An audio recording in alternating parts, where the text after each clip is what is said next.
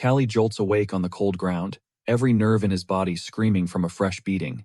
His vision is a dizzying blur, and his limbs feel alien and heavy, like they don't belong to him. He has no idea what's happening. Just yesterday, in another life, he was a boxing prodigy with the talent, the build, and the killer instinct to go pro. But he threw it all away, down a dark path. He bled out in a grimy alley, surrounded by thugs. His final, desperate wish was just to step into the ring one last time, and that wish was granted. His soul crash lands in the body of a kid named Callie, a scrawny slave who's known nothing but beatings his entire life. As he struggles to sit up, the problem hits him like a freight train. This body is a wreck, fragile, no stamina, zero muscle. It's completely useless for a fighter. A few days crawl by in this hellish new world. Callie's standing in line with the other slave trainees, a pit in his stomach. In front of them, the instructor lays it all out. One final match. Lose, and you get shipped off to the mines. Everyone knows what that really is. The mines are a one-way trip. The names are called out, one by one. Every single scrawny, underfed trainee is pitted against someone twice their size. It's not a test. It's a cull, designed to weed out the weak. And then, they call Callie's name. His opponent is a beast, solid, ripped, easily one of the strongest guys there. A wave of whispers ripples through the terrified trainees. A few even shout out, asking if the instructor is trying to get them killed. Callie says nothing. He already knows the answer is yes. The fight is set for 1 week from today. After the line breaks, the stronger crew immediately corners him. A guy named Solet plants a boot in his gut without a word, sneering down at him. More kicks follow. This is the daily routine. The old Callie would have shattered right here, but this is a new soul. When Solet winds up for another punch, something clicks. The fist seems to drift towards him in slow motion, and his body is already moving before he even thinks. He dodges. The entire group freezes. Callie pivots, driving his fist deep into Solet's gut, right where his guard dropped. Pure shock flashes across Solet's face before he tackles Callie, slamming him into the dirt and calling him a cocky little roach. The bullies stalk off, spitting that he only has a week left to breathe. Callie lies there, gasping for air. But then, a realization dawns on him. This body might be a twig, but his hand-eye coordination is insane, and his reflexes are god tier. That's all he needs. Callie pushes himself to his feet, his eyes burning with defiance. He's going to survive this match. There's no way in hell he's dying in some mine. He spends that week pushing his broken body to its absolute limit. When fight day arrives, absolutely no one gives him a chance. What are the odds of this literal stick beating a human bulldozer? Yeah, his chances are straight up zero. The bell rings, and the big dude immediately charges, swinging absolute haymakers. Callie does the only thing he can. He evades, barely staying ahead of the onslaught. The size difference is ridiculous in height, weight, and raw power. It's a total mismatch. So Callie stays light on his feet, constantly moving, ducking, weaving, and slipping away. The crowd absolutely despises it. They start roaring, booing, yelling at him to stop running and fight for real. But Callie ignores them. This is his ring now. His opponent keeps unloading heavy, sloppy punches, gassing himself out with every miss. He hasn't landed a single clean shot. From the start, Callie's strategy was brutally simple. Let the giant punch himself into exhaustion, then end it with one perfect counter to the chin. The plan is working, until Callie makes one tiny mistake. The big guy snags him, instantly hammering a vicious punch straight into his ribs. You can literally hear the bone crack. Callie crumples to the floor like a puppet with its strings cut. With a frame this brittle, a single clean hit is almost a death sentence. For a split second, it's over. But Callie is not done. He forces himself back to his feet, and then he does something absolutely insane. He takes the next punch square on the forehead. The big guy never saw it coming, and the moment he feels that sharp pain lance up his arm, he hesitates for just a fraction of a second. That's the only opening Callie needs. He darts in, ducks under one last wild swing, and pours every ounce of his being into a flawless uppercut to the chin. At first, the big guy doesn't even seem to register the hit. Then his eyes roll into the back of his head, his knees buckle, and he crashes face first onto the arena floor. He is out cold. Callie won. The entire stadium watches in stunned silence as the referee counts him out. Finally, the ref raises Callie's arm, declaring him the winner. Everyone is floored that this skinny kid somehow pulled it off. Looking out at the sea of shocked faces, Callie lets a real smile spread across his lips and raises his fist in triumph, because he's alive, and he is going to make this second chance count. A week later, slave traders arrive and take half the trainees away, mostly the weaker ones, but with the shocking exception of Callie. Now, including him, only 10 students are left at the training facility. That's when Nixar takes him to the Grand August Mansion. He tells Callie that his slave chains will be removed when they get back. Callie gawks at the lavish surroundings, since this is his first time inside the estate. Nixar asks him how his injuries are healing. Callie just says he's fine, and cuts to the chase, asking why Azealia wanted to see him. Leading the way, Nixar explains that Azealia has taken a special interest in him, ever since his impossible victory. Inside her chambers, she greets Callie coolly, remarking that they meet again. Callie, however, is on high alert. To keep their meeting under wraps, Azealia orders Nixar to wait outside. She motions for him to sit, but he remains standing, insisting he's perfectly fine. Her voice drops, laced with ice. "I won't repeat myself."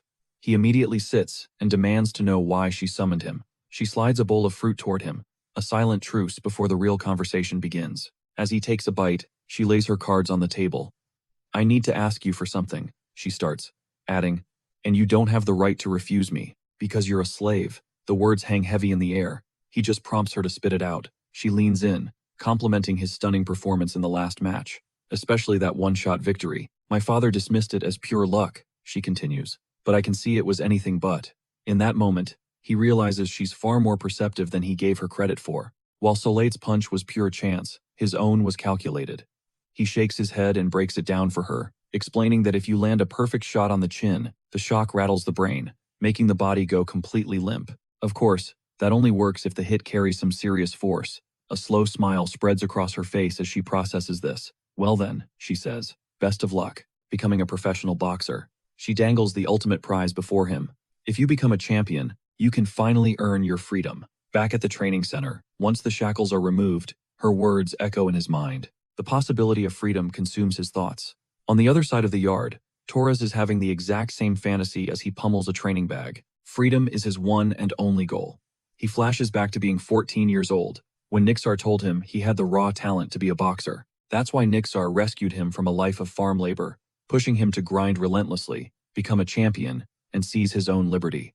As he trains, his mind wanders to Callie. The kid used to be a ghost, completely without ambition, but overnight, something in him flipped. He didn't just survive against Solette, he demolished him. His thoughts are shattered by another kid, Kijo, trying to recruit him to teach Callie a lesson. "It's payback," Kijo sneers. "Solette got sent to the mines because of him." But Torres couldn't care less, turning his back on the whole pathetic drama. He figures if Callie wants to reinvent himself, that's his business. The only thing that ever annoyed him was Callie's constant, pathetic begging. Callie, for his part, is on the mend. His ribs have healed, and his constant workouts have started to pack on some muscle. Before long, he's confronted by Kijo and his crew, who are still screaming that his win over Solette was a 1 in a million lucky shot. Callie gives them a deadpan stare. "It'll be a real pain if you guys get hurt," he says flatly. But Kijo just smirks, convinced Callie is about to get wrecked. That's when Callie's expression shudders. A storm gathers in his eyes. Kijo swings wildly, throwing a barrage of punches, but Callie weaves through every single one. Then, with lightning speed, he plants his fist square on Kijo's jaw, thinking, "You really believe that was just luck?" In the end, Callie can only think how hopelessly complacent they are. Kijo, known as Mantis, has a towering frame and an insane reach. It's a massive advantage in boxing, letting him strike from a distance, while his opponent can't even touch him. Except Mantis is clueless about how to use his natural gifts, swinging with wide, sloppy movements that leave him wide open. He's nothing but a glorified punching bag for our boy. Callie closes in, giving him no space to breathe as he unloads a relentless assault. The pressure is suffocating. Seeing their leader get pummeled, his goons finally snap and swarm Callie, but he dodges every single telegraphed attack. Mantis spits blood, screaming, "Don't get cocky just because you landed one lucky punch." Callie just scoffs. "You're only jumping me 3-on-1 because you know you're at a disadvantage." That strikes a nerve. All of them charge him at once, and Callie can't help but think how people like this always prey on others, just to prop up their own fragile egos. It's a scene he's witnessed countless times, even in his past life. His thoughts are cut short by Torres's voice. "Let's start over." Kijo's crew immediately gets defensive, accusing Torres of taking Callie's side. "I'm not taking anyone's side," Torres clarifies, his glare fixed on Mantis. "I'm just annoyed that you got beat and you're still acting tough." Mantis sputters that he just let his guard down for a second. Torres fires back. "Then prove it. Fight him one-on-one. I'll be the referee." That's all the encouragement Mantis needs, puffing his chest out and telling Callie to bring it on. A moment later, our dude rises to his feet. His expression is so dark it terrifies the bully. Mantis throws a desperate punch, but Callie dodges it with fluid grace. "Your punches are slow," he taunts, before sinking a fist deep into Mantis's gut, provoking him even more. Mantis is completely enraged, but it's useless. He can't lay a finger on Callie, who finally sends him crashing to the ground with a clean knockout. Watching the whole thing, Torres is stunned. Callie's movements look like those of a seasoned pro. He assumes Callie must have picked up a trick or two from his father. When Callie asks why he helped, Torres arrogantly sneers that he's not about to answer. Someone on his level. After that incident, the bullying stopped for good. Everyone finally accepted Callie as a fellow boxing apprentice. Meanwhile, in the August mansion, Gadolf is calmly telling someone to proceed with an upcoming match when Nixar bursts in, his face a mask of pure panic. He pleads with his master not to go through with it, insisting their apprentices aren't even close to being ready for a real fight. Gadolf calmly tells him they have a real chance to win, since their opponent, Doraemon, isn't bringing any of his top fighters either. He then presents him with two options. Either you prepare our best fighters to win, he says, or you send the weakest ones to be sacrificial lambs. I just want to see Doraemon absolutely lose his mind. The grim realization crashes down on Nixar. Gadolf is planning to completely wreck this training center. What's more, he knows the gym is doomed if their star fighter, Torres, gets maimed. Now, he's staring down a 3-day deadline to whip these boxers into shape. Back at the gym, Nixar corrals Torres, Keijo, and Callie, dropping the bombshell about their upcoming showdown. They're facing Doraemon's crew in just 3 days. Why them? Because they're supposedly the best fighters the gym has to offer. Torres cuts straight to the chase, his voice dead serious. Do we even have a prayer of winning? With a stone-cold expression, Nixar gives it to him straight. Their odds of victory are razor thin. That brutal honesty sends a chill down Keijo's spine. He's convinced they're being sent to their graves. To that, Nixar clarifies that, as Gadolf's property, he'll make sure they don't die, but broken bones are definitely on the table. Shaking that off, our guy zeroes in on the real issue. If they were chosen, that must mean there's a path to victory. Instead of confirming, Nixar orders Torres to start sparring with 3 instructors simultaneously. He needs to fast-track his combat experience. Next, he turns to Mantis, telling him to conquer his fear and forge a stronger will. Finally, he faces Callie, telling him to come find him if he needs anything at all. Callie got the spot because he's been on a hot streak lately, but Nixar admits he hasn't cooked up a specific strategy for him yet. He tells his instructor to find Callie, a training partner, as soon as possible. A short while later, Torres is in the thick of it, trading blows with his instructors, who are yelling at him not to pull any punches. Since he can drop an opponent with one solid hit, they drill it into him.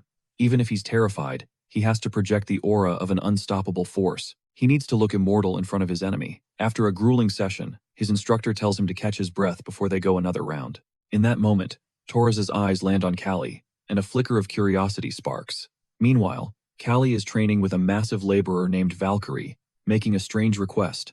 Throw a rock at me. Valkyrie is totally bewildered but obliges, hurling the stone. In a flash, Callie expertly weaves around the projectile, using a hit-and-miss technique. It's a foundational skill in modern boxing.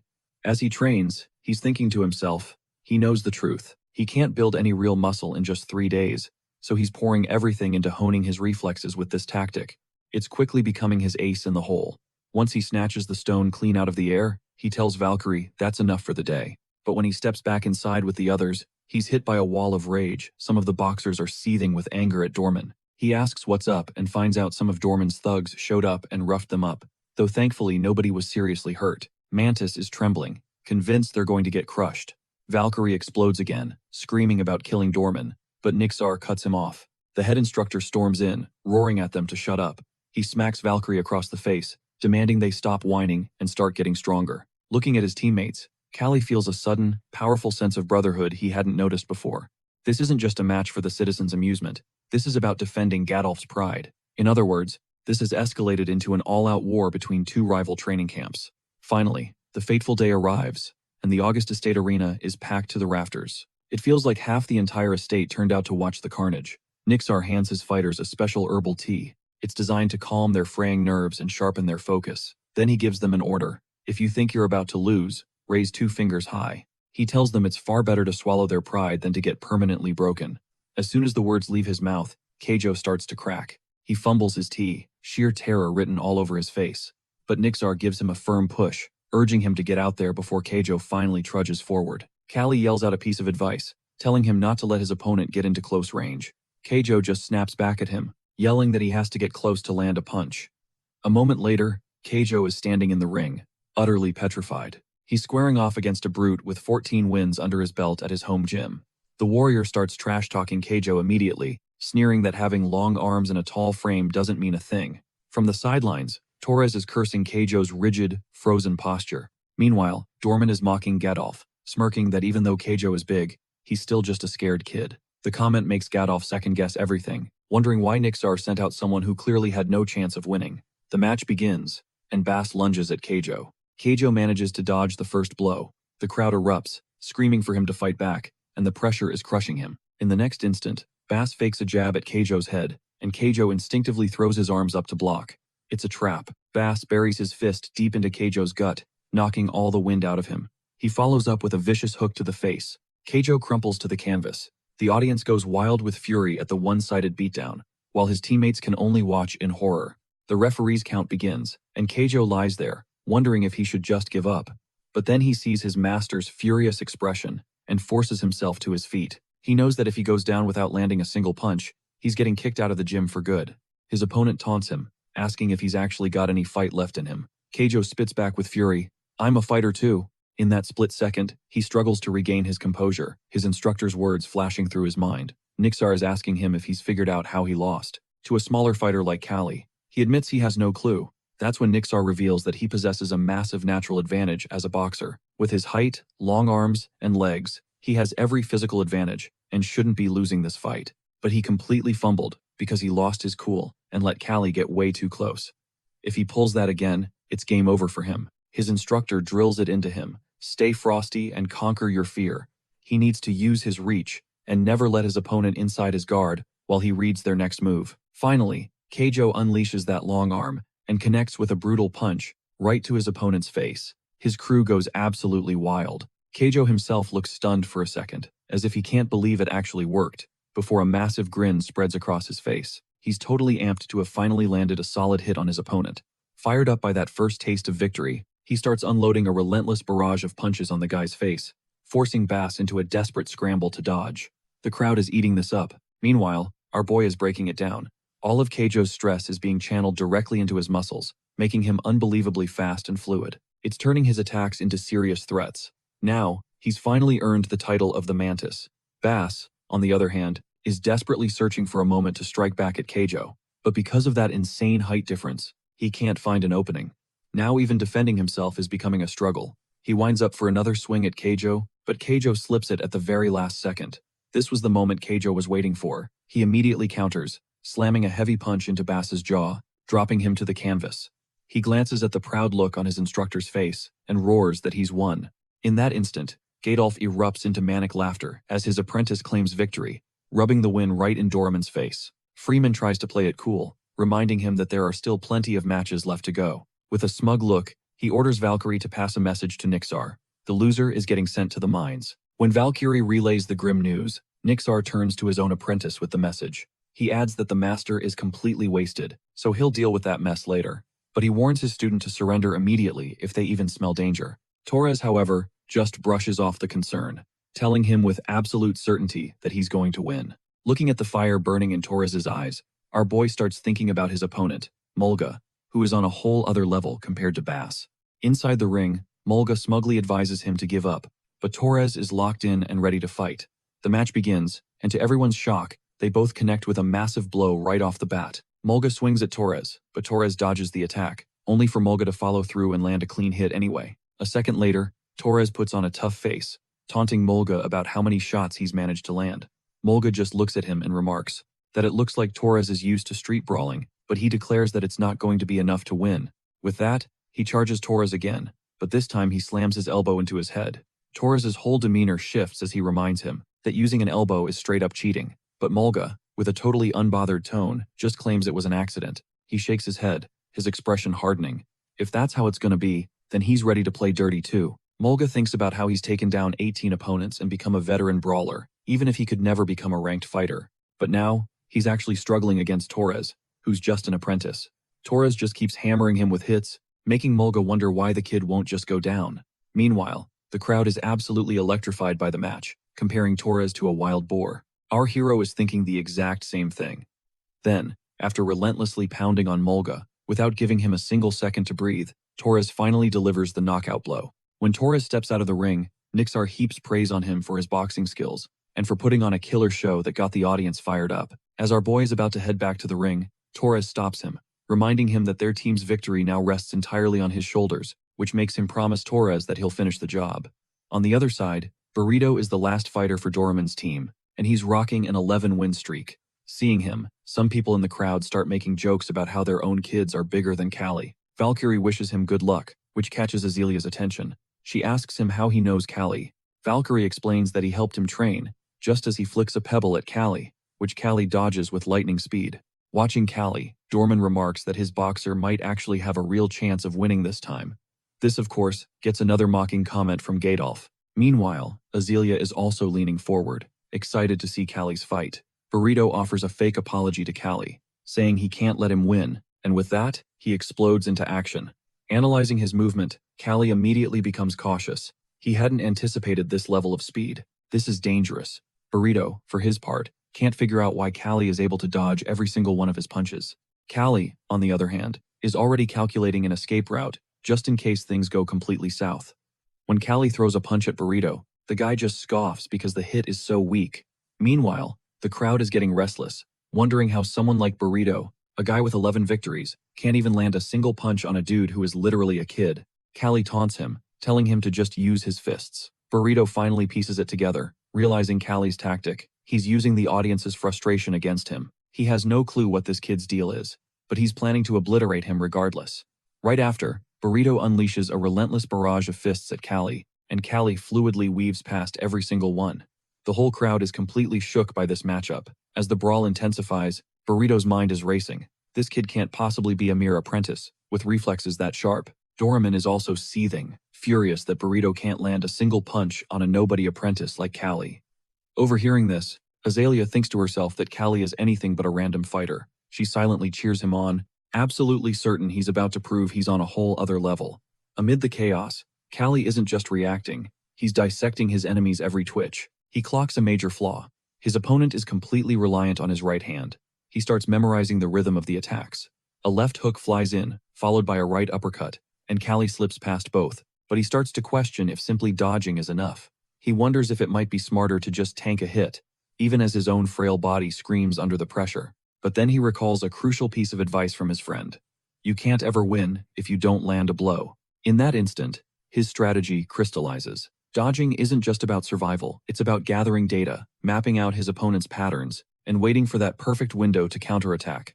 His gaze locks onto the enemy's footwork, chest, shoulders, and waist, absorbing every detail to predict the next punch and set up his comeback.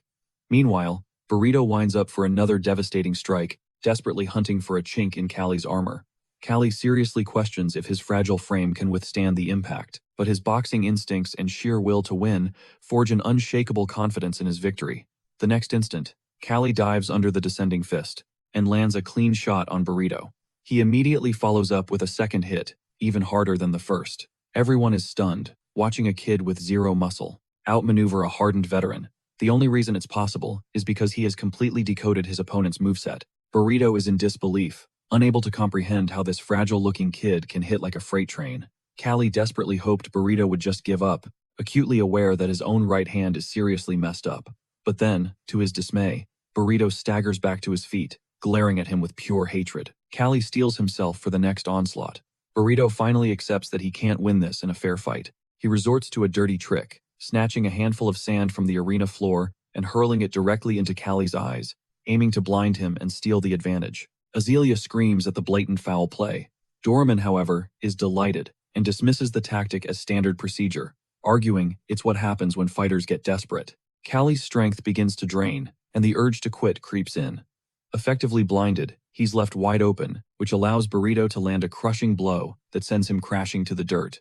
However, Callie taps into his last reserves of energy and forces himself back up, determined to see this through. His opponent, consumed by rage, charges forward, intending to put an end to the fight for good. But Callie remains perfectly composed, having already finished his analysis of Burrito's movements. He's confirmed his theory, the guy always opens with his right.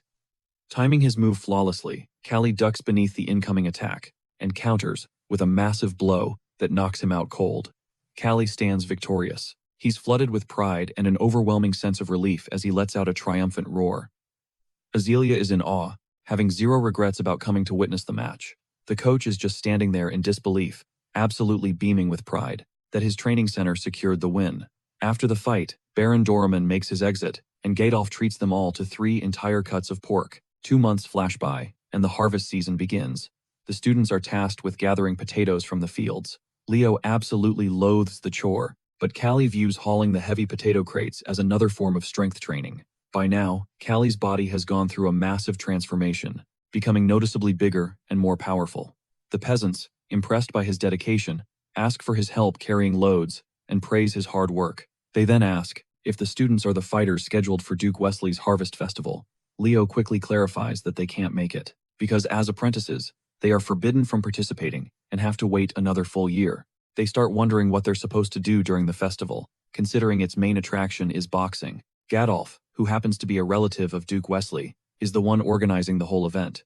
The gyms of Doraemon and August are set to compete, under the Duke's official sponsorship, but the apprentices are still shut out. Callie resigns himself to the idea that he'll have to wait a year to get in on the action, but that year zips by.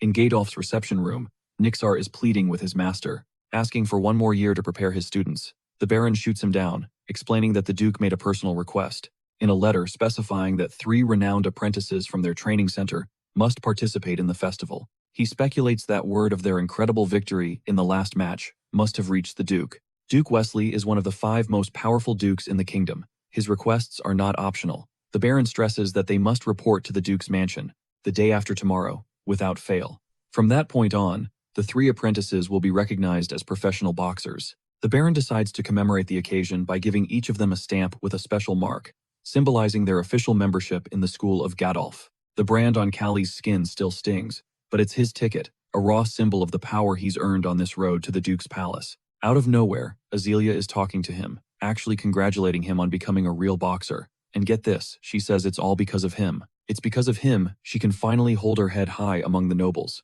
Stunned, Callie has to ask if she's for real talking to him, and she just admits it. So they start walking, side by side, toward the massive palace. She tells him the upcoming festival is his stage, a chance to unleash everything he's learned and show the world the beast he's become. Of course, his boy Keijo slides up, whispering in his ear, absolutely losing his mind over how stunning Azealia is, going on about her fiery red hair. And Callie can't even lie. The girl's a knockout, but that's when Torres shuts it down, warning Keijo to stop running his mouth before he gets them all in deep. He tries to ask Callie what's eating at him, but one dark look from Torres is enough to make him clam up.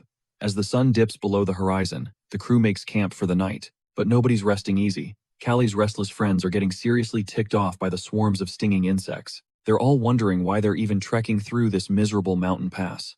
Inside the carriage, Gadolf tells a drained-looking Azealia to get some sleep. Her father, the Baron, steps outside for a word with the guards, who are anxiously telling him to hurry it up. They warn him that bandits are swarming this time of year, but the Baron just scoffs, questioning why he even pays them. If you can't even handle a few thugs? Just then, a rustle from the bushes, a flicker of movement in the dark.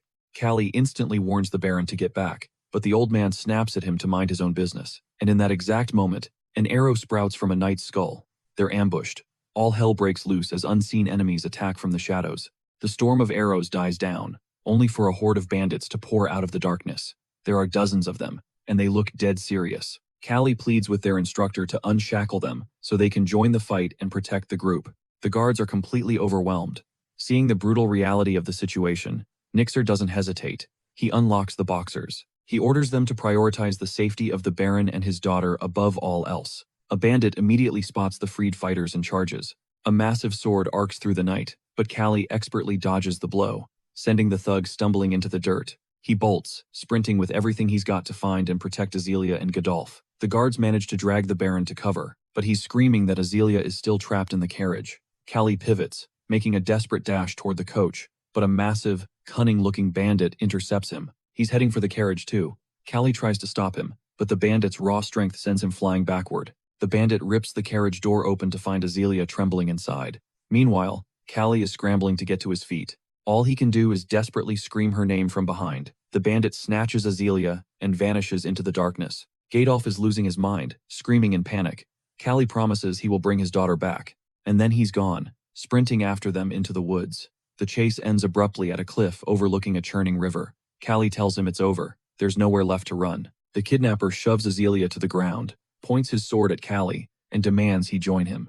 Callie's mind flashes back to the ruin of his past life, recalling the inevitable, bloody end that comes with banditry, and he calls the man out on his dead-end path. The bandit just raises his sword, declaring this is the end of the line. But as he takes his stance, Callie realizes this isn't some random thug.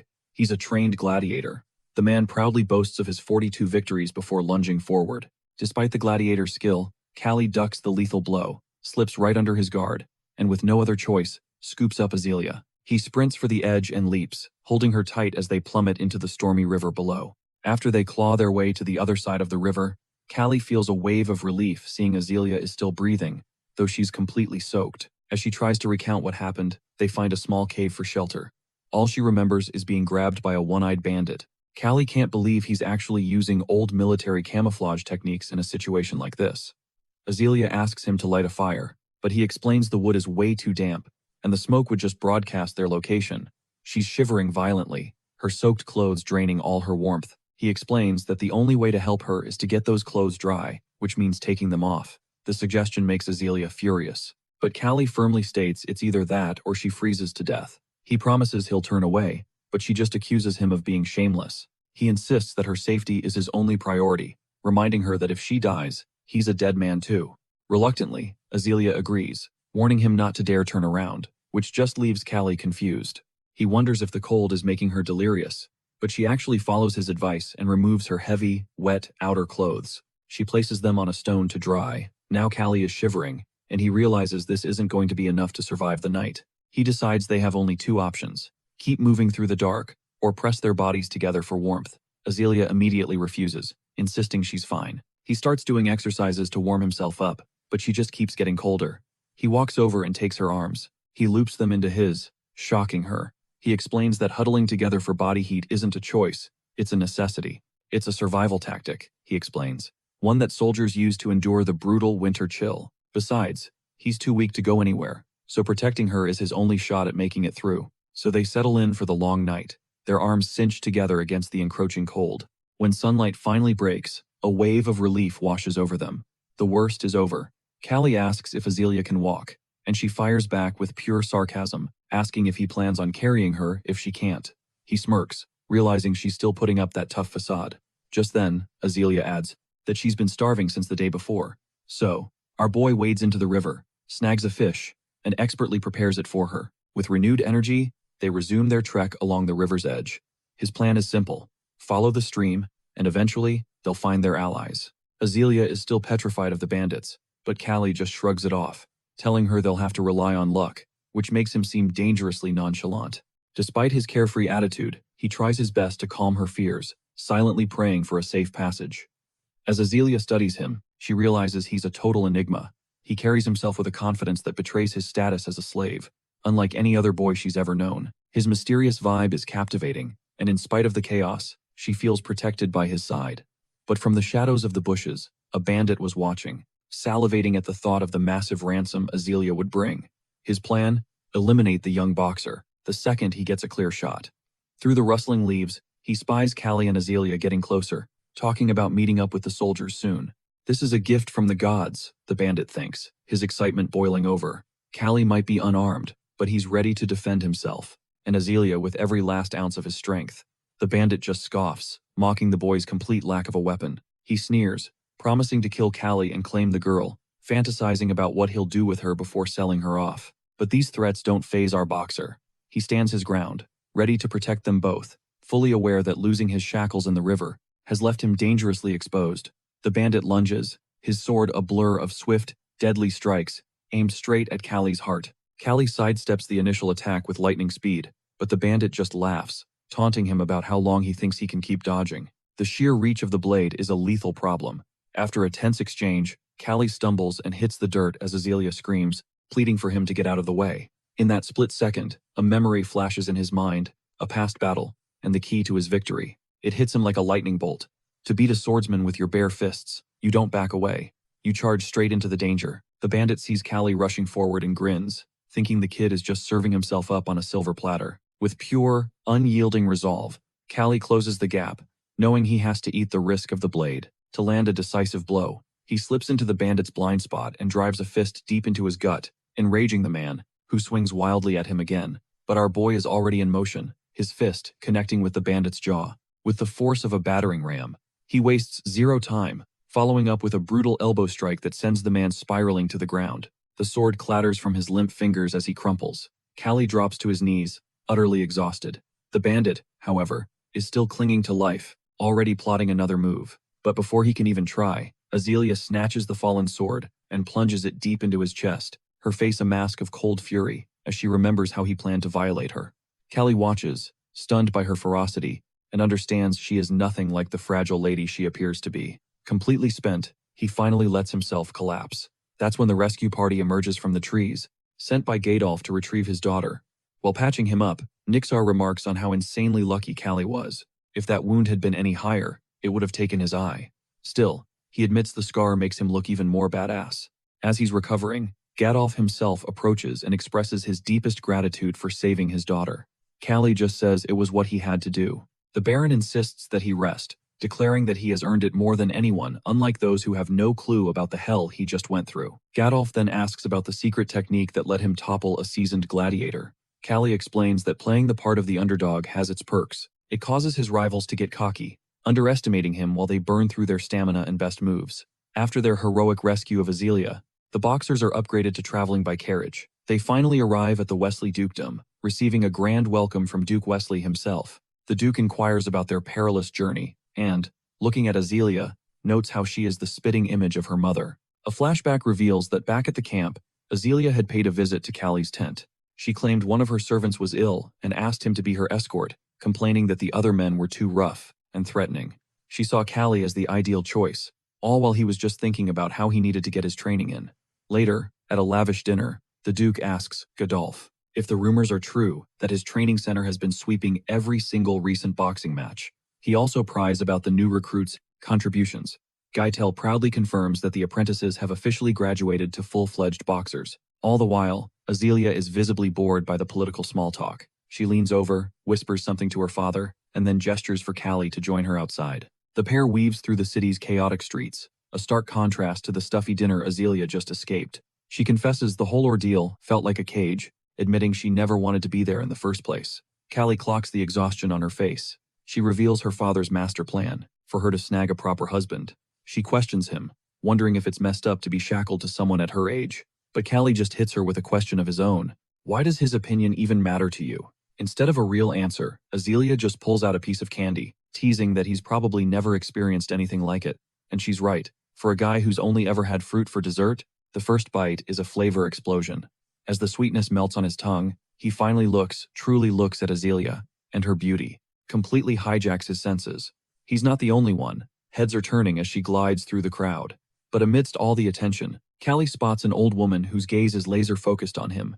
She materializes out of the crowd and asks Azealia if she can read her destiny. Callie immediately says no, but Azealia, intrigued by the drama, insists on hearing what the future holds. As they head for the fortune teller's tent, Azealia whispers that she'll make sure they get a sweet deal. The session kicks off, and the woman drops a bombshell. Azealia's path in life is going to be anything but smooth. Azealia finds this low-key thrilling, figuring a cookie-cutter life would be boring anyway. She then pushes about her marriage prospects, convinced that fortune-telling is always on point with that stuff. The old woman reveals her soulmate might be someone standing right beside her, but this love is one the world will absolutely refuse to accept. Azealia is just shook, completely speechless. The fortune-teller then offers to read Callie's fate. He tries to brush it off, but Azealia convinces him, pointing out that it's literally free. The woman begins reading our boxer, declaring he's from a land far away and completely unknown. When he presses her for details, she admits the vision is hazy. This gets Azealia's attention, who leans in and asks what she means. The woman describes seeing a giant metal bird soaring through the sky, a carriage moving without a single horse, and people living inside a glowing box. Callie is frozen, his mind racing to understand how this stranger could possibly know these things. He's floored by how the fortune-teller is seeing crystal-clear details from his past. She goes on, saying he radiates this insane energy, almost like a guardian spirit is riding shotgun with him on his journey. Azealia pipes up, remarking that maybe that's his secret weapon, the reason he always wins perfect for a fighter. But Callie shuts it down, calling it all superstitious nonsense, and telling her she sounds foolish for buying into it. Azealia, who deep down already knew this, is hit with a wave of both fury and disbelief at being spoken to like that by a slave. The fortune teller, however, can't wrap her head around it. No way is Callie a slave. Someone with a presence that powerful could never be chained. Over the next 3 days, Callie's attempts to smooth things over with Azealia completely fail. One afternoon, after leaving the palace, Callie tries to head back in, only to be blocked by the guards. They start clowning on his skinny frame, leaving him totally confused about why they're suddenly trying to start something. But he doesn't back down. He demands they move, asking the guards if they've ever actually taken a punch from a real boxer. One hot-headed guard lunges at him with a massive spear, but is stopped dead in his tracks by Duke Wesley. The Duke orders the guards to fall back, announcing that Callie is a guest, and, more importantly, Gadolf's property. The Duke then strikes up a casual chat, mentioning how he just can't believe a fighter who looks so fragile could actually beat Doorman's champion. He casually throws an arm on Callie's shoulder, feeling the dense muscle beneath, but still insists it's not enough to take down a veteran. The whole interaction screams that he suspects Callie is hiding a massive secret. Before walking away, the Duke drops a chilling line, "I'll be watching you in the next match." Callie is left stunned by the Duke's weirdly intense behavior. Back in the slave quarters, Callie immediately throws himself into training, his go-to method for silencing the noise in his head. For him, every problem can be solved with sweat and focus. On a break, his buddies ask him what the castle was like, and all he can say is that it felt like he was suffocating. Moments later, their coach rounds everyone up with some grim news. Not only Doorman, but a whole crew of other top-tier boxers are training nearby. He warns them all to skip the upcoming match, explaining that the roster is probably already packed with the early birds. At that, Torres fires back, questioning if ducking a fight is really lucky. Nixar confirms it is. Torres, however, is seething with determination, and asks if Nixar plans to keep them locked up in the gym forever. He looks ready to throw down with anyone, but the instructor lays him out with a swift kick to the gut, snarling that reckless fighters like him are the first to get wiped out in the preliminary rounds. He spells it out for them. Facing a boxer with 10 wins means you're fighting a guy who has already destroyed 10 other people. As the students regroup, Torres comes over to apologize. The coach explains that it doesn't matter how strong you are, one wrong move, and it's all over. He glances over at Kijo, who's desperately trying to play it cool, insisting he's fine. But then, a wave of whispers ripples through the camp. A single terrifying word on everyone's lips. Ogre. All eyes snap forward as they mutter, "It's Doraemon's ogre." Nixar scoffs, remarking that Doraemon is clearly going nuclear, unleashing his ultimate weapon. Even Keijo is shaken, whispering, "Dude, is that thing even human?" But their coach cuts in, reminding them they don't call him a monster for nothing. Callie's mind is racing. No way that's a man. He looks like a creature ripped straight from a fantasy world, a literal, terrifying ogre. He's known as the Ogre of Doraemon, an absolute beast in the ring, who has steamrolled his way to 76 victories in a single year. The other fighters are buzzing, their voices low and panicked. One of them breathes out, "How is that even possible?" Callie does the quick math, figuring he'd have to fight 3 to 4 times a day, and the rumors swirling around are even crazier. They say the ogre can literally tear a man apart with his bare hands. And yeah, the name is starting to feel chillingly accurate. That's it for Kijo. He's pale as a ghost, refusing to even consider facing him, but the coach immediately shuts that down. Their master is convinced Doraemon sees their fighters as a total joke, so pathetic they might not even get a shot at the beast. This ogre feels like an entirely different species. That's when Keijo hits Callie with a grim reality check. "Your fists won't even reach him, man." Which leaves Callie wondering what the point would be of attacking anywhere else. It feels utterly futile. Kyo gives him a strange look, muttering that sometimes he suspects Callie isn't exactly an ordinary human either. A short while later, everyone crowds around the newly posted match schedule. Baron Dorman finds himself face-to-face with Baron Gadolf once again. He smirks, predicting everyone will just surrender to the ogre, but Gadolf fires back that the fight itself will be the ultimate decider. Nixar just nods in agreement. While Dorman warns that such defiance could cost him his fighters, Gadolf assures him he's fully aware of the stakes. He's certain that no one is foolish enough to step into the ring with that monster.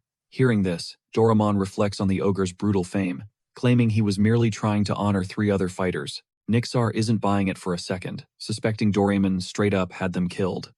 Gadolf then mentions the rumors he heard, that 3 fighters were forced to face the ogre, a matchup that everyone knew was a death sentence. Their attention then snaps back to the schedule. Torres is slated for the first day, with Callie and Keijo lined up for day 2.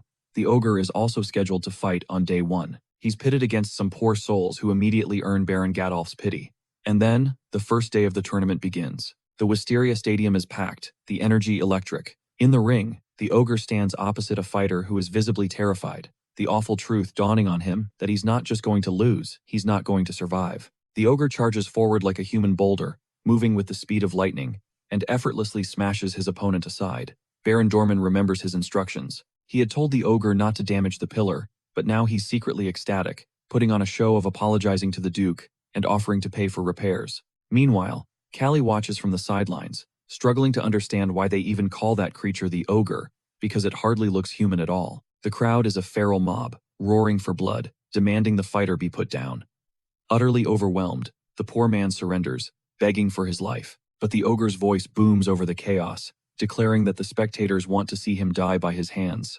This audience is absolutely merciless, and Callie, completely shaken, realizes he has never witnessed such a horrifying, cold-blooded execution in a fight before. He sees it as a battle between a man and a beast, but he also notices the ogre lacks any real professional skill. Kyo turns to him and asks if Callie is still thinking about fighting that monster, but Callie doubts he'll even get the chance. Kyo warns him to drop the thought, dead serious that he would be annihilated. Torres adds that the ogre fights with the sole purpose of killing, and the match concludes with the ogre brutally slaughtering the surrendered fighter. The wild boars of Gaytolf regroup as the competition officially kicks off. Torres steps into the ring for his first round match. He refuses to back down, delivering a stunning knockout to his opponent. His victory becomes the absolute highlight of the day. Callie's fight is scheduled for the next day. He's deep in thought, going over his techniques, when his concentration is shattered by Azealia, who slides up and asks him, "So, are you into boys or something?" The question clearly startles him. She explains that most guys can't keep their eyes off her, but he seems completely indifferent, so she assumes he must be nervous. She then casually mentions hearing that fighters died on the first day, joking that he might not live to see her again. He calmly clarifies that he's not a celebrity like her, so it really doesn't matter.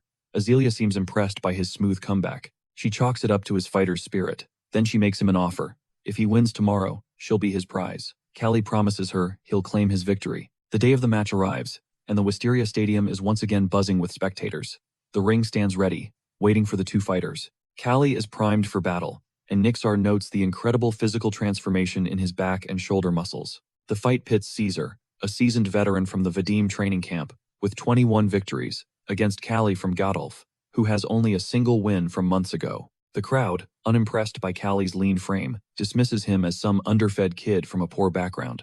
But Azealia, who is brimming with confidence in Callie, is approached by a man who praises Caesar's reputation, suggesting his victory is a done deal.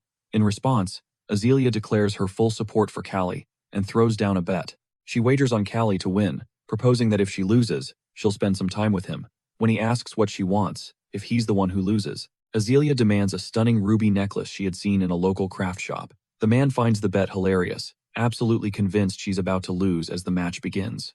Inside the ring, a cocky Caesar sneers at Callie, blaming his master for throwing him into a fight he can't win. You can see the fury instantly ignite in Callie's eyes. Taunts Caesar, saying he's all talk, and dares him to start the fight. Absolutely triggered, Caesar unleashes a vicious right hook that slams Callie straight to the ground. Callie realizes that Caesar's steel-like muscles and tough hide mean that a simple jaw shot is completely off the table. Caesar clocks Callie's slick dodges, shuts down his footwork, and then hammers him with a crushing blow that puts him on the floor. The dude who bet Azealia gets cocky, asking about his prize, but his smug words die in his throat as the crowd gasps. Callie is weaving through every single punch like a ghost. In that moment, the nobleman's eyes go wide, wondering if this is the same fighter who destroyed the doorman, the one rumored to land hits with his eyes shut. Through it all, Azealia watches the fight, cool as ice. The rest of the arena is in shock, unable to believe how well Callie is holding his own. His mind races. Can he even knock this guy out with one clean hit, or does he need to slowly chip away at that mountain of muscle? He also wonders if his own stamina can even last long enough to pull it off. But our boy shakes off the doubt and locks onto a new strategy. Target the weak points. He's going for the back and the liver. His opponent lets out a furious, frustrated growl, but Callie just stares him down, knowing this is his one shot. He can't miss. He channels every ounce of his strength into a devastating blow to his opponent's midsection, aimed squarely at the ribcage, dealing massive damage. The punch connects with a sickening thud, burying itself deep in muscle and bone. Meanwhile, Nixar notices the sheer explosive force and the perfect weight transfer behind the hit. He understands now that all of Callie's relentless muscle conditioning is finally paying off in a huge way. After landing the punch, Callie is stunned. He's never unleashed a strike with that much raw power before. This attack wasn't a counter or a reaction. It was pure, unadulterated power fueled by everything he had. Seeing this, Nixar recognizes Callie's insane growth, but knows he has to keep the pressure on to lock in the win. All the while, Azealia and the boy are glued to the match. A searing pain rips through Callie's fist. It feels like his opponent's dense muscle armor is about to shatter his hand. Without hesitating, he hammers him again, this time on the back. This strike isn't a punch, it's a sharp spear designed to pierce through everything. Azealia is absolutely ecstatic as the fight reaches its climax, with Callie landing a clean shot right to his opponent's face. Another punch cracks across his jaw, and his opponent starts gushing blood before collapsing to the canvas. The fight is over. Callie is the victor. An incredible wave of joy washes over him, a feeling the kid who bet against him can't even begin to process. She playfully reminds the loser about the necklace from their wager. The kid grumbles that it would have been less humiliating if Callie had just fought normally. At that exact moment, Baron Gadolf proudly starts boasting about Callie being his fighter, one he carefully cultivated. This announcement catches Azealia completely off guard. Callie raises his hand in victory, and the clueless Baron actually thinks that Callie is dedicating the win to him as a sign of gratitude. Meanwhile, Nixar praises Callie, admitting he's on a whole new level now, and put on an incredible show that the crowd absolutely loved. His instructor tosses a towel at Callie, telling him he must have blown everyone away with that performance, to which Callie gratefully responds. But at the same time, an intense, throbbing pain shoots through his fist. Nixar tells him to get it submerged in water immediately. The coach warns him that he's still got a very long road ahead. As Callie dips his hand into the bucket, he finally feels the full, agonizing extent of the pain he'd been ignoring. Torres remarks that his body is still delicate, but concedes that he did an amazing job. Kijo congratulates Callie, then shakily declares that he's going to win his match too. Torres cuts him off, snapping at him to stop trembling. The coach asks Kijo flat out if he can possibly land a punch with that kind of force against his own opponent. He answers that the roar of the arena is still ringing in his ears. Suddenly, he feels like he's suffocating, his control slipping away. He thinks he might be having a panic attack, which makes sense given his fragile state. Callie tells him to stop overthinking it and just use his long reach to strike, exactly like he did in the last fight. He takes the advice and somehow pulls off a victory. He's absolutely euphoric, while Torres just looks annoyed, but even Callie is happy for him. He thanks Callie profusely for the advice, admitting it's the only reason he won. He even starts boasting that he must be the greatest because of his own incredible talent. Callie just thinks that maybe he really does have a special knack for this. Later, Azealia teases Callie about how the nobleman's face went completely red while his hands trembled. Callie asks what her plan was if he had actually lost, but she says with total confidence that she always knew he would win. She then suggests he could work as her bodyguard, and he replies that she has a generous spirit. She thanks him, and then asks him to walk with her outside. Just as they leave the room, her father sees her and hurries toward them. He tells Azealia that she has guests waiting. Utterly confused, she finds out the guest is none other than the second son of Count Joseph. The boy is the same one she'd made the bet with. He formally introduces himself as William Joseph, second son of the Count. In that instant, Azelia's expression freezes. She knows. Her family's a minor house with zero power, while the Joseph family are major players, pulling all the strings in the capital. She pictures her father, constantly scouting for potential husbands for her, and genuinely enjoying the hunt. It's so cringe. Wylan then slides over the ruby necklace he promised as the prize for their bet. Making good on his word, the guy smirks that the ruby is a perfect match for Azelia's red hair, making her want to just disappear. She'll give him this. He's a man of his word. But taking the necklace feels incredibly sketchy. He then asks, even though he lost, if she'd be down for a walk with him.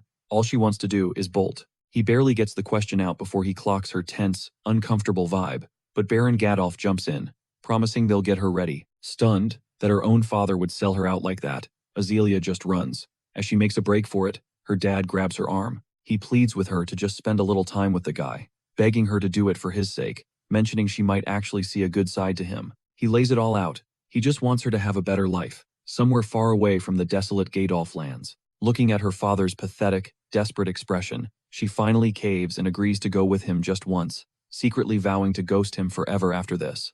Meanwhile, Callie is watching from a few feet away, seeing Wylan for what he is, a pathetic gentleman trying way too hard for Azelia's approval.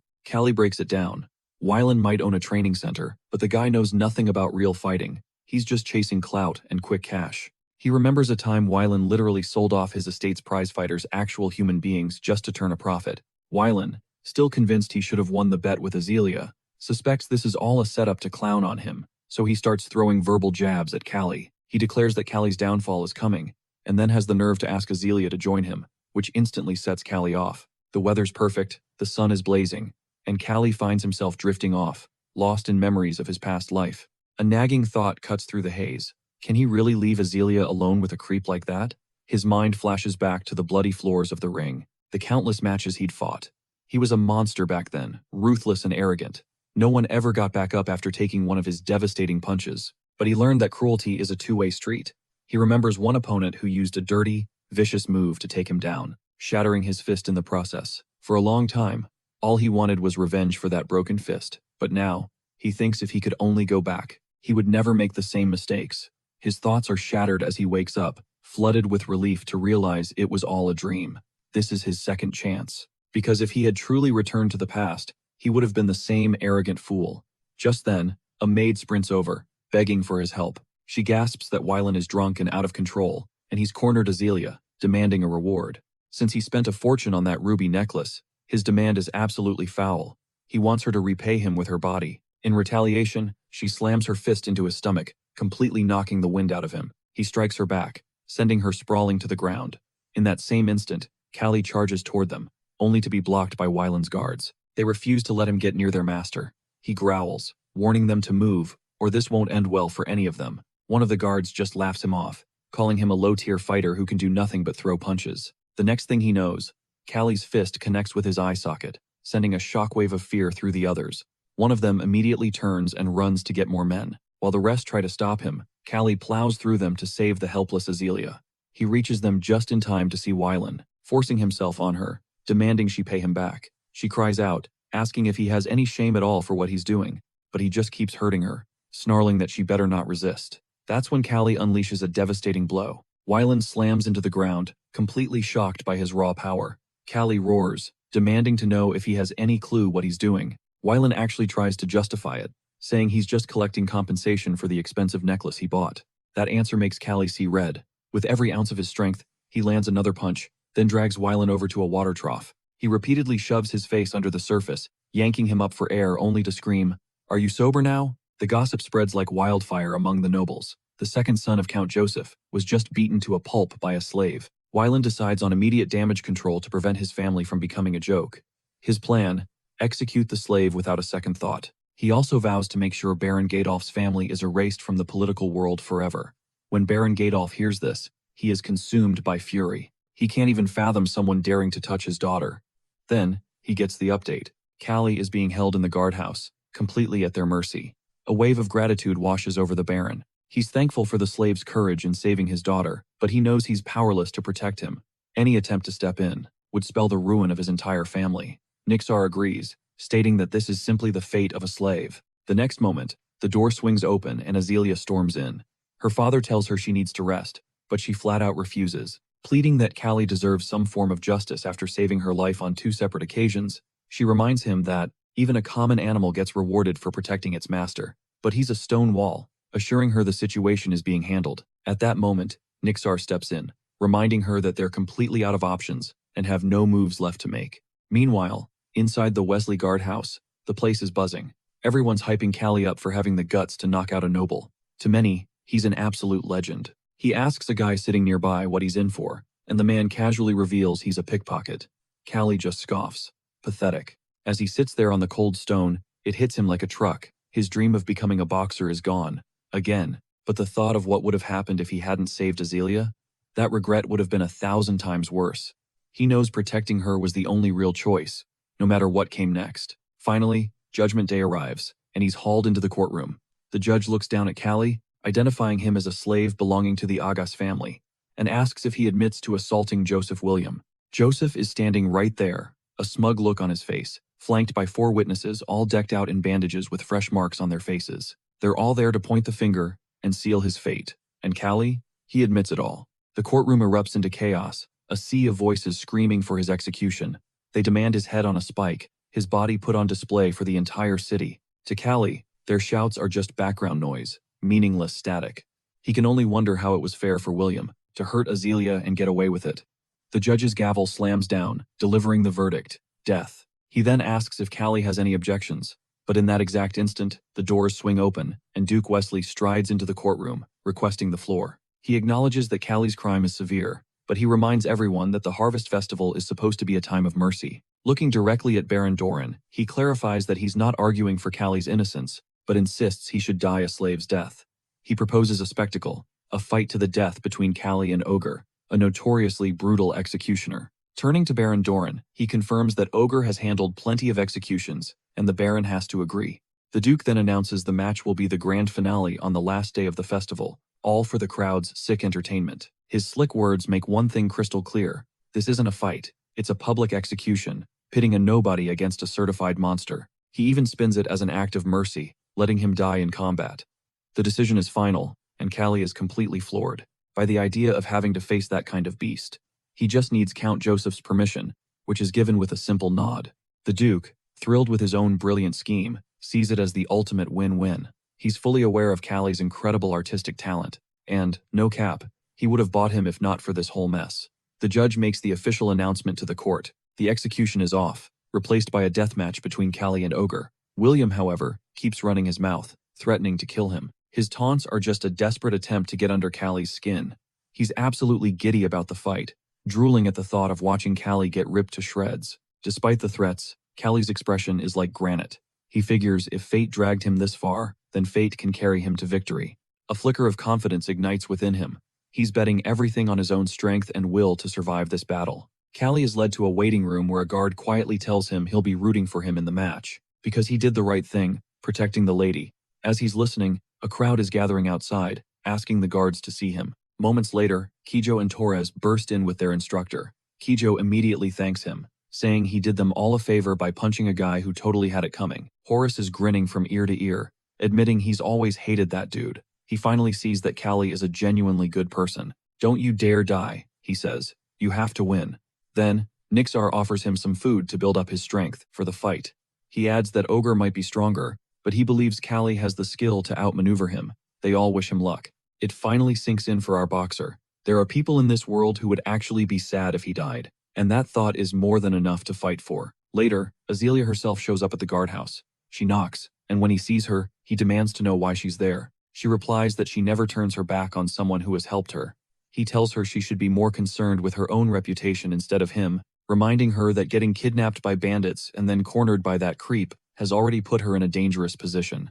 She then asks him to be the one to protect her from now on, if he really means it. She steps closer and kisses him, leaving him completely stunned by her boldness. But she's oblivious, pulling back only to make him promise that he will win the match. He finally speaks, admitting that she's making it incredibly difficult for him to just go out there and die. She reassures him, promising she'll be in the crowd, cheering for him. And now, it's time. Before the match with Ogre, Baron Doran gives his champion one final order: be cruel. This is an execution. Kill him. Ogre cracks his massive knuckles, a brutal grin on his face, ready to unleash hell. On the final day of the Harvest Festival, the monster stands waiting for our condemned boxer. The guards drag Callie into the arena, where the roar of the crowd is a deafening wave of bloodlust. The entire city is chanting for his death. The crowd declares him a dead man walking, screaming for the monster to deliver the final verdict, and Ogre is poised for the kill. The beast lumbers closer. As Callie's chains are released, he stands before his opponent, a literal mountain of a man. It hits him instantly. Ogre doesn't rely on skill. His monstrous physique is all the weapon he needs. Even so, Callie braces himself for the onslaught. The bell rings, and he unleashes a vicious blow to kick things off. But it's like punching solid rock. Ogre barely registers the hit.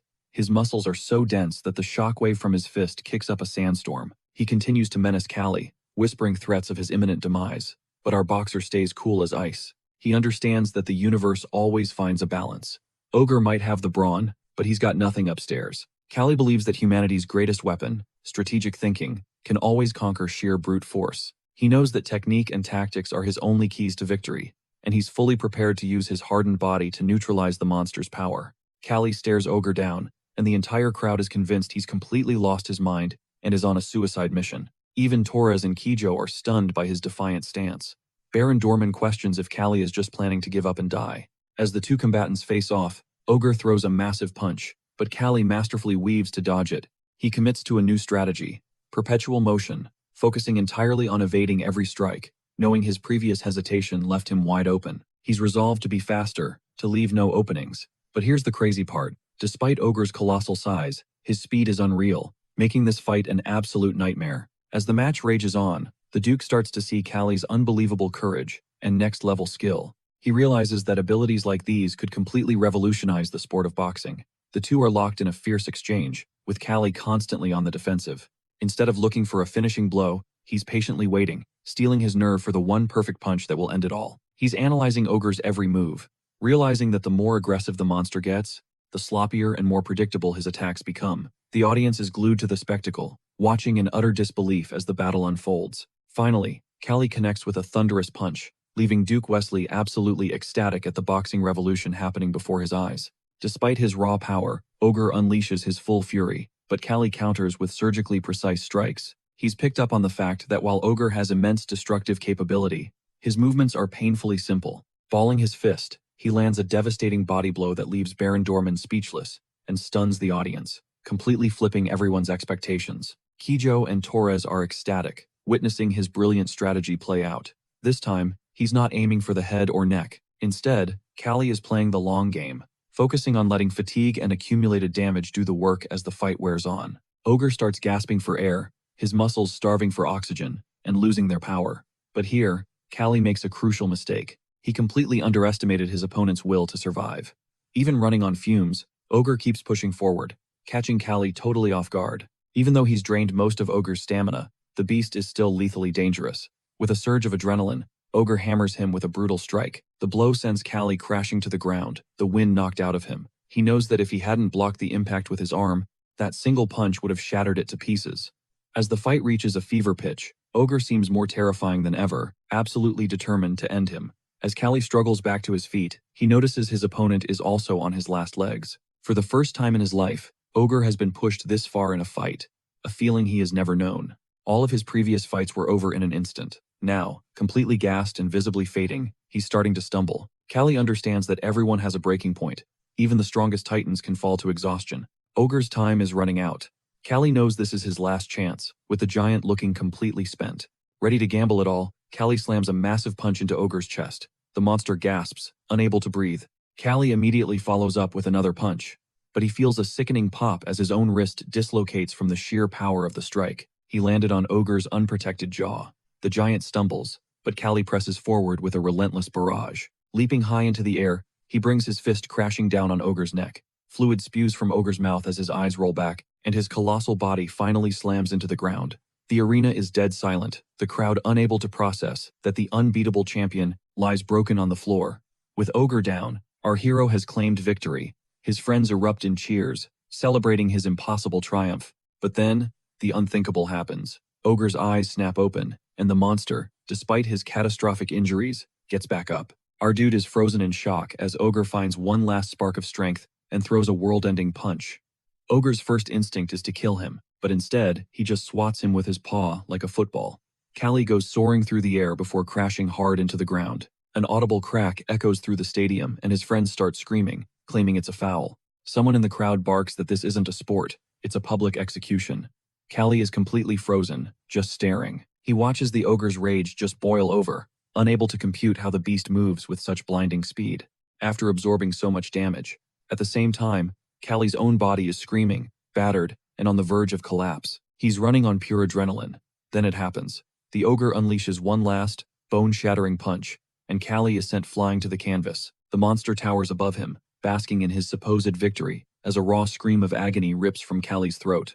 The ogre's hand clamps around his neck, the grip tightens like a vice, and he hoists Callie high off the ground. Callie's vision starts to blur. This isn't a boxing match anymore. This is cold-blooded murder.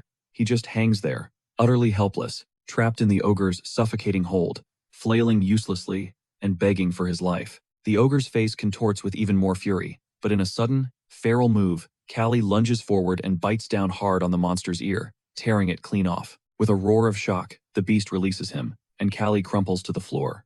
Blood stains his own lips from the desperate act, but he's stunned to see the ogre's blood isn't green, not like some monster. He realizes with a jolt that it's red, just like a human's. Completely unhinged now, the ogre resolves to finish him for good. Scrambled in the corner of the ring, Callie instantly fires back, slamming a fistful of sand directly into the ogre's eyes. He notices that while the ogre has unbelievable strength, its body doesn't seem to register pain, not from cracked ribs or a twisted gut. Exploiting the opening, Callie drives his knee upward, smashing it into the ogre's nose with brutal force. From the stands, Duke Wesley leans in, a new understanding dawning on him. This is no longer a beast fighting a man.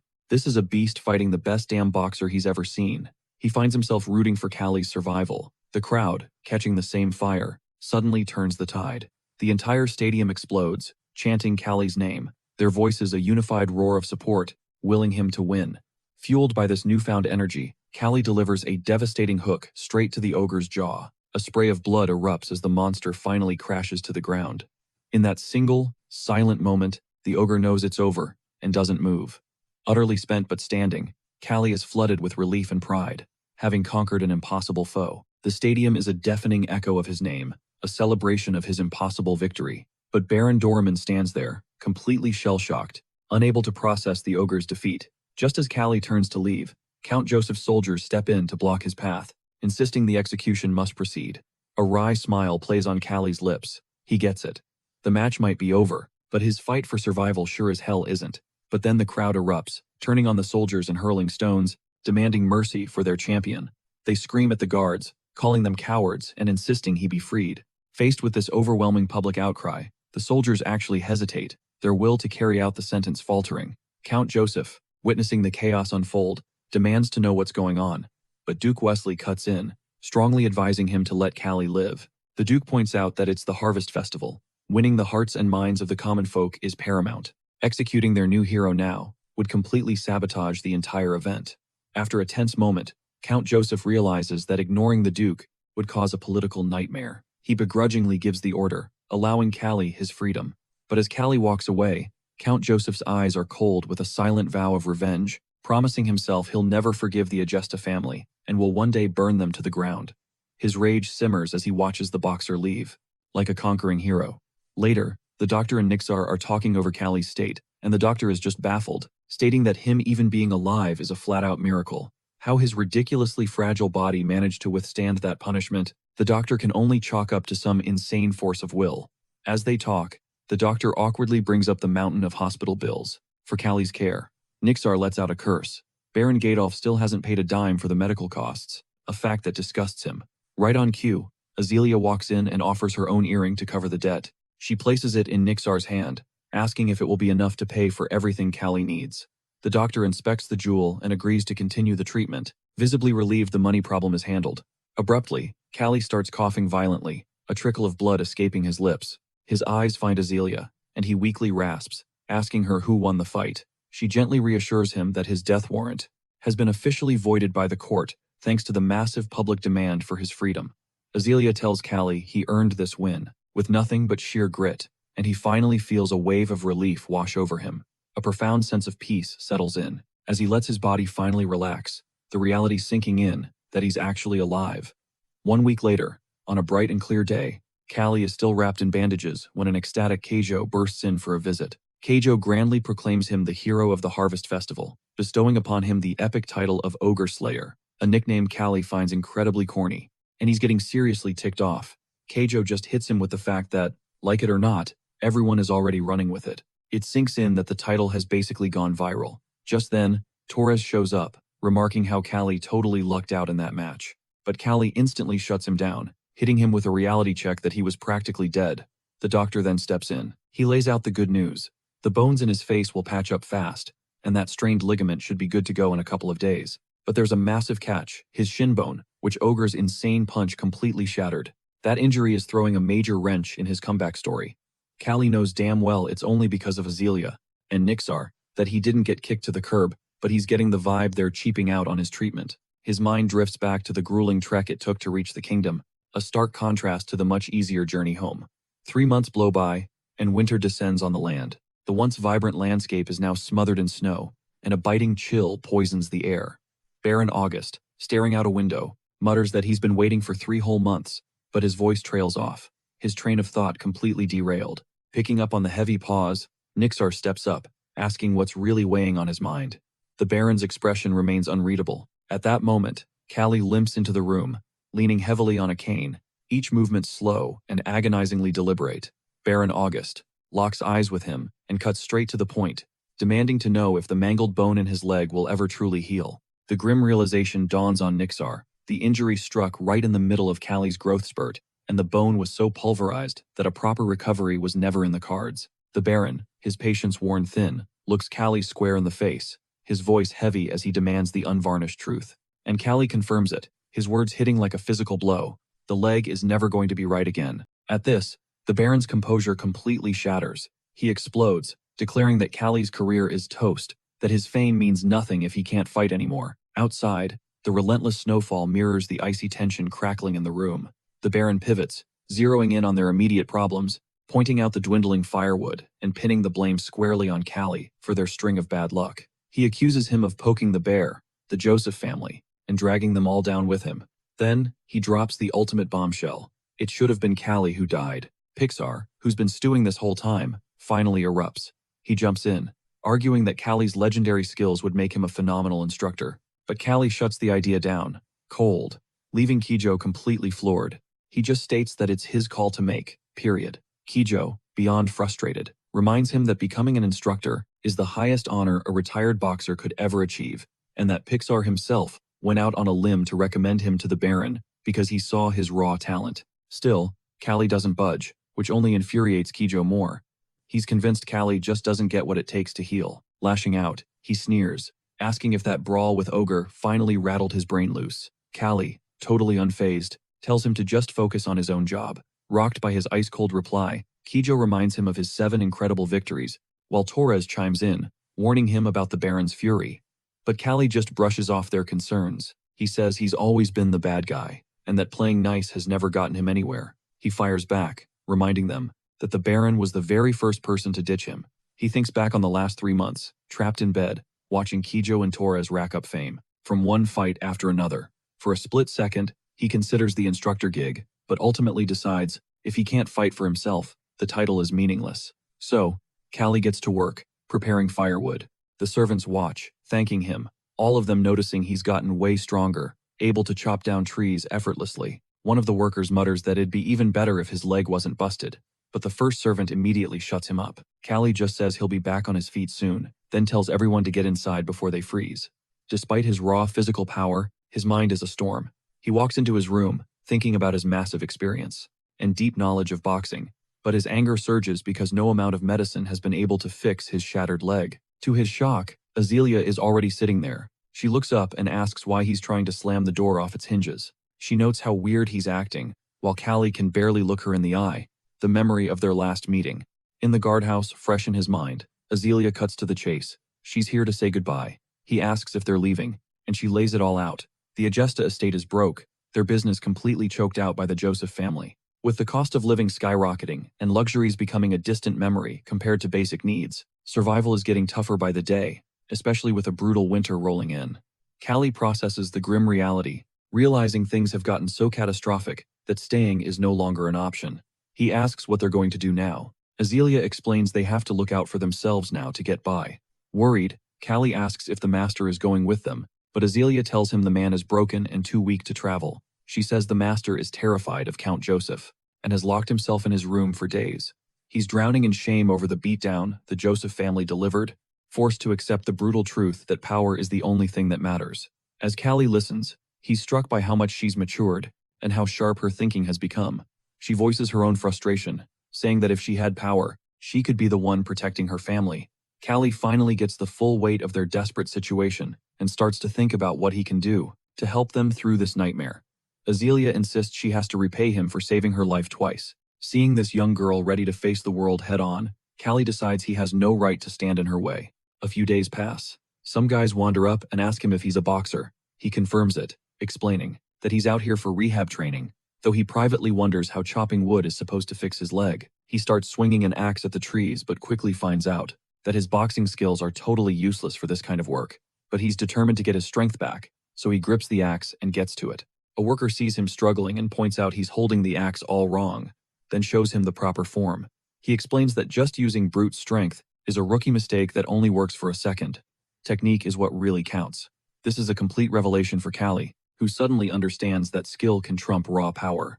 He adjusts his grip, and his swings become way more precise and efficient, and he starts tearing through the logs. His back and waist scream in protest, but he powers through the pain, fueled by a burning need to recover as fast as possible. Then, out of nowhere, a woodcutter bursts onto the scene, shouting for everyone to get out of the area immediately. Callie's not buying the panic, pointing out that they've still got plenty of time to wrap things up. But the woodcutter just jabs a finger at the ground, showing them fresh bear tracks pressed into the dirt. Something's been stalking these woods. The crew starts whispering amongst themselves. Judging by the size, they guess it's just a small bear, but nobody's taking chances. The new plan? Finish this job at lightning speed and get out. Then, the woodcutter's eyes land on Callie, zeroing in on his injured leg. One of the workers explains he's the new guy on the team. He adds that Callie's actually a boxer, currently in rehab. The woodcutter's eyes widen as the name clicks into place. He realizes this is the same Callie who threw down with Ogre at the Harvest Festival and won. The woodcutter grins, remembering how his own son couldn't stop talking about that legendary fight. Suddenly, the whole crew breathes a sigh of relief. If this guy could take down a monster like Ogre, a little bear should be a total cakewalk. Callie, completely mortified, begs them to drop the ridiculous nickname, Ogre Slayer. Later that evening, Callie's chilling in his room when Torres walks in, wanting to know what's eating at him. Callie is floored. Torres, the infamous boar, is asking him, a rookie, to teach him his fighting style. It's a huge blow to his pride, but Torres admits it. He's in awe of Callie's boxing technique. As Torres reaches for a mug of water on the table, it suddenly slips right through his fingers, crashing to the floor in a spray of shards. Callie's mind races. How could he miss something right in front of him? Torres just sighs, admitting that sometimes his body just refuses to listen. He says that at times, his vision gets blurry, things go out of focus. This new information sends a jolt through Callie. He casually tosses a small stone at Torres, and Torres completely whiffs the catch, his hand reaching out into empty air. Our boy's brain starts connecting the dots. Is this punch-drunk syndrome? Or something worse, like a detached retina? As a veteran fighter, Torres has dished out a ton of punishment, but he's also taken a brutal amount of damage. Callie lays it out for him. Keep taking shots to the head, and he'll end up permanently crippled. Torres just looks him dead in the eye and says that's exactly why he's here. He needs help. He pleads with Callie to teach him how to fight smarter. So, the lesson begins. Callie first shows him a solid defensive stance, teaching him to keep his body and arms tight, like a fortress. He explains that instead of just trying to dodge every single hit, a rock-solid defense is the key to surviving an opponent's onslaught. Torres is skeptical, asking if locking himself up like that won't kill his own offense. Callie reassures him that while it shuts down straight punches, attacking from the sides just means you have to sync up your head and body movement. Callie then drills Torres on how to weave his upper body while blocking, and how to unleash a counterattack the second his opponent's combo fades. But he quickly tells him to take 5, seeing the visible strain on Torres's eyes. Torres, however, just shakes his head, refusing. He says his schedule is absolutely brutal. There's no room for a break. With major fights coming up, resting now means certain failure. Callie can't help but wonder what their instructor is thinking, pushing them this hard. Is their master getting desperate, or just reckless? They both know they could just leave the training center, but ditching now would only dump more problems on the estate, which is already hanging on by a thread. Meanwhile, the woodcutter stares out at the biting cold, realizing the Doran family has already skipped town, leaving the estate even deeper in the red. The workers know they're stuck here. They have to keep working to survive, unlike the engineers who can just pack up and find a new gig. When the crew goes looking for Callie, they find out he's already gone. He smashed his quota early and bolted for the train. The woodcutter is impressed by Callie's insane speed and efficiency. They figure they'll just hit him up after they finish their own work. Miles away, Callie is deep in his own training, slamming his fists into tree trunks with brutal force. He's a firm believer in the Wolf's Law, a brutal philosophy that says repeated impact on bone floods it with calcium, forging it into something as hard as steel. He's obsessed with getting stronger. He unloads on the trees, focusing his power, training his core and back to build devastating strength. Just as the workers and woodcutter are packing up to leave, they freeze. Sprawled on the ground is a bear, with her cubs huddled beside her. She's dead. The shocking sight silences everyone, but as the surprise wears off, they just feel a wave of pity for the fallen animal, probably taken down by an even bigger predator. Their worry shifts to the cubs. With this killer frost, and no food, their chances of survival are basically zero. As Callie silently watches the tragic scene, one of the cubs stumbles toward him and latches onto his leg. The workers can't help but smile, remarking that the little guy seems to have chosen him. Everyone starts urging Callie to take the cub, seeing how desperate it is. Looking down at the tiny creature, he agrees. But when he gets it back to their place, Kijo thinks it's adorable, but immediately starts panicking. If the instructor finds out they brought a wild animal here, it's going to be a massive problem. Callie just shrugs, promising he'll feed the cub from his own rations. Right on cue, the instructor storms in, taking one look at the cub and exploding. Why is there a wolf in my house? Callie scrambles to apologize, but the instructor isn't hearing it, demanding he hand over the cub to be thrown out. Wait, hold on, Callie begs, insisting it's just an adorable little puppy, before correcting himself that, well, it's actually a wolf, not a dog. At that, Nixar's entire demeanor shifts. He calms down and allows Callie to keep the animal, but on one condition: train it properly so it doesn't maul anyone. And with that, he's gone. The instructor gives Callie a final warning: get some rest. You're on the mansion construction crew starting tomorrow. He adds with a cynical smirk, I half expect you to finish the job by demolishing the whole place. But let's be clear, this work has to be done right. Cut to Baron Auguste, brooding alone, his mind consumed with plotting his path to absolute success. In a brilliant flash of inspiration, Baron Auguste decides to revive his old alliances by inviting all the local nobles to a spectacular boxing match. To guarantee a full house, he's bringing in professional heavy hitters like Torres and the Ogre Slayer. He's confident no one can refuse a spectacle like this. And the best part? It's completely free. Nixar points out that for a real show, they have to invite the rival Catalan boxing team to be their opponents. But there's a huge problem. The ongoing mansion construction is bleeding them dry of funds. The Baron casually suggests hitting up the residents for emergency funds, but Nixar immediately shuts that down, explaining the local villagers would never accept it. That's my problem to solve. The Baron snaps, telling Nixar to forget the money and focus solely on prepping for the match. In his mind, it's a necessary sacrifice for the good of the territory, and everyone should be willing to chip in. He dismisses Nixar to go make the arrangements.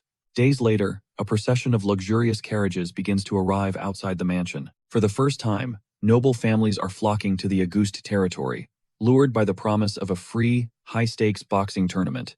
It was an offer impossible to refuse. A free-for-all featuring professional fighters. Beyond the main event stars, other boxers are already battling it out in the ring. Every single match is electrifying. The Catalan team is stacked with seriously talented fighters. From the sidelines, Torres and Callie watch intently. They can immediately tell these guys are the real deal. In the very first match, the Catalan team scores a decisive victory. While scoping out the scene, Callie hears someone call his name. A man asks if he's the famous Callie, to which he replies that he's definitely not famous. But he does confirm his name. The stranger introduces himself as Shram, a sailor from the south. Callie eyes him up and down, remarking that he doesn't exactly have the look of a sailor. Shram explains, his ship was captured, and he was sold to slave traders. He's just waiting for his ransom to be paid before he can head home. He then mentions that whenever people gossip about the strongest fighters around, Callie's name always seems to come up. Shram smirks, saying that the rumors must be wildly exaggerated, because Callie looks fragile and weak, especially compared to a beast like Torres. He then has the nerve to offer some advice, telling Callie that as a mere apprentice, he should be training more and judging others less. He finishes the condescending chat by saying it was nice to meet him, extending a hand for a handshake. In his head, he's thinking Callie is just some cripple, and plans to crush his hand to put him in his place for free. Shram is supremely confident. After pulling sails for more than 5 years, his grip strength is legendary. But as he squeezes, something goes terribly wrong. He knows it instantly. A wave of pure confusion washes over his face. He feels his bones groaning, on the verge of shattering into dust, as Callie innocently asks what's wrong. And why do you look so nervous? He adds. Seeing the man's panic, Callie releases his grip. Torres just sighs. Another newcomer, trying to act tough in front of Callie. He thinks to himself that the guy will be singing a different tune once he sees Callie fight. Callie simply tells Shram he should focus on getting his ransom paid, and that he should watch the upcoming matches very carefully. The Auguste school fighters have been given one simple task: finish every last opponent. Keijo steps into the arena next, carrying himself with the swagger of the strongest man alive. The moment the bell rings, he unleashes his ridiculously long arms, snapping a devastating punch into his opponent's jaw. The other fighter is completely shocked to be hit by such a massive blow from so far away. Even Torres is stunned by Keijo's transformation. His strength has exploded, and he's fighting with incredible power. Torres realizes Keijo might even be strong enough to defeat Newell now. Callie, however, sees the fight with a strategist's eye, thinking it's true you need to close the distance. But Keijo is just using brute force without any real skill. He believes the better tactic would be to wait for Keijo to get tired, and then deliver the final strike. The fight ends with Keijo victorious, and Torres praises him for the big win. Now, it's his turn to step into the ring. Keijo wishes him luck. He, known as the Boar of Augusta, climbs through the ropes as the crowd chants his name. They're roaring for him to smash his opponent and score a knockout. But as the match starts, he loses his focus, feeling a wave of uncertainty about the new techniques. Taught by Callie, He panics and defaults to his old defensive style. He quickly realizes his opponent is a relentless force, constantly advancing. Instead of backing down after a big hit, the opponent just eats it and keeps coming, recognizing Torres's insane resilience and why he's earned the name Boar of Auguste. But the look in the other fighter's eyes is furious. He is absolutely determined to crush him. Radiating confidence, the opponent starts effortlessly dodging Torres's heavy blows. Callie watches the fight, a growing concern for his friend's victory twisting in his gut. Then, it happens. Torres misses a huge blow, and his opponent counters, sending him crashing to the ground. The audience erupts, loving this unique fighting style. They recognize it as the new whistling style, something they have never witnessed before. Callie leans forward, his eyes narrowed, trying to analyze exactly what he just saw. This radical new fighting style is all about evasion. The upper body just weaves around every single punch, and it hits Callie like a ton of bricks. Torres is using his technique in the ring, the exact same moves he's used in his own brawls. They call this boxing method the Wesley style, supposedly pioneered by the one and only Duke Wesley. The Duke had ordered his fighters to master it right after the Harvest Festival, and now, every boxer in the game is trying to show off their version. It's not just for the old-school brawlers anymore. While most of the world credits Duke Wesley, anyone who's witnessed a real street fight knows Callie was the one who invented it. Down on the canvas, Torres struggles back to his feet and then explodes forward for another assault. He's thrown all caution to the wind. His opponent taunts him, asking if he even knows what the Wesley technique is. But the question doesn't even register. Torres is absolutely seething now, and his rival sees it clearly this time. It's different. Something has fundamentally shifted in him. As his opponent coils for a final blow, he's actually intrigued by this bizarre technique. They circle each other, shifting positions. Torres ducks under the first haymaker. This fresh defensive posture allows him to just absorb the barrage of hits. All it does is make his opponent even more livid. He's beyond frustrated, seeing that no matter how hard he connects, Torres won't even flinch. He thinks to himself that Torres's whole body is guarded, but if he can just close the distance, he can definitely score a knockout. Only Torres's side and gut are exposed. The opponent is certain that if he can just bridge that gap, he can land a devastating punch. But then, a terrifying realization dawns on him. He has to dodge Torres's counter. His fist is moving slow, but it's loaded with every last ounce of his strength, and his feet are planted firmly on the ground, making his stance unshakable. He instantly snaps into a defensive guard. He's blocking every single one of his opponent's strikes, a new trick he's apparently picked up mid-fight. Then, Torres unleashes an absolute cannon of a punch. It sends his opponent flying backwards, crashing to the mat. The entire crowd goes wild, roaring at Torres's epic victory. Callie stares down at the fallen fighter, shocked to his core as he recognizes a style that is an almost perfect mirror of his own. He muses that traditional boxing never incorporates footwork. It's purely a battle of hands. Meanwhile, back in the ring, Torres looks completely revitalized. The truth sinks in for Callie. Sure, he taught him the defensive stance, but Torres took that foundation and built something incredible all on his own. The kid is a genuine boxing prodigy. The fight ends in a massive success, and Gadolf is absolutely beaming. But a guest, Baron August, leans over to Count Joseph, demanding to know how he can possibly crush him now that all the nobles are fawning over Gadolf again. In public, people shower the Baron with praise for hosting a legendary match. He's on cloud 9, seeing his territory finally buzzing with life like the old days. But then, the guests begin to depart, and just like that, all contact is severed once more. The Baron desperately tries to reach out, but his messages are met with absolute silence. Now, his only recourse is to scream at his servants, because he has no other options left. He realizes it was all just a free performance. Nobody gave a damn about helping him. All those so-called relationships evaporated the moment the fight ended. He gets it now. The spectators were only there to watch the free entertainment. The thought makes his blood boil, because he rebuilt his entire mansion for those backstabbing nobles. Blind with fury, he just wants to drink himself into oblivion, bellowing at the servants to bring him more booze. A few weeks later, one of his workers sits alone in a room. He's contemplating the bleak future of their territory. He knows Baron August isn't just a tyrant, he's a hopelessly incompetent manager. That's the real reason the whole estate is crumbling. He still can't believe the Baron actually picked a knight to manage the mansion's repairs. Suddenly, a sharp knock echoes at the door, and Callie steps into the instructor's room. He announces he's back from training and ready to get to work. The instructor tells him to take a break. It's a holy day, after all, but Callie brushes it off, saying he'd rather work. Tailing our guy is the small wolf pup he adopted. The instructor spots the wolf and asks its name. He tells him it's Rovo, and the instructor chuckles that it looks more like a fat dog than a wolf. He tells Callie that once his own training is done, they can head out together. With that, Callie takes the little wolf for a walk. Callie runs through his usual drills deep in the forest, his thoughts drifting to how much stronger Kijo and Torres have become. Meanwhile, Rovo's ears perk up, focused on a strange rustling from deeper in the woods. He knows instantly that it's not the wind. It's the bushes they're shaking violently. To be honest, our boy had already sensed a lurking presence moments before. Then his blood runs cold as a massive bear steps into the clearing right in front of him. It's unreal. The bear seems small, yet it radiates an insane aura of power. He thinks the bear looks weak, but as it lumbers closer, he knows there's no way he can escape with his bad leg. The wolf plants itself firmly by his master's side, letting out a deep, menacing growl. In that moment, our dude figures the wolf is more ready for this fight than he is. He's instantly regretting not bringing his axe. The bear lets out a deafening roar. He decides he has to trust his fists and his skill. The bear attacks with raw, primitive fury. Callie dodges the first swipe, and, using the bear's momentum against it, he smashes a powerful punch right into its sensitive nose, drawing blood. Rovo watches the beast intently, his growls getting deeper. Callie follows up with another brutal strike to its jaw, a heavy blow that only enrages the beast even more.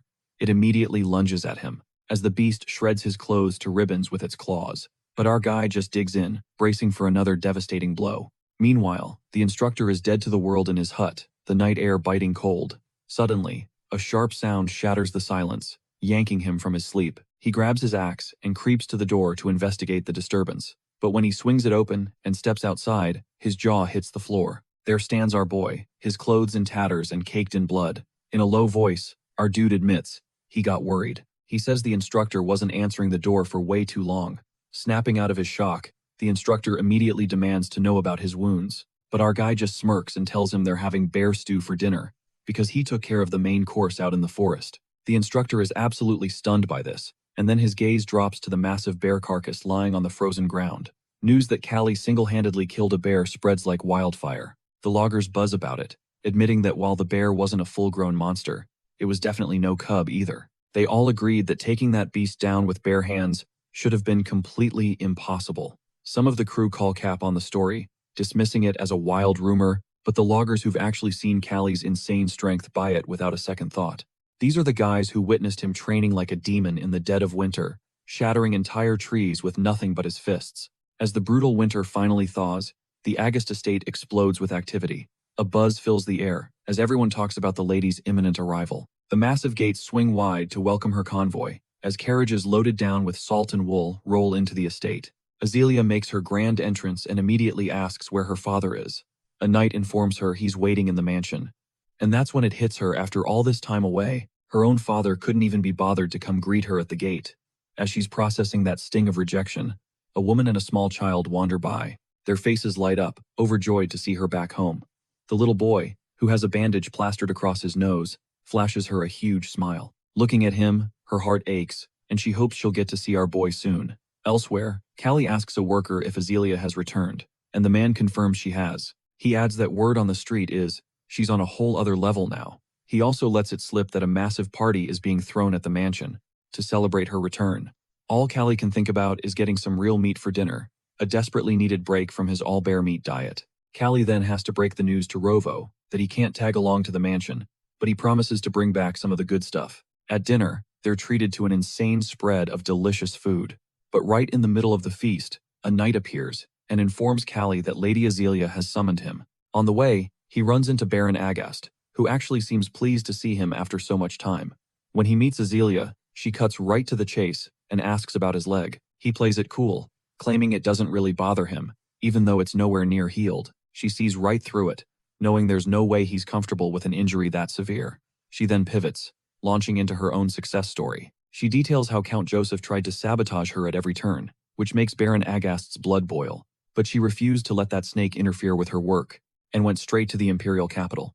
Once she was in the imperial city, she was completely out of Count Joseph's reach, and buying up supplies became a total breeze. Baron Agast is deeply impressed, knowing that the imperial region's military power is no joke. Then Azealia drops the real reason she called Callie there. She tells him about a legendary doctor in the capital, a man who served the royal family and was known by the name God Doctor. The man's specialty is literally reattaching severed limbs. The Baron realizes that if this doctor can perform limb reattachments, he has to be an official imperial doctor.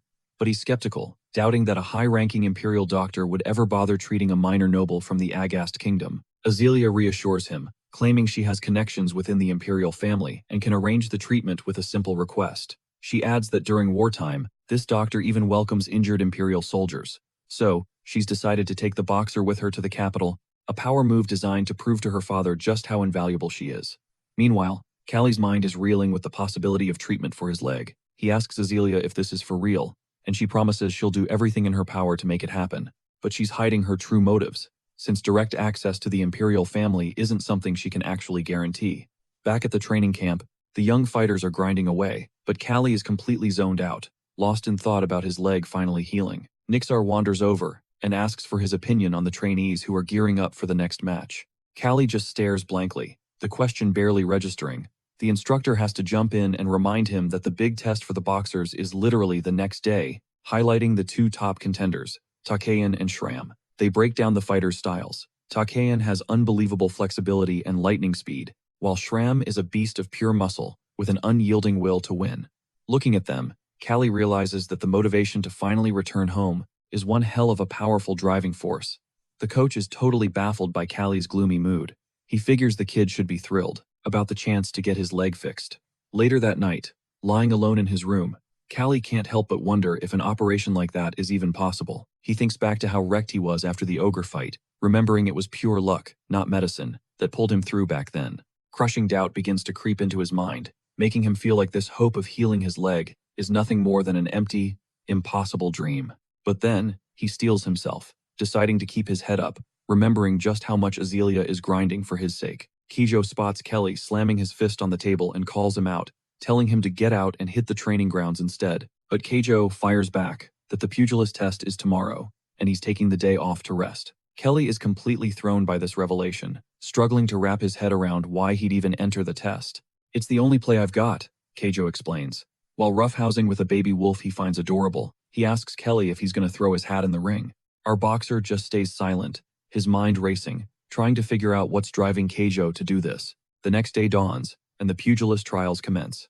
This is the moment apprentices can finally ascend to the rank of full-fledged fighters. If they can manage to impress the instructor and earn his approval, the test is designed to determine one thing and one thing only: who is truly the strongest. Those who pass will become official pugilists, a small detail that most people are completely clueless about. Every student draws a lot to pick their opponent, and the first name called is Keijo's. A grin spreads across his face, thrilled to be the opening act. Keijo puts his phenomenal footwork on full display. He explodes towards his rival in a blur of motion, making the poor guy's punch swing through empty air. Kelly watches his every move, a grim realization dawning on him. He could never hang with Keijo and Torres when it comes to pure power. They've both become absolute units, and even though he's been training like a maniac, his busted leg is holding him back, making it impossible to unleash his true potential. He can't execute his techniques at all. Still, he vows to get stronger, to push through the agony in his leg. Next up, it's Shiram's turn. He walks straight up to Kelly and demands a fight, insisting that a little leg injury isn't a good enough excuse to back down. The words hit their mark. Kelly accepts the challenge, agreeing to the bout. He's more than ready for this. Nixar discusses the situation, noting that while Kelly could be disqualified, they're also morbidly curious to see if he can actually fight with that leg. They're convinced he's just putting on a show, trying to buy time. But our boy looks Shiram dead in the eye and asks why he chose him. Shiram's answer is simple. Since Kelly beat him last time, he's here for payback and to prove he's the superior fighter. Hearing that, our dude guarantees he won't dodge a thing and tightly wraps a leather strap around his knuckles. The two warriors now face off in the center of the ring. Shiram eyes the cloth wrapped around Kelly's hand with confusion. Kelly just asks if he's been doing his ab workouts. Shiram instantly recalls the rumors that Kelly is notorious for blending deadly techniques with the raw force of his fists. He figures he's caught a lucky break, since Kelly's bum leg has definitely nerfed his skills. Shiram swings first, launching a punch, but Kelly evades it with ease. Seething with frustration, Shiram lunges again, only for Kelly to unleash a devastating counterpunch. A spray of foam erupts from his opponent's mouth. The entire crowd is frozen in shock. From the sidelines, Torres watches the match intently, wondering when in the world Kelly's fists got that powerful. Meanwhile, Kelly keeps raining down catastrophic blows with his wrapped hand until his opponent finally crumbles to the mat. Nixar rushes over, asking Shiram if he's okay. He admits he feels like his power has been drained and his ribs are definitely shattered, yet he struggles back to his feet, ready to continue. Kelly realizes that even with the leather padding, his strikes have been landing perfectly on all the right pressure points. Kelly then wonders if Shiram is running on pure grit rather than actual physical power at this point. Shiram starts to see that Kelly's strength is the real deal. Those whispers about him killing a bear were probably true. Still, he's beyond pissed and refuses to go down against a guy fighting on one good leg. Shiram takes a brutal shot to his side from Kelly, and his own leg buckles from the impact. Well, look at that, Kelly mocks. Whose leg isn't working now? Shiram, a cocktail of fury and disbelief, is just stunned by Kelly's raw power. His own crew starts shouting, asking why he's not moving, why he looks completely rooted to the spot. But he screams back that he can still move, unlike Kelly. Taking a deep breath, Shiram resets to launch another attack. He relentlessly presses forward, throwing haymakers, while Kelly expertly parries with his own. Finally, Kelly lands the one clean shot he needs, sending Shiram crashing to the floor. You made a big mistake choosing me, Kelly tells him. It finally clicks for Shiram. Kelly really is the Ogre Slayer. Furious, Shiram accuses the instructors of setting him up, of telling him Kelly was washed up. Nobody lied to you, the instructors reply. Kelly has always been about technique over brute strength, but even they have to admit they've never seen him unleash this kind of insane punching power before. His defeated opponent wonders how Kelly built up that kind of god-tier strength in a single season. He starts to see him not as a man, but as an ogre, a monster in human skin. Torres, watching this all go down, is just as baffled by Kelly's evolution. He never imagined he'd ditch his technical style for pure, unadulterated power.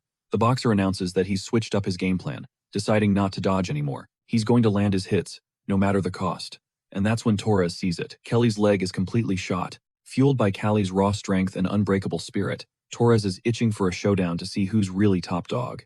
Kelly, never one to back down, accepts the challenge, absolutely determined to put his power on display once again. He knows fighting on an injured leg is a massive handicap, but his resolve is unshakable. After the students finally finish their tests, the season shifts into spring. Following a short rest, the mercenaries hired by the lady pack up and leave the territory. Kelly just watches from a distance as their convoy departs. A girl decked out in mercenary gear locks eyes on our guy, thinking to herself that their mistress's favorite is surprisingly handsome. He explains that his face is hardly an advantage when you're a slave, but she brushes it off, admitting she just likes his face, period. The girl introduces herself as Sullivan, from the Sullivan mercenary group. Turns out, she's the captain of this entire crew. She makes it clear they're not the bad guys. When our guy gives his name, Sullivan's eyes go wide with recognition. She's already heard of him. She asks if he's the one who took down that bear. Just then, a soldier calls for the captain's help with the tents, and Kelly offers to assist. But Sullivan, knowing all about his busted leg, immediately shuts him down. At that moment, Azealia approaches and pulls our guy aside for a serious talk. She tells him straight up that everyone knows about his health problems and that he needs to stop pushing himself to help the mercenaries. And that's when it clicks for Kelly. Azealia is the one who's been spreading the word about his condition. She tells him they can't just sweep his injury under the rug and orders him to follow her. With a cryptic warning for him to brace himself, Kelly's eyes widen in shock as a sly smile spreads across Azealia's face. She announces they're having dinner together. As they walk, Azealia explains that the mercenaries are incredibly young, most are teenagers, and the oldest is just 20. No self-respecting mercenary crew would ever follow a leader as young as Azealia. On top of that, there's a widespread superstition that a female captain is a curse. Kelly immediately calls that idea ridiculous, but old myths like that tend to stick around. Azealia explains she wanted to build a team with other young mercenaries who were constantly looked down on because of their age. Inside the tent, our guy brings the food, and Azealia insists he eat with her, making the whole situation incredibly awkward for Kelly. Azealia cuts right to the chase, asking him what he's fighting for. Kelly gives the standard answer. Like every other slave, he's fighting for freedom. Azealia doesn't buy it for a second. She points out that Kelly isn't like the others. He could easily escape or find a much better life for himself. Kelly has no comeback for that. Azealia presses on, admitting she doesn't get why he's so fixated on being a boxer. She argues that his life won't just crumble if he quits the ring. Then, she drops a heavy question on him. If he was forced to choose between a fully healed leg and his freedom, which would he take? Kelly hates the word if and tells her so directly, so she makes him a real offer. If he stops being reckless with his injured leg, she'll convince her father to grant his freedom. But Kelly couldn't care less about freedom. All he wants is to prove he is the absolute strongest. The rush of winning match after match, seeing his defeated rivals lying on the canvas before him, that's worth more than all the gold, silver, or jewels in the world. So, he chooses a healthy leg over freedom. Azealia, completely exhausted by the conversation, ends it right there and leaves the tent. That night, as she lies in bed, she can't help but think Kelly is a complete fool. She believes that by the time he ever falls in love, it'll be far too late. He will have already wasted his entire life on fighting. Later, Salavan catches up to Callie and sees he looks down, assuming it's because of his leg. She tells him to be patient for just a little longer. They'll soon be on their way to the free city of Koran, a place Callie has never even heard of. So Salavan explains that it's a city without a hereditary lord. It's a special trading zone where the leader is elected by the people. Wealthy merchants pour insane amounts of money into election campaigns, leading to a dark underworld of bribery, kidnappings, and even murder. Despite the corruption bubbling underneath, the city itself looks vibrant and gorgeous. Upon arriving at Koran, Azealia goes through a security check as an officer inspects her documents. They're told their stay is approved for 7 days but can be extended at City Hall. That's when the guard with Callie's wolf gets spooked. He knows what he's seeing is a wolf. Callie plays it cool, assuring him that it's just a dog, maybe some kind of wolf hybrid. Since wild animals are banned in the city, Callie tells Rovo to bark, but his companion refuses to play along. Incredibly, the guard lets them pass anyway. Salavan starts laughing, impressed that Callie can lie so convincingly and pass a wolf off as a dog. After the group is well out of earshot, the guard signals to another soldier, informing him that members of the Agist family have just entered the city. The city of Koran is absolutely buzzing with energy, the streets filled with crowds of smiling people. At the pier, Salavan is mesmerized by the smell of the ocean, while our guy is daydreaming about how much he wants some sashimi and soju. Suddenly, a gust of wind blows a poster directly into Callie's hands. As he starts to read it, Salavan lets out a joyful shout. The Koran boxing tournament is about to kick off. In these tournaments, unlike standard fights, boxers have to cough up an entry fee to even compete. The flip side, however, is that the prize money for winning is astronomical. Salavan, who is a massive boxing fan, excitedly tells Callie she wants to go with him. Their conversation is cut short by a wave of panicked screams as a full-blown brawl breaks out right in the middle of the street. The tension in the square is thick as a group of soldiers corners a squad of mercenaries, led by none other than Leonardo, the head of the Koran guards. Leonardo strolls up to Lady Azealia, casually dropping a bombshell. He's received a report accusing her of smuggling contraband weapons. He requests just a moment of her time, but Azealia immediately shuts him down, firing back that her caravan has already been inspected, and everything was clean. She flatly refuses to go, but Leonardo's smile doesn't fade as he insists she cooperate. That is, if she wants to handle this the easy way. Cut to the security office, where Leonardo finally drops the act and admits the accusation was a complete fabrication. He reveals that Azealia has seriously angered the Joseph family, and his orders are to shut her entire trading operation down by any means necessary. She cuts through the lies and demands to know why he needed to get her alone. A greasy smile spreads across Leonardo's face as he implies they're on the same wavelength. Then, he names his price. 10,000 gold. The mercenaries are absolutely stunned by the ridiculous sum, instantly protesting. They shout that scraping together 10,000 gold is impossible, even if they sold off every last thing they owned. Azealia knows their caravan is on an incredibly tight schedule. They have an entire empire to cross. She sinks into her chair, the full weight of the setup crushing her. She's only got 5,000 gold on her. How could she possibly come up with the other 5,000? It all clicks into place. The Joseph family is trying to sabotage her entire career. That's when our guy, Callie, glances over at Sullivan. Meanwhile, Azealia is starting to spiral, convinced her trading group is finished. She's already thinking she'll have to find a new line of work. But Callie pivots the conversation, asking for more details about the local tournament. Sullivan explains the rules. There are no special qualifications to enter. All you need is 100 gold, and you have to pass a quick test against an active fighter. The grand prize is 8,000 gold. A plan forms in Callie's mind, and he lays it out for Azealia. She immediately shoots it down. No way. The other soldiers try to reason with her, reminding her that Callie is the one who single-handedly defeated an ogre. If he wins the tournament, they'd only need to come up with another 2,000 gold. Azealia, however, is not convinced. She erupts, shouting that they've all lost their minds. She absolutely refuses to send Callie into a fight, especially with his injured leg. Sullivan smirks, pointing out how deeply Azealia seems to care for her so-called slave, joking that this feels less like a shakedown and more like a romance story. But despite her arguments, Azealia knows they are trapped. This might be their only way out. If their caravan gets delayed any longer, the Joseph family will close in on them. Callie interrupts everyone's frantic debate. He slams his fist on the table, the sharp crack silencing the entire room. He reminds them of the promise he made to his coach, a promise to return by summer. He declares that this tournament is going to be his ticket. Defeated, Azealia lets out a long sigh and reluctantly gives in. You just have to win the whole thing, Azealia tells him sternly. Callie promises without a moment's hesitation that he will succeed. With Salomon by his side, our guy heads to the tournament sign-up. The organizer is immediately skeptical about letting him join. It's the first time anyone with a noticeable injury has tried to enter. Sullivan points to a bald man in the center of the ring. She explains that he's the tournament judge, who is currently screaming at the top of his lungs, mocking everyone in sight. He's yelling that instead of real fighters, they sent him a bunch of mama's boys who should go home and drink their milk. Sullivan yells right back that the bald man looks like a baby himself. Callie, trying desperately to avoid a scene, attempts to back away from Sullivan, but she's already stormed off in a huff. The bald man's gaze then locks directly onto our guy. He challenges him, ordering him to get in the ring.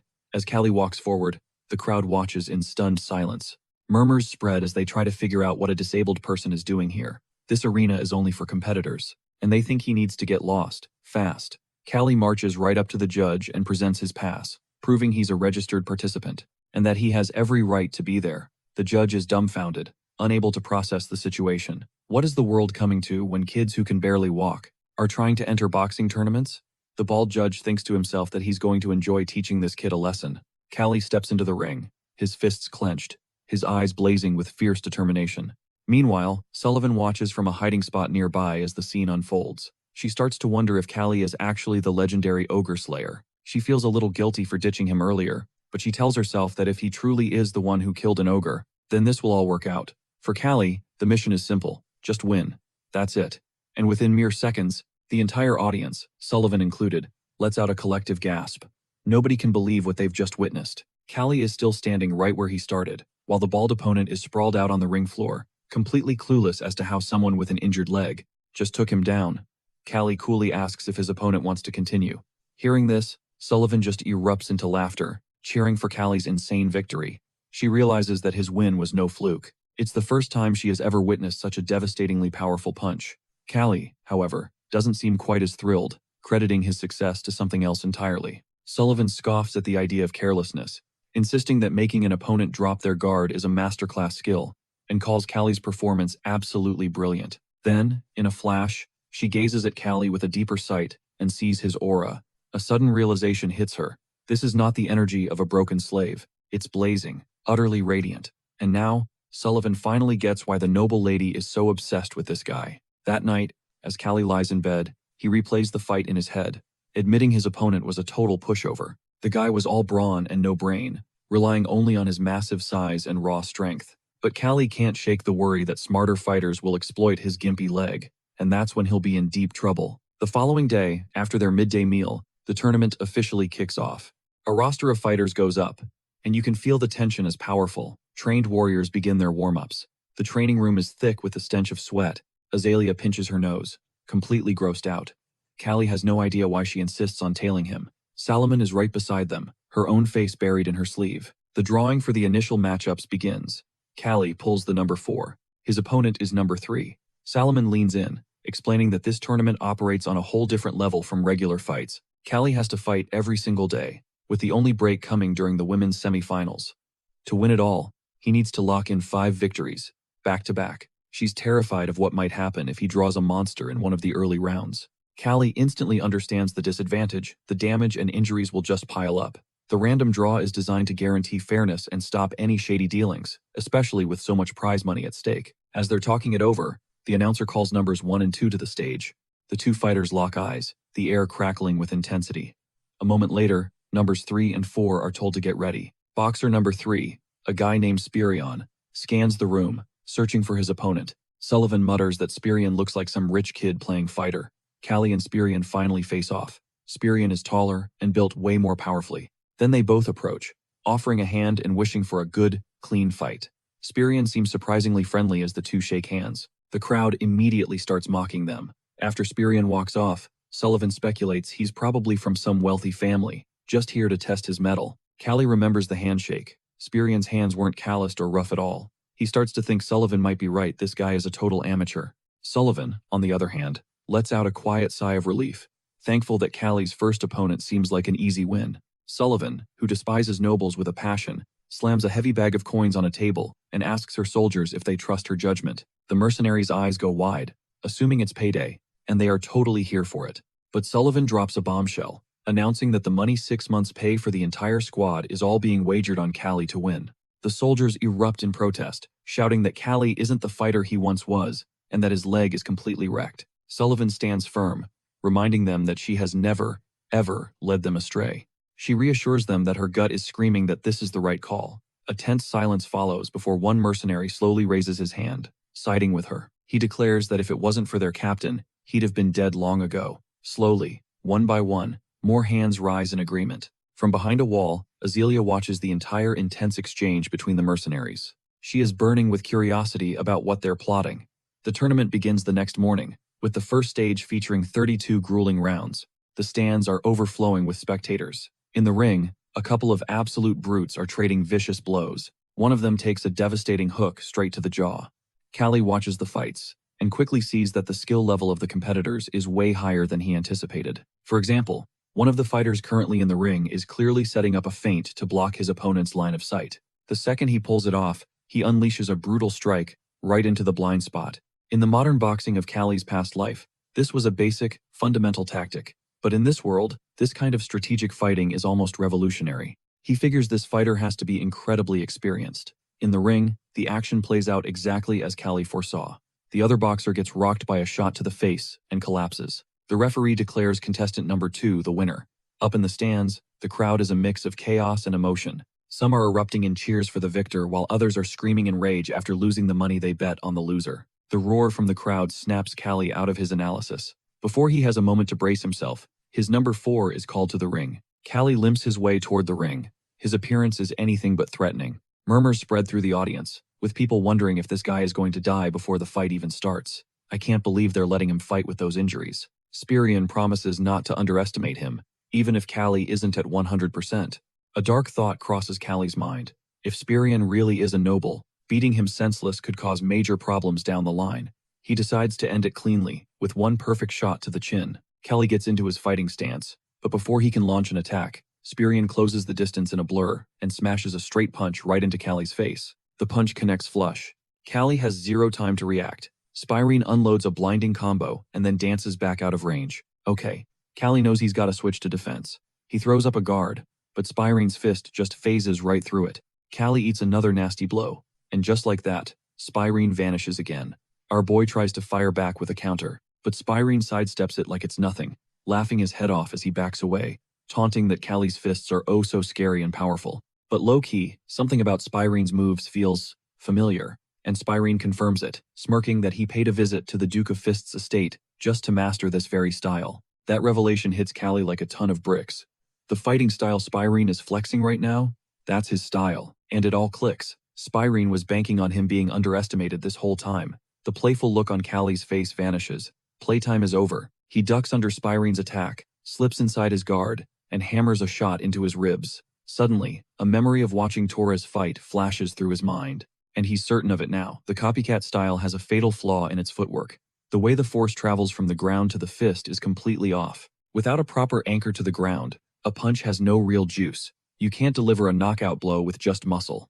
Callie explodes with a counteroffensive, forcing Spirine to backpedal, but the hit doesn't have enough sting to cause any real damage. Deciding it's time to box this guy in, Callie braces for his next move. He puts weight on his mangled leg, his face twisting in pain. He knows he has to end this, with one clean, decisive shot. In the blink of an eye, he closes the distance and is right on top of Spirine. The guy can't even believe what he's seeing. Callie drives a devastating blow straight into Spirine's gut, knocking every last bit of air out of him. You hear a sickening crack as Spirine's leg gives out, the bones snapping under the force, and he crumples to the ground in agony. Pure rage and utter confusion wash over Spirine's face as he tries to process how Callie, in his trashed condition, just completely dominated him. Callie steps forward, planting his weight on that busted leg, and unleashes his fist like a rocket, straight for Spirine's chin. Spirine has nowhere to run.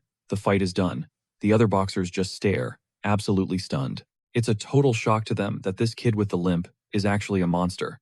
He just dismantled someone who was supposedly skilled in the ultimate fist style. As Callie starts to head back, a sudden scream makes him whip around. Spirine storms back into the room, shouting that winning like that was dishonorable. The other boxers are all ears, soaking up this sudden drama. One of them gets seriously ticked off, declaring that some noble's son has no right to talk down to a boxer with that kind of tone. He reminds Spirine that this is the ring it's for, fighting, and there's no use crying about someone stepping on your foot. He says that kind of move won't faze anyone here. Spirine is left speechless. All Callie can think is that he's been through so much worse. He's had his eyes filled with sand, his arm nearly ripped clean off, and his leg left permanently crippled. If a fighter is too green, they'll just assume it's cheating. Our guy walks over and places a hand on Spyrene's shoulder and suggests they take this chat to the courtyard. Spyrene asks why he was brought out here, wondering if Callie seriously wants another round. Callie tells him that if this had been a street fight, Spyrene would already be 6 feet under. Spyrene actually takes it like a man. He says that he, the boxer Vis, recognizes Callie's skill. Callie shoots back that he recognizes Spyrene's skill too, but he learned it all wrong. Spyrene freezes, completely confused, and asks what he means by wrong. Callie explains that just because you're moving fast doesn't mean you're moving right. The way Spyrene moves proves he'll be the first to gas out. Our guy then demonstrates the correct stance, telling him to use the power from his legs when he strikes. Spyrene repositions his feet and throws a quick jab, and the result is insanely stronger and faster than anything he did before. Callie tells him to keep at it, stressing that it's nearly impossible to throw a heavy punch using only your upper body. Spyrene gives him a heartfelt thank you, realizing that Callie is actually a genuinely good dude. They part ways on good terms, with Spyrene wishing Callie victory. But as Spyrene walks off, it suddenly hits him. He's definitely heard the name Callie before, but for the life of him, he can't place where. 2 days later, Azealia and Sullivan are watching as Callie steps out of the ring. Azealia is completely speechless. Callie's opponent in this match was no slouch, and Callie himself looks absolutely wrecked, but he still snagged the win. Callie is just relieved that everyone is still wiped from the last battle. Azealia, however, thinks bitterly to herself about just how much more punishment Callie has endured. Nearby, they overhear 2 spectators griping that they could have won their bets if it hadn't been for the lame kid. Azealia and Sullivan immediately tell Callie not to listen to a couple of salty, sore losers. His entire focus now needs to be on his next opponent, Jiraka, a boxer who is also a slave from the Western Desert, and he's notorious for completely smashing his rivals. Callie and the girls are watching Jiraka's fight from the stands, as Sullivan gives Azealia the rundown. She explains that Jiraka can earn his freedom if he keeps pulling in massive crowds as a boxer. Azealia is blown away, and asks why he doesn't just take his freedom instead of keeping up the fight. Sullivan explains that Jiraka simply gets a kick out of beating people to a pulp. At that exact moment, Jiraka is down in the ring, totally relishing the fight and openly mocking his opponent. His completely shameless behavior is throwing the other guy off his game. Model. Even after taking a monster shot to the head, Jiraka just laughs, blood streaming from his mouth as he unleashes a vicious counter. The blow slams into his opponent, sending him staggering. The 2 warriors trade absolute bombs at point-blank range until Jiraka's rival is forced to scramble back. It dawns on him in that moment. He's landed clean shots, but this guy hasn't even flinched. Jiraka stands there like a statue, ready for more, like a freaking immortal made of iron. The boxer tries to forfeit, but he can't even get the words out. Jiraka's fist crashes into his jaw, cutting him off completely. He shoves his face right up to his opponent's, making it crystal clear that nobody's leaving this ring until he says so. The referee is screaming that the fight's over, that the man gives up, but Jiraka just tunes him out, continuing his brutal assault. After his opponent is laid out cold, Jiraka just shrugs, saying he didn't hear a thing. The announcer declares Jiraka, contestant number 8, the winner, while the other fighter gets carted off on a stretcher. Our boy watches this whole savage display from the sidelines. The girls anxiously ask if he really thinks he can beat a monster like Jiraka. Callie is confident he won't lose, but he admits something about Jiraka is setting off alarm bells. Callie concludes Jiraka has 0 technical skill but possesses terrifying physical power. Jiraka doesn't remind Callie of Ogre because of his strength, but because of that same unsettling aura that sends a chill down his spine. 2 days later, the tournament's 4th round kicks off. The stadium is electric, the crowd roaring Jiraka's name, hungry to see the fight get started. They're all chanting for him to push forward and obliterate his opponent. The mercenaries sit in silence with Azealia and Salvin. Azealia is fuming that everyone's rooting for Jiraka, thinking the hype might give him an edge. But Salvin just reassures her that our guy isn't the type to get rattled by a little noise.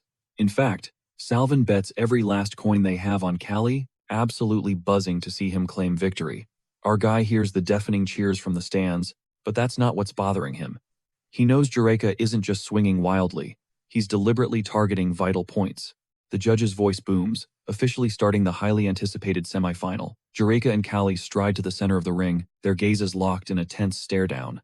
Jiraka looks Callie up and down with pure arrogance, mocking him before erupting into loud, obnoxious laughter. He's literally doubled over, but Callie just watches his enemy's ridiculous display in dead silence. Suddenly, Jiraka's fist flies like a lightning bolt toward Callie's head, but Callie dodges with blinding speed, the blow missing by a hair. Jureka completely ignored the rules, starting the fight before the referee even gave the signal. Jureka has to admit his opponent is fast, while the ref gets in his face, issuing a sharp warning for the violation. He threatens to disqualify him on the spot if it happens again.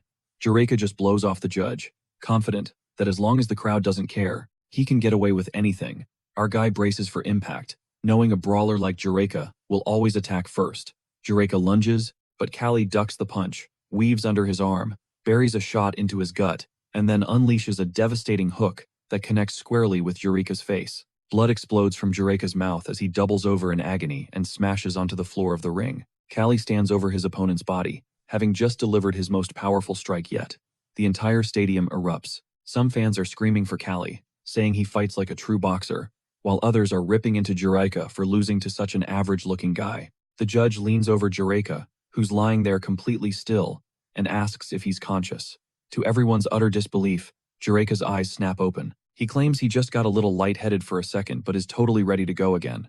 Callie is stunned. He was 100% sure that blow should have been a knockout. He gets back into his stance and warns Jureka to dodge better this time, because he's not getting up after the next hit. Jureka spits a curse and taunts him back, saying the punch he just tanked felt like nothing more than a little tickle. The two fighters start circling each other in the ring. Callie observes that Jureka's fighting style is exactly the same. He hasn't adjusted his movements at all.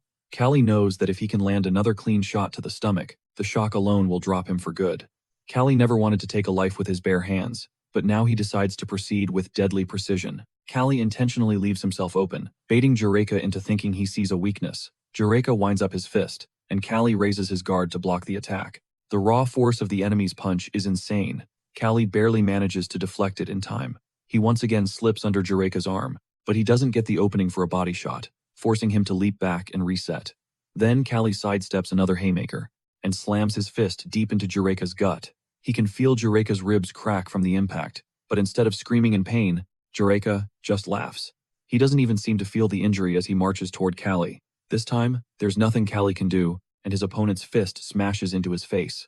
Our guy is certain Jureka's ribs are shattered, but somehow, the man is still terrifyingly dangerous. Jureka lands another hit on Callie and just tells him to die already. Callie throws his hands up to block, but Jureka shatters his guard, and the blows begin to rain down on him, one after another. He flies into a rage, screaming that he's invincible. He spots an opening as his enemy's guard drops, and immediately hammers a counterpunch into his stomach. Jureka then spits a spray of blood from his own mouth directly into Callie's eyes. In an instant, our guy is blinded. He can't see the fist rocketing toward his face and has no way to block or dodge the incoming attack. His head just snaps to the side as he's launched across the ring. Jureka stands triumphant, soaking in the roar of the crowd. They're screaming for him to just end it already.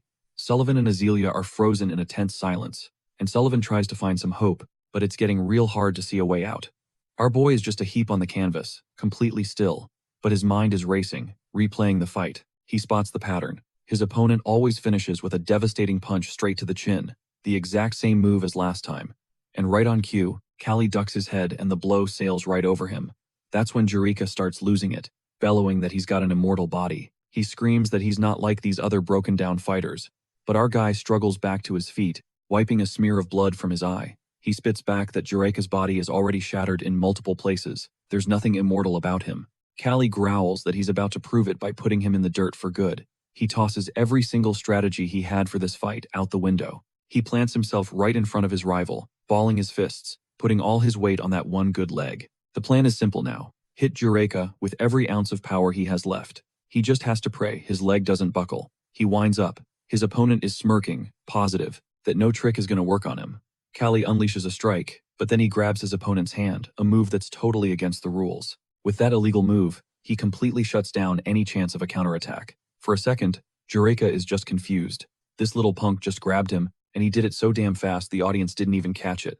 Callie hammers another blow toward his enemy, who just barely dodges. A searing pain shoots up Callie's leg, but the dude just ignores it, digging his heel in even harder. Another strike twists Callie's face in agony as he pulls it off.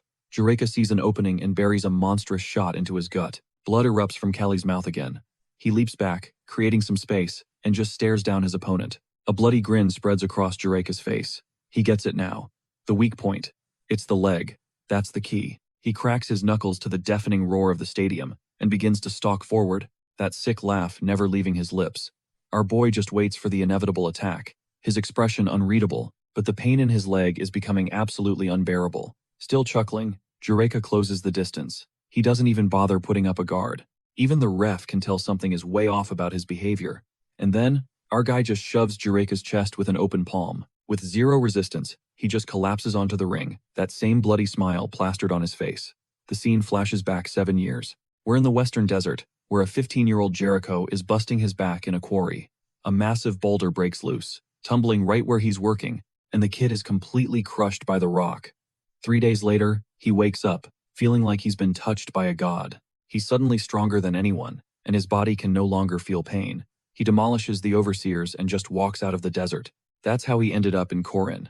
Now he's the strongest, an invincible, chosen one. And this so-called strongest, chosen one is now laid out on the canvas while the ref checks for a pulse. After a tense few seconds, the ref calls it. Jiraiya is unable to continue. The winner is Callie. And even though our guy always says his name right, everyone just calls him Callie. He's so overcorrecting people that he just raises his hand in victory. That fight took everything he had. The stadium explodes, the crowd chanting the winner's name. Azalea, meanwhile, just can't stop the tears from flowing. She tries to play it off like she's happy, but Sullivan is slick enough to pretend he doesn't notice her crying. Spyron was also watching the match. And suddenly, it clicks. He remembers where he's heard the name Callie before. That's the ogre killer. The realization leaves him stunned. The next morning, back at his place, a bunch of mercenaries are shouting for Callie. He's trying to recover from the brutal fight, and has no idea who's making all that racket. A whole mob has shown up to see the legendary ogre killer in the flesh, all of them hyped to meet him. This is the last thing Callie wanted. Now his cover is totally blown. Meanwhile, deep in the grimy back alleys of Korin, a brawler named Volton is calling cap on the whole ogre killer thing. His boys remind him that he literally watched the guy take down Jiraiya. You can't just write him off. Besides, Volton himself wouldn't last a round against Jiraiya, so how the hell does he expect to handle the dude who beat him? Volton snaps, whipping out a knife in a rage, and pressing it to the guy's throat. The dude immediately starts apologizing like crazy.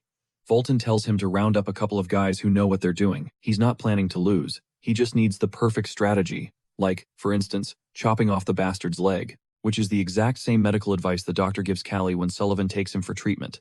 A psycho bandit and a doctor on the same wavelength. Callie is not vibing with this treatment plan. The doc explains that the knee is wrecked beyond repair. The bone shards are just grinding into his flesh. Just lop it off, he says. The good doctor grabs a freaking meat cleaver, promising it'll only hurt for a little bit. Sullivan and Callie absolutely lose their minds on him, screaming that Callie has a match tomorrow. The doctor is shocked. His patient is a boxer? A guy who beats people up for a living but can't be bothered with modern medicine. He sets a splint on the man's mangled leg, yet the grim thought of simply amputating it still flashes in his mind. On top of that, he slides Callie a powerful painkiller, something potent enough to get him through the entire battle without feeling a thing. Just as they're about to head out, the doctor stops Sullivan, admitting he offered to cut off the leg for a very specific reason. He's a legendary surgeon who has saved countless lives and knows exactly what he's doing. But our hero insists his leg is beyond saving. Sullivan presses him, asking if he's familiar with the Imperial God. The doctor says the name rings a bell. He even knew his real name once, but it slipped his mind. Getting dementia? Sullivan sneers. The following day, just before the championship bout, our guy is in the waiting area, mentally preparing for the clash. His leg is feeling dramatically better. The guards are totally relaxed. There's just one fighter chilling in the waiting room. There's zero chance of a pre-fight brawl, so they figure it's the perfect time to dip out and grab some food. Just then, Callie gets some visitors. Sullivan and her little wolf cub, Rovo, have dropped by. The pup is absolutely obsessed with Callie, and it's been way too long since they last saw each other. It makes Sullivan wonder if Rovo is even a real wolf. Their reunion is cut short when a couple of fans show up, hyped to meet the ogre killer. They ask if Callie would honor them with a handshake, gushing about how much they admire him, and just want that one moment before the big fight. Rovo listens intently to the whole exchange. Then, out of nowhere, he bares his teeth, a menacing growl rumbling in his chest. Sullivan's eyes go wide. The instant that cute puppy transforms into a snarling predator, she launches herself at Callie, screaming as she shoves him out of the way and throws her own hand forward. A blade, hidden in the fan's grip, slices deep into Sullivan's hand. The attacker's faces twist with raw frustration and pure rage. Sullivan drives a powerful kick straight into the first guy's chest, sending him flying into the far corner. But the second attacker grips his knife and lunges straight for Callie and the girl. Our hero has no time to process what's happening. He barely manages to twist his body away from the blade's path. The attack is shut down by Rovo, who leaps onto the thug with a terrifying snarl.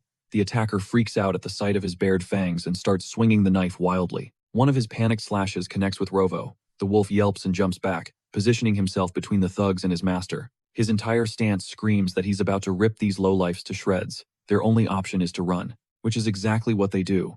Our hero rushes to Sullivan, asking if she's badly hurt. She brushes it off, saying it's nothing serious. Her mind is already racing, trying to figure out who ordered the hit. It has to be Voltan. If that's true, then all the pieces click into place. She never saw it coming, and silently curses herself for getting careless. Callie and Sullivan look over at Rovo, who's collapsed on the floor. Our guy is sick with worry, but Sullivan inspects the wound and reassures him it's just a scratch. She tells Callie to get his head in the game. After all, she bet everything she has on him. Not just her money, but her entire retirement fund. Callie knows the stakes are high and swears he'll come back with the win. He is fired up and ready for the finals. Later, stepping into the ring, Voltan's eyes practically bug out of his head when he sees our guy, alive and completely unscathed. His perfect plan failed, and this bastard looks perfectly fine. The sight throws Voltan completely off balance. As the fighters meet in the center of the ring for the stare-down, Callie clocks Voltan's shocked reaction. In that instant, he knows. It was him. He was behind the attack. A cold fury begins to boil inside him as the referee signals for the fight to begin. The boxers drop into their fighting stances. Voltan sizes up his opponent, noticing he's shorter than he imagined. And more importantly, he's limping, a clear weakness in one leg. Voltan fires off a lightning-fast left, and Callie is too slow to dodge it. His guard drops, a fatal mistake that his opponent immediately picks up on. Voltan sees an opening, the weak points in our hero's defense. He's certain victory is his. He unleashes a straight right aimed at Callie's head, but Callie throws up a block, shutting down the enemy's combo. Pinning Voltan's arm, Callie speaks his name, and the ice in his voice promises a world of pain. Voltan ain't trying to talk. He hops back and launches another straight right, trying to break through. Callie blocks it again effortlessly. Every single one of Voltan's attempts to land a hit gets shut down. Callie leans back against the stone wall, almost mocking him. Voltan's composure shatters, and he starts getting sloppy. His attacks turn wild and desperate. He pours every ounce of his power into one last punch, trying to finally land a hit on his opponent. Our guy deflects the blow in a flash, immobilizing Voltan's arm, and smashes his fist directly into Voltan's wide-open, shocked mouth. Then, Callie slowly uncurls his fingers. Voltan is frozen in agony as Callie, in an act of pure savagery, rips out every single one of his teeth. They scatter across the canvas floor. Voltan clutches his bloody face, stumbling back into the corner of the ring. Callie coldly promises him that he'll never chew meat again for the rest of his life. With blood pouring from his mouth, his spirit is utterly broken. He tries to tap out, but Callie, now running on pure, unfiltered rage, ignores his desperate signals and continues the merciless onslaught. Voltan desperately tries to defend himself, but his shattered hand is completely useless. With a relentless barrage of fists, Callie hammers his opponent, each blow landing with crushing force. Then, a final, devastating punch launches Voltan clear out of the ring. For a beat, the entire stadium holds its breath, the crowd frozen in disbelief at the raw power they just witnessed. But that shock quickly melts into horror as the reality of the carnage sinks in. Down on the floor, Voltan is a broken heap, utterly and completely defeated. The referee takes one look at Voltan's motionless form, raises a hand, and proclaims our hero, the undisputed champion. He owns the ring, a victorious titan. But in that moment of glory, a searing pain rips through his injured leg, and a wave of pure frustration crashes over him. The timing is just brutal. Even in victory, the agonizing throb is a harsh reminder of his own fragility. The following day, during the closing ceremony, the praise is pouring in for Callie's incredible win. The mayor himself extends a personal invitation to Corin, promising our guy a hero's welcome anytime he decides to visit. Azealia accepts a prize in Callie's name, a ridiculously heavy sack overflowing with prize money. The soldiers are ecstatic, clapping him on the back and thanking him for making them all rich. They tell him he absolutely earned some top-tier medical care. Callie just laughs, especially when one guard brings up how, after Jericho knocked him flat, he seriously considered ditching the whole fighting thing to go chop wood for a living back in Aegis. Bam! The door swings open, and the captain of the guard strides in. His sudden arrival silences the room, drawing the immediate, curious gazes of both Callie and Sullivan. Azealia rises to meet him, greeting him with a cool politeness, and noting she'd been expecting his arrival, she cuts right to the chase, admitting that at first, she didn't think Callie stood a chance of winning. The captain glances at Callie, sizing him up. "This is the pugilist?" he asks, his tone dripping with skepticism. Azealia elegantly sidesteps the question. Instead, she makes a statement, dropping a bag clinking with 10,000 gold coins right on the table. The captain's eyes narrow. He knows this isn't just a gift. He asks why she's being so direct, smelling a trap and knowing that just grabbing the cash wouldn't be the smartest play. He thinks back to his own bets, how he'd put all his money on Jiraiya, convinced he was the strongest fighter in the lineup. He had absolutely no idea that the infamous Ogre Slayer himself would be Jiraiya's opponent. If he'd known, he would have bet every last coin on Callie. Callie listens to all this, thinking the entire conversation is completely surreal. Azealia, unflustered, simply lifts a single finger.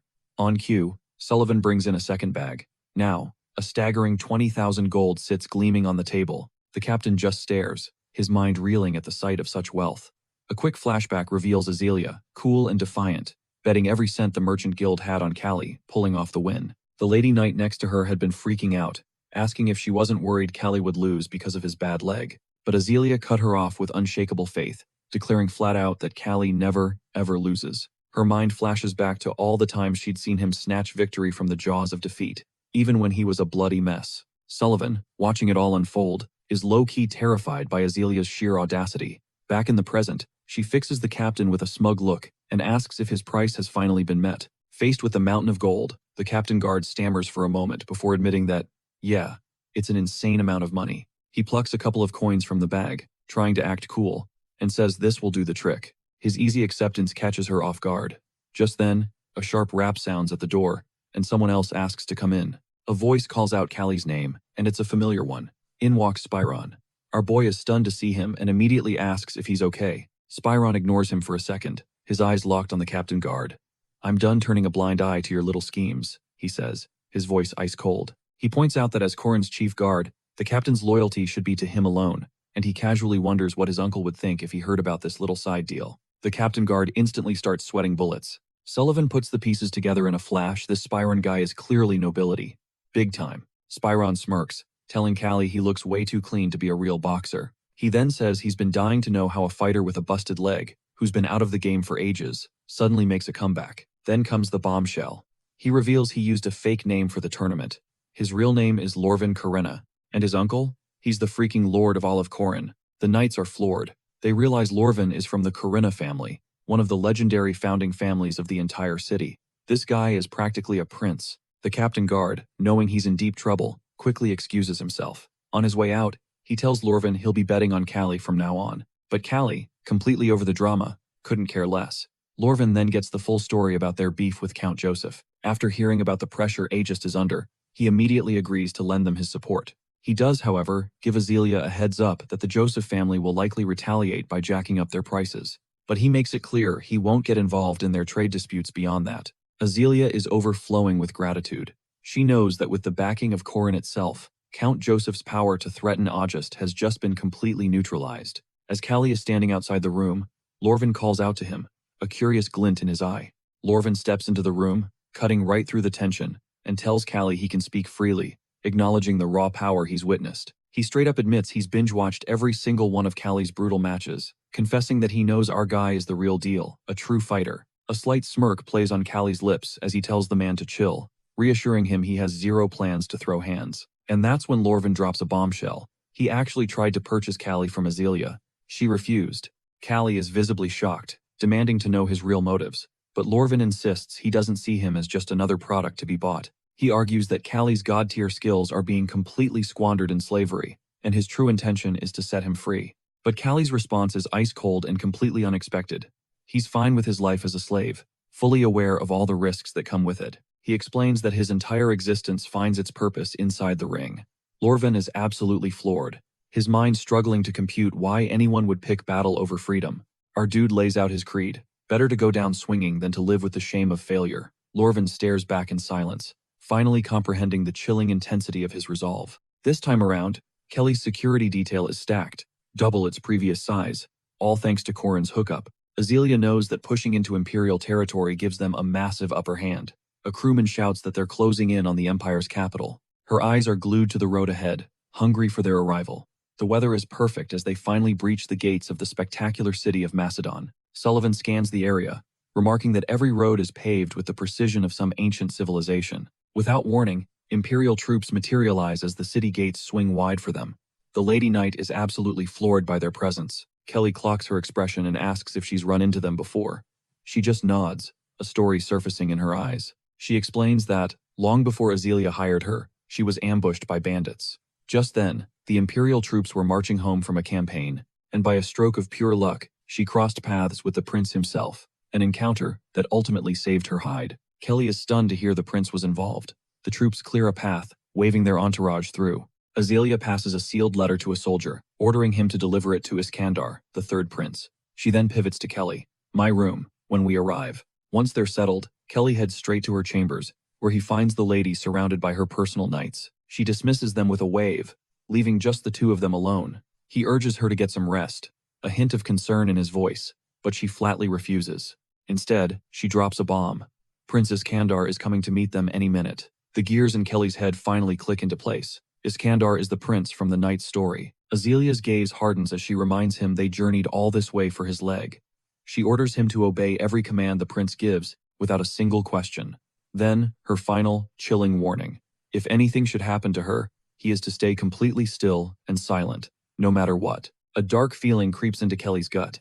He can't shake the question of what this cure is truly costing, and asks her point blank. He knows a prince doesn't offer this kind of help for free. There's always a catch.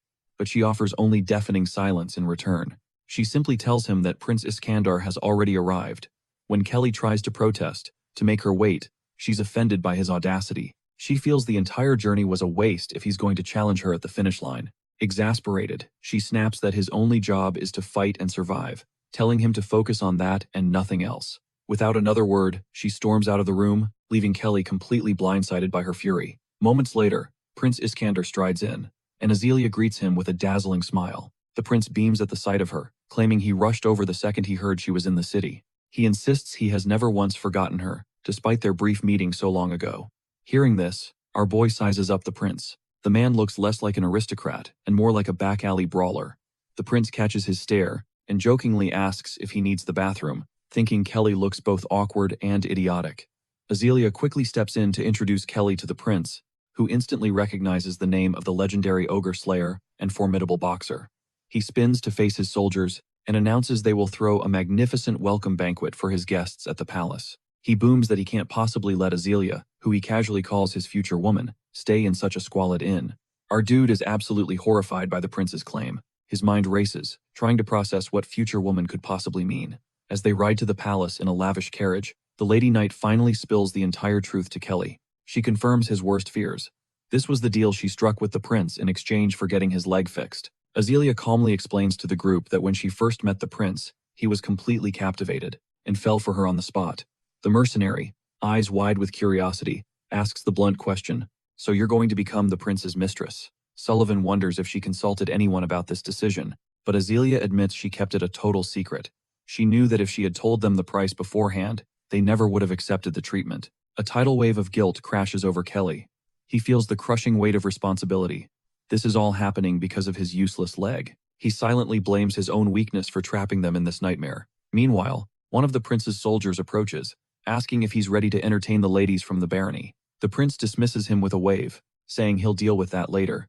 For now, his attention is completely locked on Azealia, the woman he fell for at first sight. He marvels at her elegance and power, but can't mask the growing disgust he feels for our boxer. But despite his annoyance, the prince has to honor his side of the bargain. He commands his men to summon the renowned god doctor. Shortly after, he gets word that the doctor is tied up in the western workshop with the first prince. Soon, the welcome party at the palace is in full swing, and a decadent dinner is served to the honored guests. Kelly is now dressed in fine clothes and looks powerful. Sullivan remarks that his treatment is officially complete, and he's a warrior once more. But Kelly's expression sours the moment he spots Azealia sitting beside the prince. A volcano of fury erupts inside him as he watches them together. Unable to stand it for another second, Kelly moves to leave, but the lady mercenary blocks his path. She urges him to keep his cool, reminding him that this was Azelia's decision.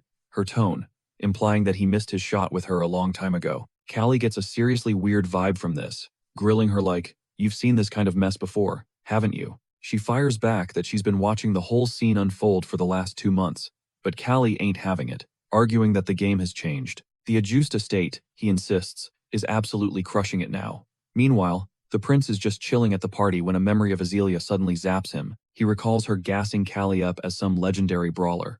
She'd hyped him as a famous boxer, sure, but she also spilled the tea about his injury. A wicked grin spreads across the prince's face. He calls Callie over, telling him to spice up the party. Utterly baffled, Callie just asks what he's on about. The prince suggests a little demonstration of his bare-knuckle fighting. Azealia immediately shuts that down. She reminds the prince that Callie is hurt and in no condition to throw down. But the prince just shrugs it off, saying since Callie's hands are perfectly fine, he'll just command the fighters to keep their legs out of it.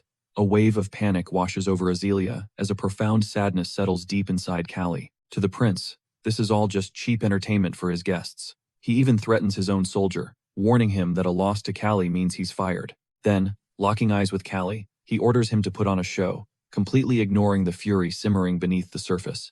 Callie realizes the cold, hard truth. The only path to protecting Azealia is to step up and win. He plants his feet, ready for whatever comes next. His stance is solid, unshakable.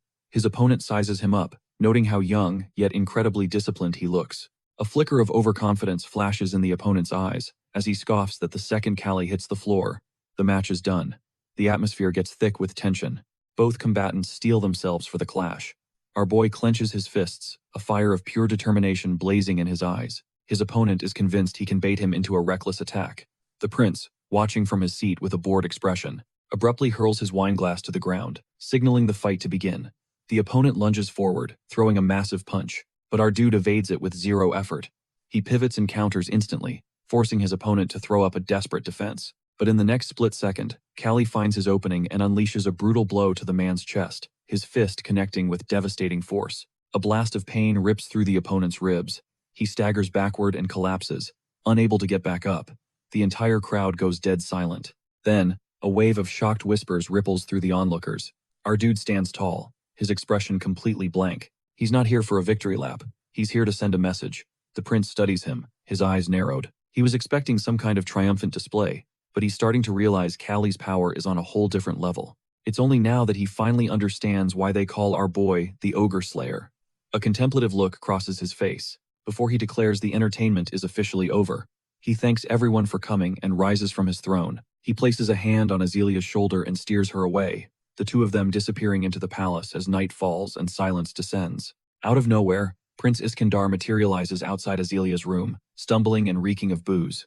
You can see the pure frustration on his face. He knows Azealia is not feeling him at all. He pounds on her door until she finally opens it. She's met with his cautious gaze. She immediately clocks that he's wasted, and while she's got a laundry list of things to tell him, her number one priority is Callie's safety. Nothing can go down until Callie gets proper medical attention, and they can get the hell out of there. The prince slurs an offer for a drink, and after a tense pause, Azealia forces herself to agree. As they sit together, she cautiously brings up the god doctor. Prince Iskandar's whole demeanor changes, praising the doctor as a straight-up extraordinary man. He reveals that the doctor is not just his father's most trusted ally, but also the official guardian of the first prince. Azealia just nods, acknowledging the man's legendary status. With a glimmer of hope, she asks if the doctor's insane skills will make treating Callie a simple matter. At that, the prince's face clouds over, his voice laced with sudden, sharp annoyance. He sneers, asking if she's genuinely worried about her slave. Azealia meets his toxic glare head-on, calmly explaining that her concern for our boy stems from incredibly important reasons. But her explanation only throws more fuel on the prince's raging fire. Without any warning, his anger explodes. He slams his fist into the wall with so much force the entire room seems to vibrate. An electric silence hangs in the air before he sucks in a deep breath and apologizes for, losing his mind. His voice drops to a disturbingly smooth tone, promising Azealia she has nothing to worry about from him. With a chillingly confident smile, he tells her that from now on, she'll be thinking about him, and only him, for the rest of her life. Azealia is completely frozen, his words shocking her to her core. The idea of being shackled to this psycho is terrifying. Pure desperation floods her mind as she thinks about screaming for Callie. As the prince closes in, his presence becoming overwhelming, she finally lets out a desperate shout. Callie! In a heartbeat, our dude smashes through the door, his face a mask of cold fury.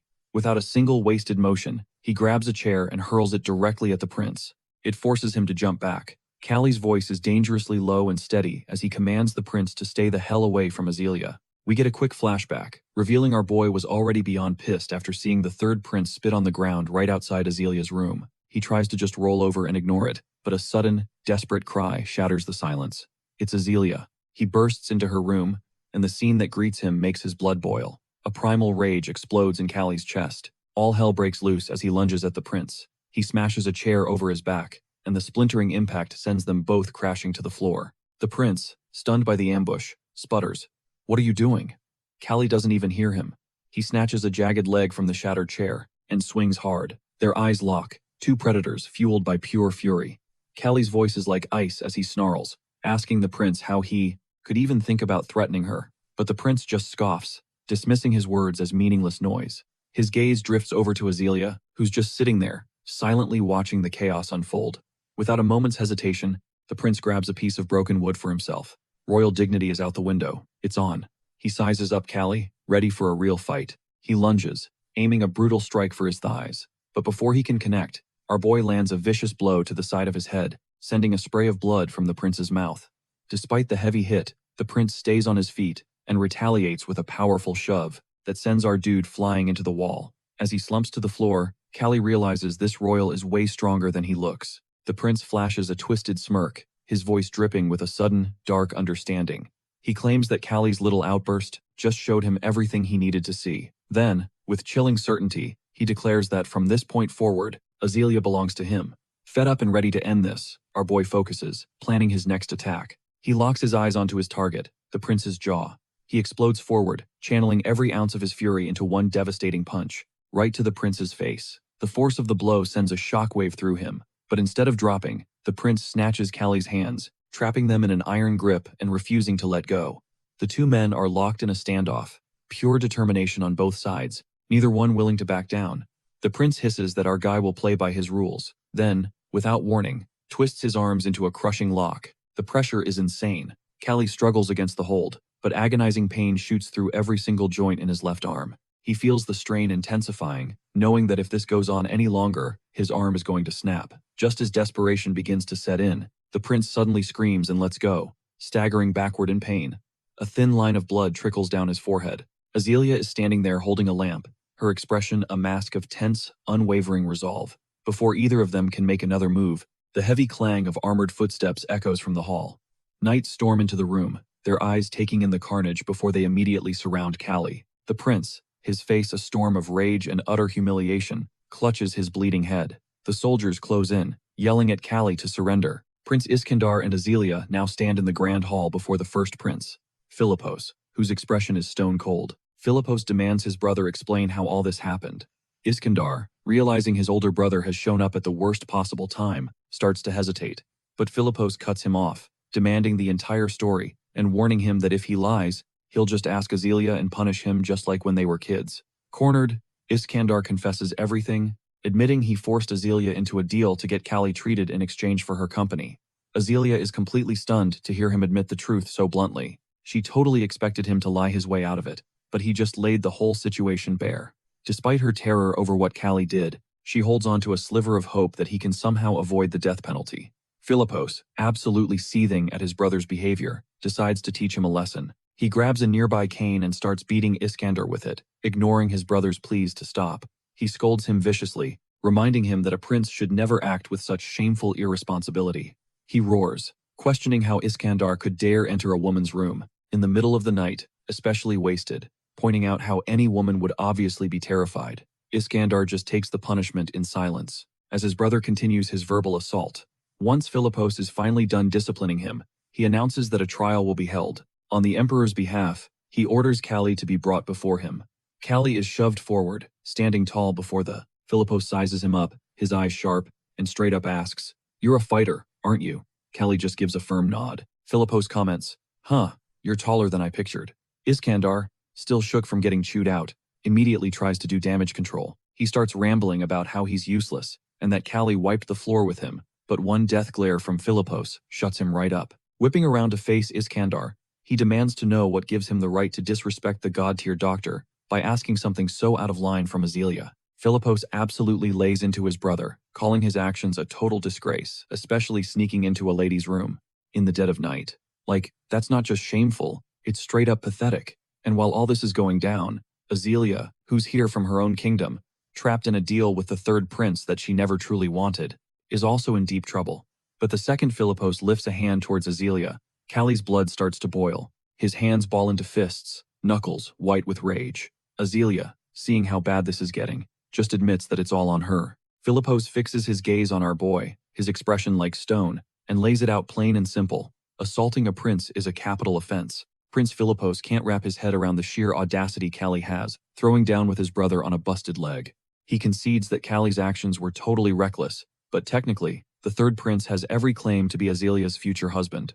The prince, however, drives the point home that this whole mess is ultimately between the lady and his brother. Locking eyes with Callie, he tells him that if he's a true warrior, he needs to own his choices and see this through to the very end. He hits our boy with the any last words question, but Callie stands his ground, stating he has zero regrets because protecting his lady was his one and only duty. Then, in a move that stuns everyone, Philippos whips out his sword and slices through Callie's bindings, giving the boxer a nod of pure respect for his courage and loyalty. With a look that's equal parts stern and impressed, he commends Callie for his guts and commands our boy to continue protecting the lady, always. Acknowledging his value as her guardian, Prince Philippos then drops a bombshell. By the laws of the kingdom, there will be a formal duel. The loser will have to walk away for good. Since both Callie and Prince Iskandar are vying for Azealia, the prince sanctions the match. The showdown is scheduled for 1 week from now. Afterwards, the mercenary knight warns Callie that Prince Philippos has a reputation for being absolutely merciless. But this decision of his has her completely baffled. Callie agrees, equally shocked that the third prince didn't just tuck tail and run from the challenge. The knight admits she had a seriously bad feeling that night, so she discreetly had some people keep an eye on Azealia's room. She teases Callie, saying if it had been her, she would have just laid the prince out and bounced. Suddenly, a unit of soldiers storms in, demanding to know if Callie is the guy who thrashed Prince Iskandar. They're actually hyping him up, cheering for him to wreck the prince all over again, which totally weirds our boy out. Especially since these guards are shouting the third prince's name so casually, with zero respect. The soldiers then order Callie to come with them. When he asks where they're going, they tell him he has an appointment with the god doctor. A surge of adrenaline hits him as he realizes this is it. The real reason for their entire journey is finally happening. He's buzzing with a mix of eagerness and hope, thinking about the long-awaited moment when his injured leg might finally be healed. The scene cuts to the sage's home, perched high in a solitary tower.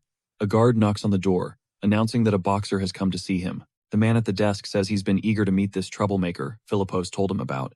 The doctor looks Callie up and down and asks if he's enjoying all the drama, but when he examines the leg, the vibe instantly changes. Bone fragments are literally lodged inside the muscle. The fracture is completely displaced, putting immense pressure on everything. Our guy winces, the pain flashing across his face.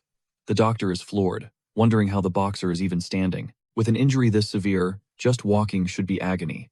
He asks when it happened, and our guy says it was last fall. The doctor falls silent, lost in thought. The quiet stretches on, and Callie's hope starts to crumble, fearing the man can't fix him. So he finally chokes out the question, is there really no hope for him? The doctor's reply is instant and absolute. There is. He's just amazed that the leg is in such incredible condition, all things considered, and is now trying to figure out a temporary patch-up. After all, in a few days, Callie has a throwdown with Iskandar. The doctor mentions that everyone around here calls him Sage, but he hates that name. Our boy can just call him John, and John is an American. An American is the absolute last thing Callie expected. He's so stunned he literally tumbles out of his chair, unable to form a single word. For a long moment, he just gawks at the doctor in total disbelief. John senses something major is happening and tells the guards to leave them. Turning his back, he confesses that he's been searching for someone like Callie for a very long time, but with no luck. And at last, here you are. This must be destiny. Callie finally asks John if he's also from Earth. John says yes and formally introduces himself. His real name is John Bradley Clark. He arrived here 40 years ago. Callie and John talk for what feels like an eternity. John was a major in the U.S. Army who died during the Korean War. Back in 1950, he was a field surgeon, performing life-saving operations. He used that advanced knowledge to help the emperor, and his skills were so legendary he was practically seen as a god. John is desperate for news from Earth, since for him, it's been 60 years. Callie is floored that 40 years in this world is the same as 60 years on Earth. John admits it's just a theory. He needs more data to confirm it. He explains that old records mention other people who've experienced the same phenomenon. Each of them blacks out, and when they come to, they find themselves inhabiting a completely different body. A lot of them go on to live incredibly successful new lives. Just as Callie explained earlier, his biggest regret was not pursuing boxing. John had a similar lingering regret about medicine. He speculates that maybe this profound sense of unfinished business, stronger even than the fear of death, is what brought them here. But that's a problem for another day. Right now, the leg is the priority. John picks up a scalpel, and our guy freaks out, thinking he's about to perform surgery on the spot. The doc's got to dig out a bone fragment that's wedged deep in his calf muscle. It's the only shot he has at stopping the agony. And so the operation begins. But plot twist. There's no anesthesia in this era. Callie can't help but hiss as white-hot pain shoots through him. The doctor mutters about being too old for this. His hands not as steady with the scalpel as they used to be. Finally, the procedure is over. He gets stitched up, and just like that, the gnawing ache in his leg vanishes. If the pain is only this bad now, he knows he can dominate the fight. John's like, look, as a doctor, I'd shut this whole fight down, but I can't exactly boss around a prince like Philippos. So instead, he tosses Callie some healing salve. Callie snags it out of the air and tells John, don't even trip about the fight. A guard then asks the sage if he knows the boxer, and John just says they're from the same neck of the woods. Fast forward a few days. Our boy is just cruising through the castle when Philippos pulls him aside for a chat. The prince knows these castle walls have ears, so he motions for Callie to follow him somewhere more private. He asks how the visit with the sage went, and Callie just says the old man patched up his leg. That's when Philippos drops a bomb. He's only alive because of that sage's insane skills. Without him, both he and his mother would have died during his birth. And even though they've known each other for 30 years, Philippos admits the sage is still a total mystery. The guy's got knowledge and tech from God knows where. He adds that the emperor couldn't care less, but Philippos isn't about to just ignore these major red flags. And now, Philippos has heard a rumor that Callie is from the exact same place as this mystery sage. He then deadpans that, for the last 20 years, the sage hasn't stepped a foot outside the empire, and Callie is only 20 years old. With a stare that could cut steel, Philippos commands him, tell me who you really are. But let's rewind a few days before this intense showdown. John gets a question from Callie. Yo, why didn't Prince Philippos just kill me on the spot? I literally threw hands with royalty. The penalty for that is straight-up execution. According to John, Prince Philippos is capable of leveling up this entire civilization.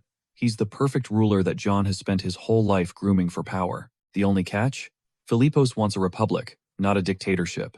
But if he takes the throne, the empire will be plunged into a bloody civil war. Just because you're a war hero doesn't mean you'll be a good leader. That's why Philippos needs someone in his corner, someone who refuses to bend their principles. Callie, the badass who isn't afraid to challenge authority, is that person. John wraps it up by saying Philippos won't touch a hair on our boy's head. Now, back to the present, where the prince and our boxer are still locked in their tense talk. Philippos is convinced Callie's got secrets. He says he won't press him for answers, but the door is always open if Callie wants to spill the tea. Callie plays dumb, saying he knows nothing, but promises to tell the prince if he ever figures anything out. And then, out of nowhere, Philippos just starts laughing. He's impressed by the kid's guts and sheer audacity. He hands Callie a book, telling him it's to build up his spirit. It turns out to be a manual of imperial combat styles, and he casually mentions that Iskander is an absolute beast with these techniques. Callie is completely lost. Is Philippos actually setting his own brother up to fail? The prince clarifies that Iskander is his dear younger bro. He'll be thrilled if Iskander wins, but if Callie wins, then our boy owes Philippos a massive favor. It's a win-win for the prince, no matter who comes out on top. Later, back in his room, it hits Callie. Philippos is a genius and way more terrifying than John gives him credit for. He cracks open the book the prince gave him. The book is packed with legit combat moves for all kinds of scenarios. He notices a heavy focus on ground-and-pound grappling techniques. He realizes if Iskander hadn't been totally wasted that night, he would have gotten destroyed. This is seriously bad news. And then, another realization hits him. There's just one massive problem. Callie can't read the local language, at all. The only things he recognizes are his own name, and a couple of other words he's seen a lot. The letters kind of look like English, but not quite. He goes to Sullivan for help, but she's clueless too. This is high-class script she's never learned, and John is way too busy to help. The mercenary suggests he hit up Azealia for help. He hasn't seen her around in a few days. So, after hesitating for a bit, he finds himself knocking on her door, telling himself over and over that this is strictly about the book. Azealia finally opens up, and the look on her face is pure terror. She's on edge, instantly assuming Callie's landed himself in more trouble. The first thing she breathes is a question about his leg, and he reassures her it's feeling 1,000 times better. A wave of pure relief washes over Azealia, and our boy can't help but blush. He then asks if she would read the book to him. She's still blown away by how well Philippos is treating Callie, even hooking him up with such a priceless set of instructions. He asks her to read the crucial parts of the book, since he can't make sense of it all from the images alone. For a second, Azalea's heart sinks with worry, thinking Callie must resent her for everything that went down, but he quickly shuts that down. No blame. With that settled, they start deciphering the text, cross-referencing it with the combat illustrations. One section breaks down how to initiate a fight when you're face-to-face. It literally champions a dirty tactic, spitting in your opponent's eyes. Our guy is like, nope, immediately deciding he won't be spitting in Iskander's face. After that bombshell, the book details how to drop your enemy with a swift, decisive grab. It warns that if an opponent connects at full speed, it could be game over. But if they're distracted, even for a millisecond, they'll have zero time to react to the boxer's strike. Azalea ends up narrating the entire manual out loud. Callie gets it now. All that book knowledge is useless, unless you can actually pull it off in a real fight. After a moment, Azalea lowers the book, her eyes clouded with worry, and asks how a boxer like him ever plans to win this. This fight isn't built for his skills, but Callie just promises her it'll all be okay as he turns to leave. Then the cold reality hits Azalea. If Callie loses, she's trapped with Iskander, her fate sealed with absolutely no way out. She lunges, grabbing his hand, her voice cracking as she begs him not to go.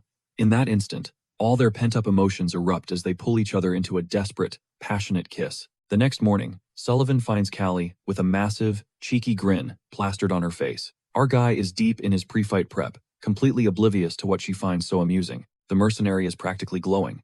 So, she teases, you spent a very long time in the ladies' chambers last night, didn't you? Callie's face instantly turns beet red. He's completely floored, wondering how in the world Sullivan found out. It's time.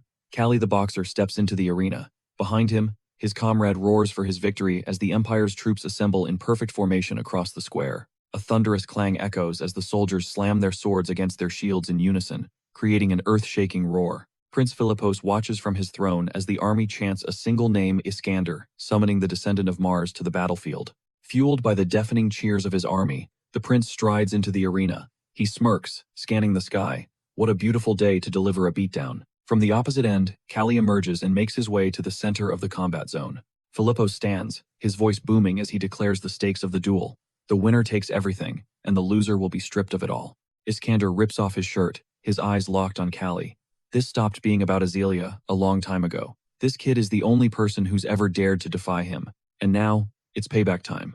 Callie is acutely aware this isn't boxing, it's a gladiator's brawl. But he's always been the one to overcome impossible odds, and today will be no different. The soldiers form a living wall, a tight circle that marks the battlefield. He and Iskander stand face to face.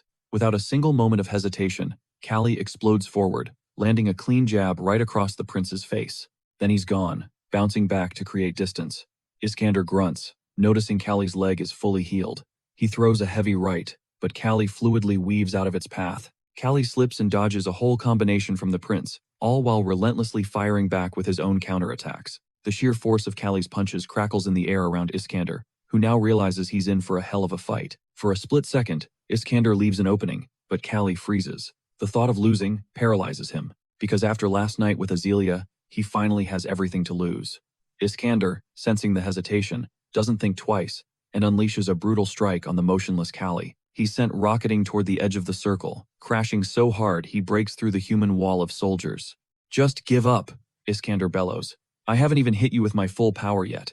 But as a seasoned warrior, Iskander noted that Callie instinctively guarded himself at the last second. Insane reaction speed for a kid like him. Our guy stumbles back into the ring, furious with himself for letting his mind wander during the most important fight of his life. With zero hesitation, he lunges back into the fray. Iskander charges to meet him. Callie's fist clenches, pouring every ounce of his power into it. As Iskander swings a devastating blow, our guy ducks under it, planting all his weight on his supposedly bad leg. That doctor's treatment really came in clutch. The pain is gone. He pivots and unleashes a terrifyingly powerful counterblow. Iskander screams in pure agony. He can't process how some lame kid can hit with that much force. He reaches out, desperately trying to grab Callie and drag him into a wrestling match. Our guy knows he can't let that happen. He knows the game. If Iskander gets a hold of him, it's over. Callie's fist digs deep into his opponent's gut, and a second shot snaps Iskander's jaw. He refuses to give the prince a single opening to grab him. He unleashes a furious storm of combinations, one after another. All the while, Philippos used to think boxing was a joke of a martial art, but Callie is lasting way longer than he should.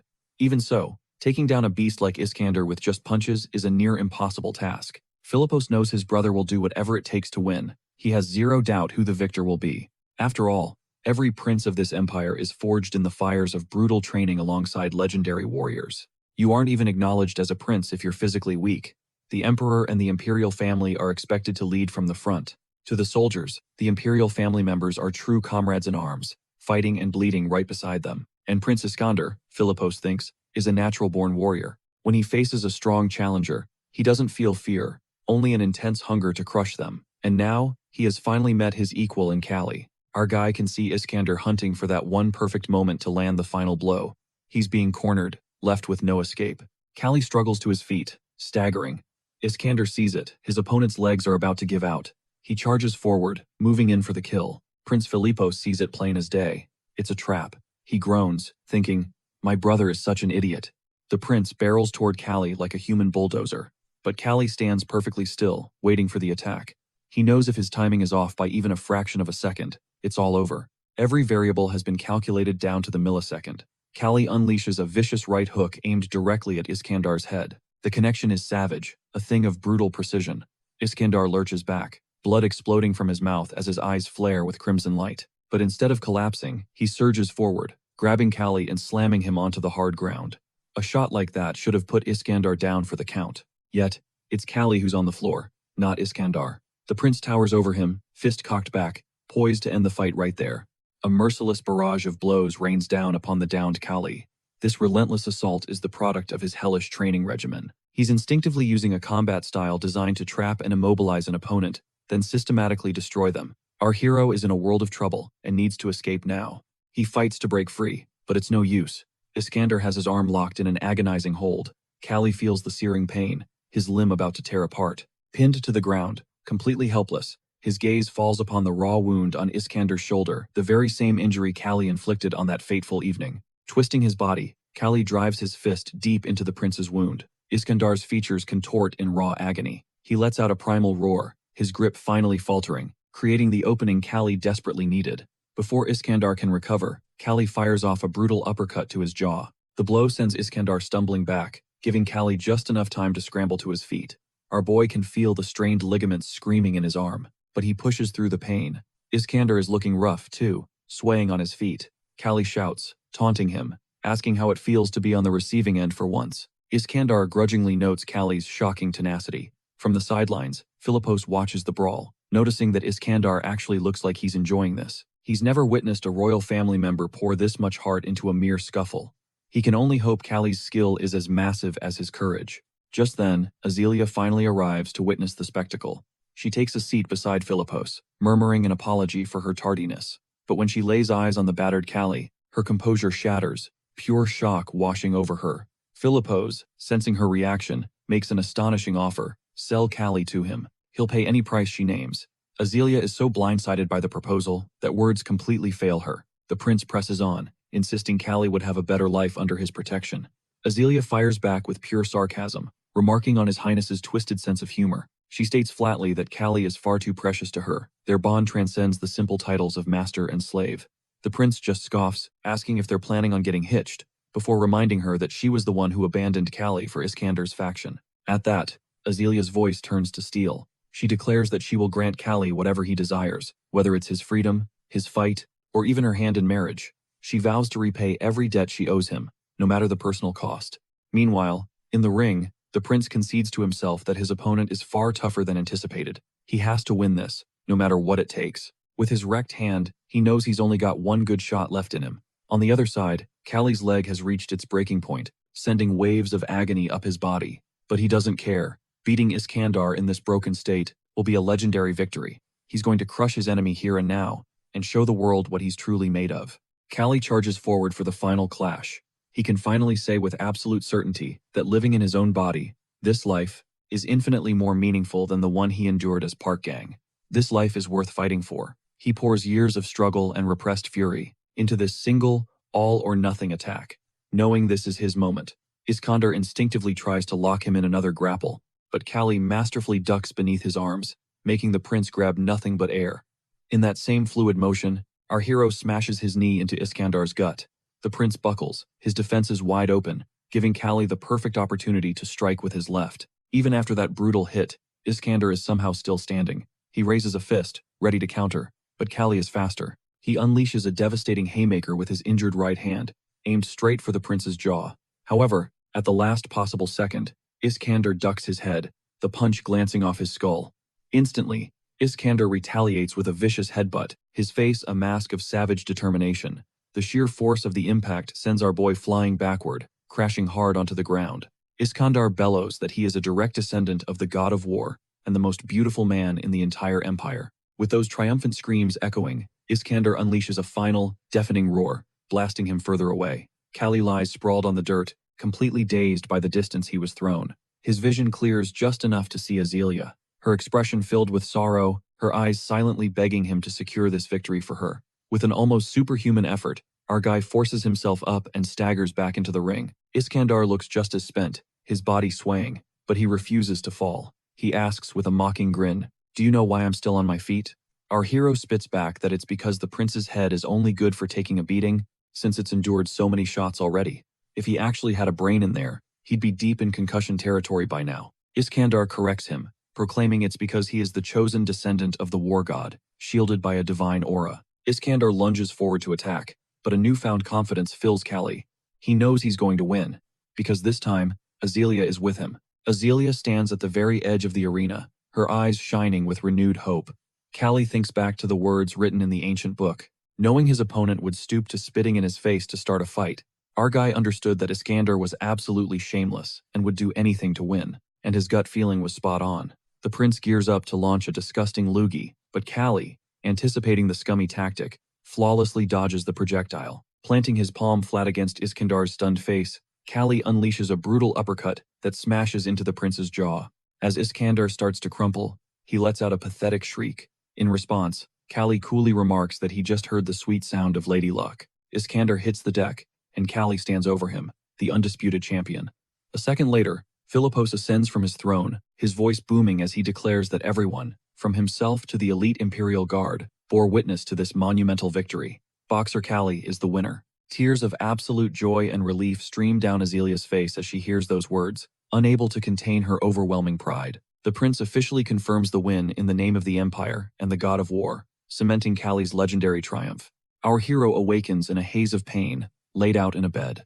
The doctor, checking him over, explains that his leg is completely wrecked. He comments that both Kali and his opponent are on another level of toughness compared to regular folks. The physician points out that while most people would be laid up for over a month, with that kind of damage, Kali somehow managed to regain consciousness in just 3 days. Still dazed, our guy asks how Iskander is doing. The doctor clarifies that Iskander has battled countless illnesses, ever since he was a baby, a lifetime of sickness which ironically forged him into something much tougher.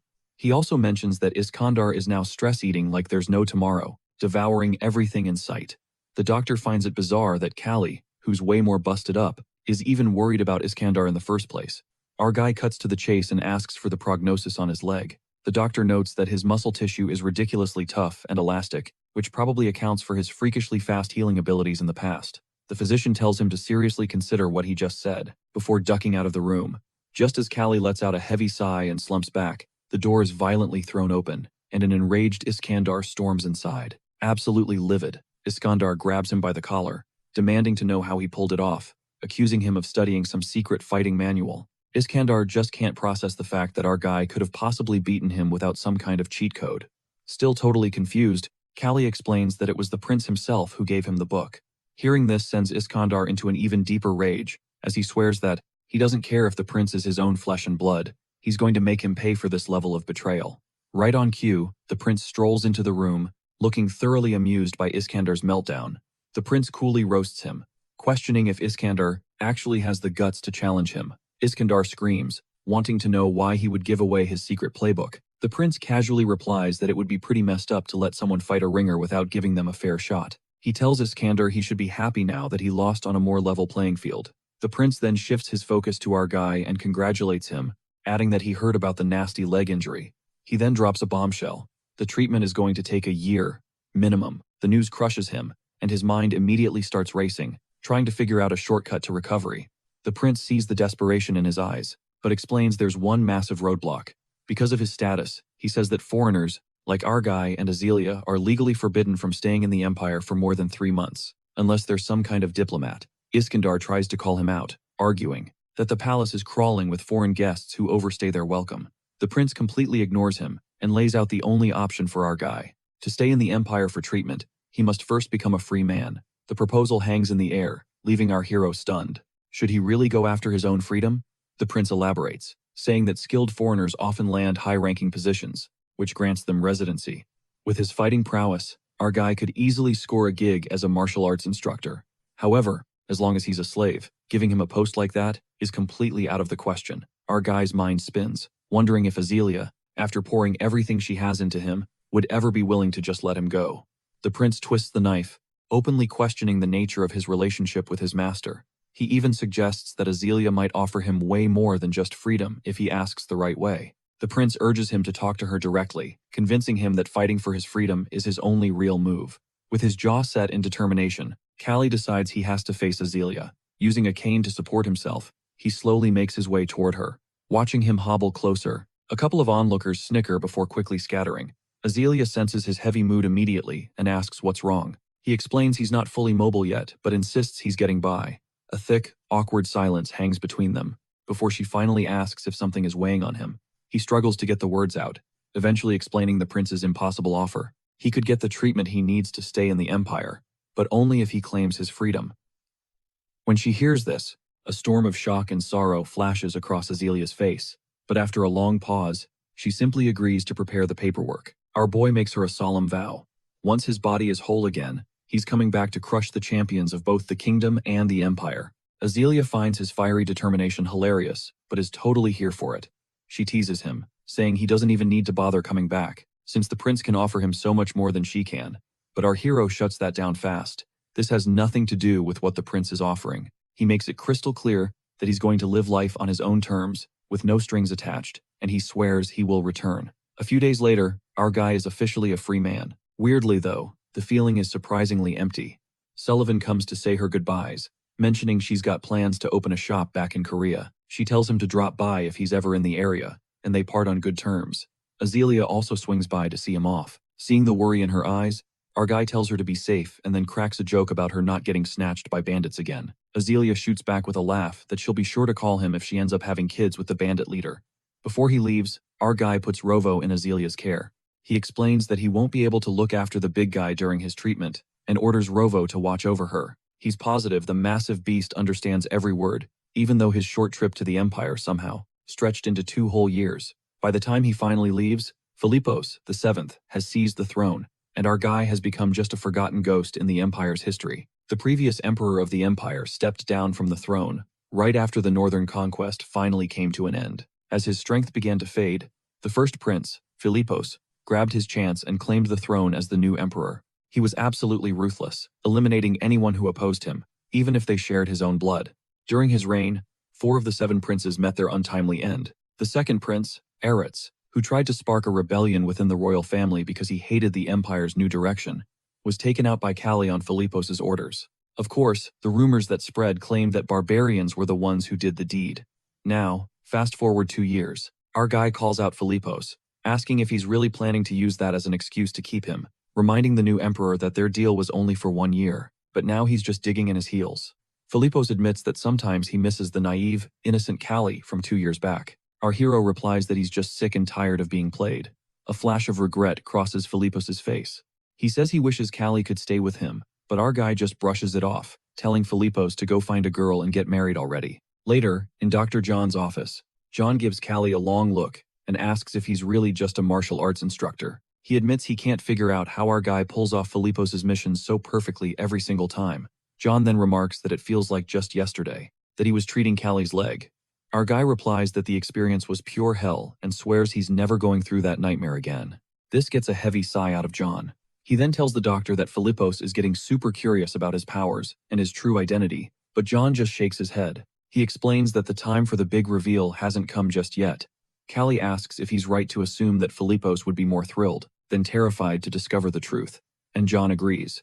As it turns out, our guy's disciples are all part of an elite unit. They serve directly under Philippos's personal shadow guard. They're a loyal crew, bonded for life by the hell they've walked through together. Our guy has actually grown fond of them, which makes his departure feel bittersweet. One of his students presents him with a sword. He begs him to accept it as a gift and to take care of himself. Callie, totally surprised, points out that they all know he doesn't use swords. He also points out that it looks crazy expensive. His disciple explains that it cost the three of them 3 months' salary, which shocks him even more. He tells them that if he ever has a kid, he'll pass the sword down as a family treasure. When the day finally comes for him to leave, Philippos and John are there to say farewell, and his disciples all wish him a safe journey home. The only one missing is Iskandar. He explains that he can't say a proper goodbye because Iskandar is still out there conquering the West. With that, he gives his final farewell and hits the road. Sometime later, he rolls into the western frontier city of Arzan and remembers its reputation for incredible jewelry, deciding it would be the perfect gift for Azelia. He asks an old man where to find the best gemstone shop in Arzan. The old guy just chuckles and says that every single shop in the city sells top-quality gems. But Callie clarifies that he's on the hunt for something truly one of a kind. The old man suggests Callie hit up the auction house, since most shops only deal in the more common gemstones. Callie immediately heads for the auction. A guard blocks his way, demanding an entry fee of no less than 2,000 guilds. Callie just pulls out a heavy pouch of coins. He asks if that'll be enough to get in. The guard, eyes wide with shock, immediately lets him pass. Once everyone is gathered inside, the host dramatically unveils a ruby crafted by the master, Mr. Quirks, explaining it's the highest possible grade because of its intense, blood-red color. The bidding starts at 5,000 guilds. The offers immediately skyrocket 10,000, 15,000, 20,000. And finally, it lands on 25,000 guilds. Only one bidder is left in the game, and the host asks if there are any higher offers. Callie raises his hand and bids 30,000 guilds, completely stunning the host.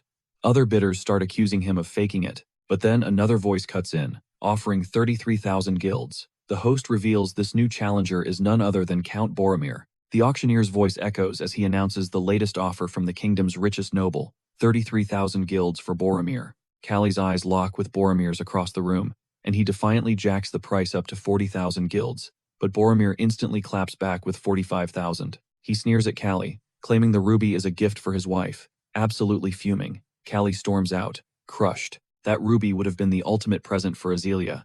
As he turns a corner, he clocks a few nobles lurking in the shadows. He knows this isn't good. One of them steps out and accuses Callie of being a thief, forcing Callie to flash his bag heavy with guilds. Flanked by 2 massive guards, the nobleman doubles down on the accusation, and Callie starts to wonder if he's being tailed. He scoffs at the guy, tossing his coin purse and sword to the ground, practically daring them to make a move. The noble orders his goons to teach him a lesson, but when one guard goes down with a single, brutal punch, the others just freeze, their faces pale with shock. Callie gives a half-hearted apology. "My bad," he says. "I have a hard time controlling my strength. Hope you guys get it." Then, Callie moves like a blur, taking down the entire squad. In a blink, he's standing right behind the nobleman, who's completely shook. When the noble sputters, "Do you know who I am?" Callie smacks him, and then kicks him to the ground. He dismisses the guy's title like it's absolute garbage. The nobleman immediately starts begging for his life, and Callie demands to know if he's from the kingdom. The guy nervously confirms he is, and Callie's voice drops, demanding every detail he knows about Count Boromir. The noble spills that Boromir is just a rich kid. He's got 0 ambition and 0 skills, totally unlike his dad, who's the kingdom's treasurer. He even adds that the family's fortune is burning out fast. Callie waves off the useless chatter about Boromir's travels, pressing for something real, until finally, he learns that Boromir is a huge fan of pugilism. A grin spreads across his face. This is it. This is his opening. Meanwhile, in a lavish lodge in Arson, Boromir is admiring the fiery red gem he won, muttering about how he spent way more than he planned, and it's all Callie's fault for getting him worked up. Still, he shrugs it off since the gem is his now. Suddenly, he hears his men arguing with someone at the door. A voice cuts through the noise, announcing they're here on business with Boromir. He throws open the door. Boromir freezes, instantly recognizing Callie from the auction house. Our boy just flashes a smile. "Didn't think you'd remember me," he says, politely asking for a moment of his time. Boromir tries to blow him off, saying he's not in the mood, but Callie hooks him, asking if he's a fan of pugilism, and Boromir can't help but admit that he is. Callie then reveals he's a pugilist himself, not just some run-of-the-mill mercenary, and while the auction isn't why he's here, he still wants that gemstone. He explains it's for a woman who would look absolutely divine wearing it. A smirk plays on Boromir's lips. He points out that Callie tapped out at 40,000 guilds at the auction, then offers to sell the ruby right now. The price? 50,000 guilds. So, he asks, how are you planning to pay for that? Callie proposes a crazy deal, He'll fight in pugilism matches. He'll fight under Boromir's name, earning 10,000 guilds for every single victory. But if he loses even once, he'll give Boromir every cent he's earned and walk away from the gemstone for good. It's a massive gamble, but Callie has absolute faith in his fists. Boromir is intrigued. He agrees, admitting this could be entertaining, and asks for Callie's name. With a surge of pride, Callie tells him. 2 days later, at the arena, another count sidles up to Boromir, asking if it's true he's letting this nobody fight under his name. Boromir just shrugs, saying it's a way to kill some time. The count warns him that Callie's opponent is an absolute monster, but Boromir is unfazed, saying Callie can just crawl back home if he loses. Down in the ring, Callie is grinning. He feels the thrill of the fight coursing through him. It's been too long.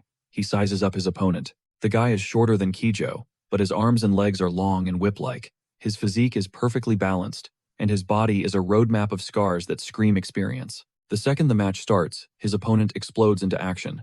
Callie sidesteps the attack with ease, noting the guy's insane speed. But the man's piercing stare makes Callie feel like he's being dissected, and it's seriously unsettling.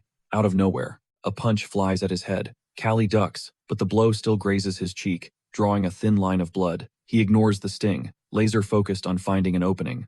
Callie realizes the guy's long reach gives him a massive advantage from a distance. Blocking another hit, Callie feels the raw power behind it. He gets why they call this dude the strongest brawler in Arson. As the man winds up for another devastating punch, Callie slips under it and slams a fist into his opponent's side, forcing a pained grunt from the man. The entire stadium, including Boromir, gasps. Our boy closes the distance in a heartbeat, getting right in the guy's face and growling that he won't let him dictate the pace of this fight.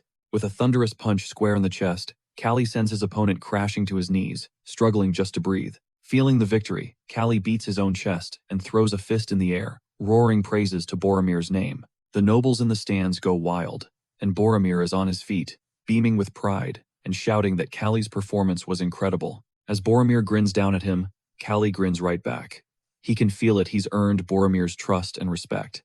And that was the whole point. After the match, they stumble back to Boromir's mansion, both completely wasted. He throws an arm around Callie, laughing. You should have seen the jaws drop, the sheer disbelief on everyone's faces. He boasts about how absolutely thrilled he is, and Callie just smoothly replies, "Glad you're satisfied." Boromir then throws out an offer, saying he'd kill to have Callie as his personal fighter, but since our hero is heading home, Boromir gets curious, asking where he's been and what he's been doing all this time. A bit later, after Boromir has drunk himself to sleep, Callie silently slips out of the room. Stepping into the hall, he thinks to himself that the guy is actually pretty decent, even if he's not the sharpest tool in the shed. As our guy makes his way through the mansion, a voice cuts through the silence, calling his name. He pivots and finds the chief guard standing there. Wondering what this is all about, he flashes a friendly smile and tells the guard they'll be seeing a lot of each other, so there's no need for all the formality. But the chief guard just gives him a stone-cold stare, turns on his heel, and walks off, leaving Callie in a cloud of awkward silence. The following day, Boromir's crew rolls out of Arzon, prepping for the big fist-fighting tournament. As the sun begins to dip below the horizon, the chief guard reports that they're setting up camp for the night. Callie scans the area and suggests they find a more open spot. He points out that they're completely boxed in by the forest. A clearing would give them some moonlight, and they still had daylight to burn. The chief guard, visibly annoyed, snaps at Callie to stay in his lane. He fires back that it's all forest, whether they move or not. He declares it's better to just hunker down until morning. Our guy, not wanting to push it, reluctantly agrees and slumps down under a tree, wondering if he accidentally stepped on the guard's ego. Deciding it's not worth overthinking, he lies back and drifts off to sleep. Hours tick by, and Callie is deep in dreamland, when a shout from Boromir, "Watch out," rips through the night. The commotion jolts him awake, his mind scrambling to figure out what's going on. Then he hears Boromir screaming at someone, his voice trembling and breaking with raw fear. As Callie's eyes dart around, they lock onto a man standing right behind him. The mysterious man speaks calmly. "Nothing personal," he says to Callie. "Just consider yourself unlucky." But before the assassin can bring his sword down, Callie explodes into action, yanking his blanket up and throwing it over the guy's head. He follows up with a lightning-fast punch straight to the jaw, sending the would-be killer crashing to the dirt. Utterly bewildered, Callie stares at the unconscious guard, his brain trying to process the sudden betrayal. Meanwhile, Boromir, clutching a sword with shaking hands, screams at the attackers, "Why are you trying to kill me?" His voice cracks as he asks if this is about the jewel, offering to give them as many as they want. But the chief guard just calls him a naive little count. He smirks, saying he'll give him the reason as a parting gift. It turns out Boromir's own nephew is finally old. enough to claim the family fortune. The news hits Bormar like a physical blow. Horrified, he stammers, "How could he? The boy I raised. We'll start by taking that red gemstone." The chief guard sneers.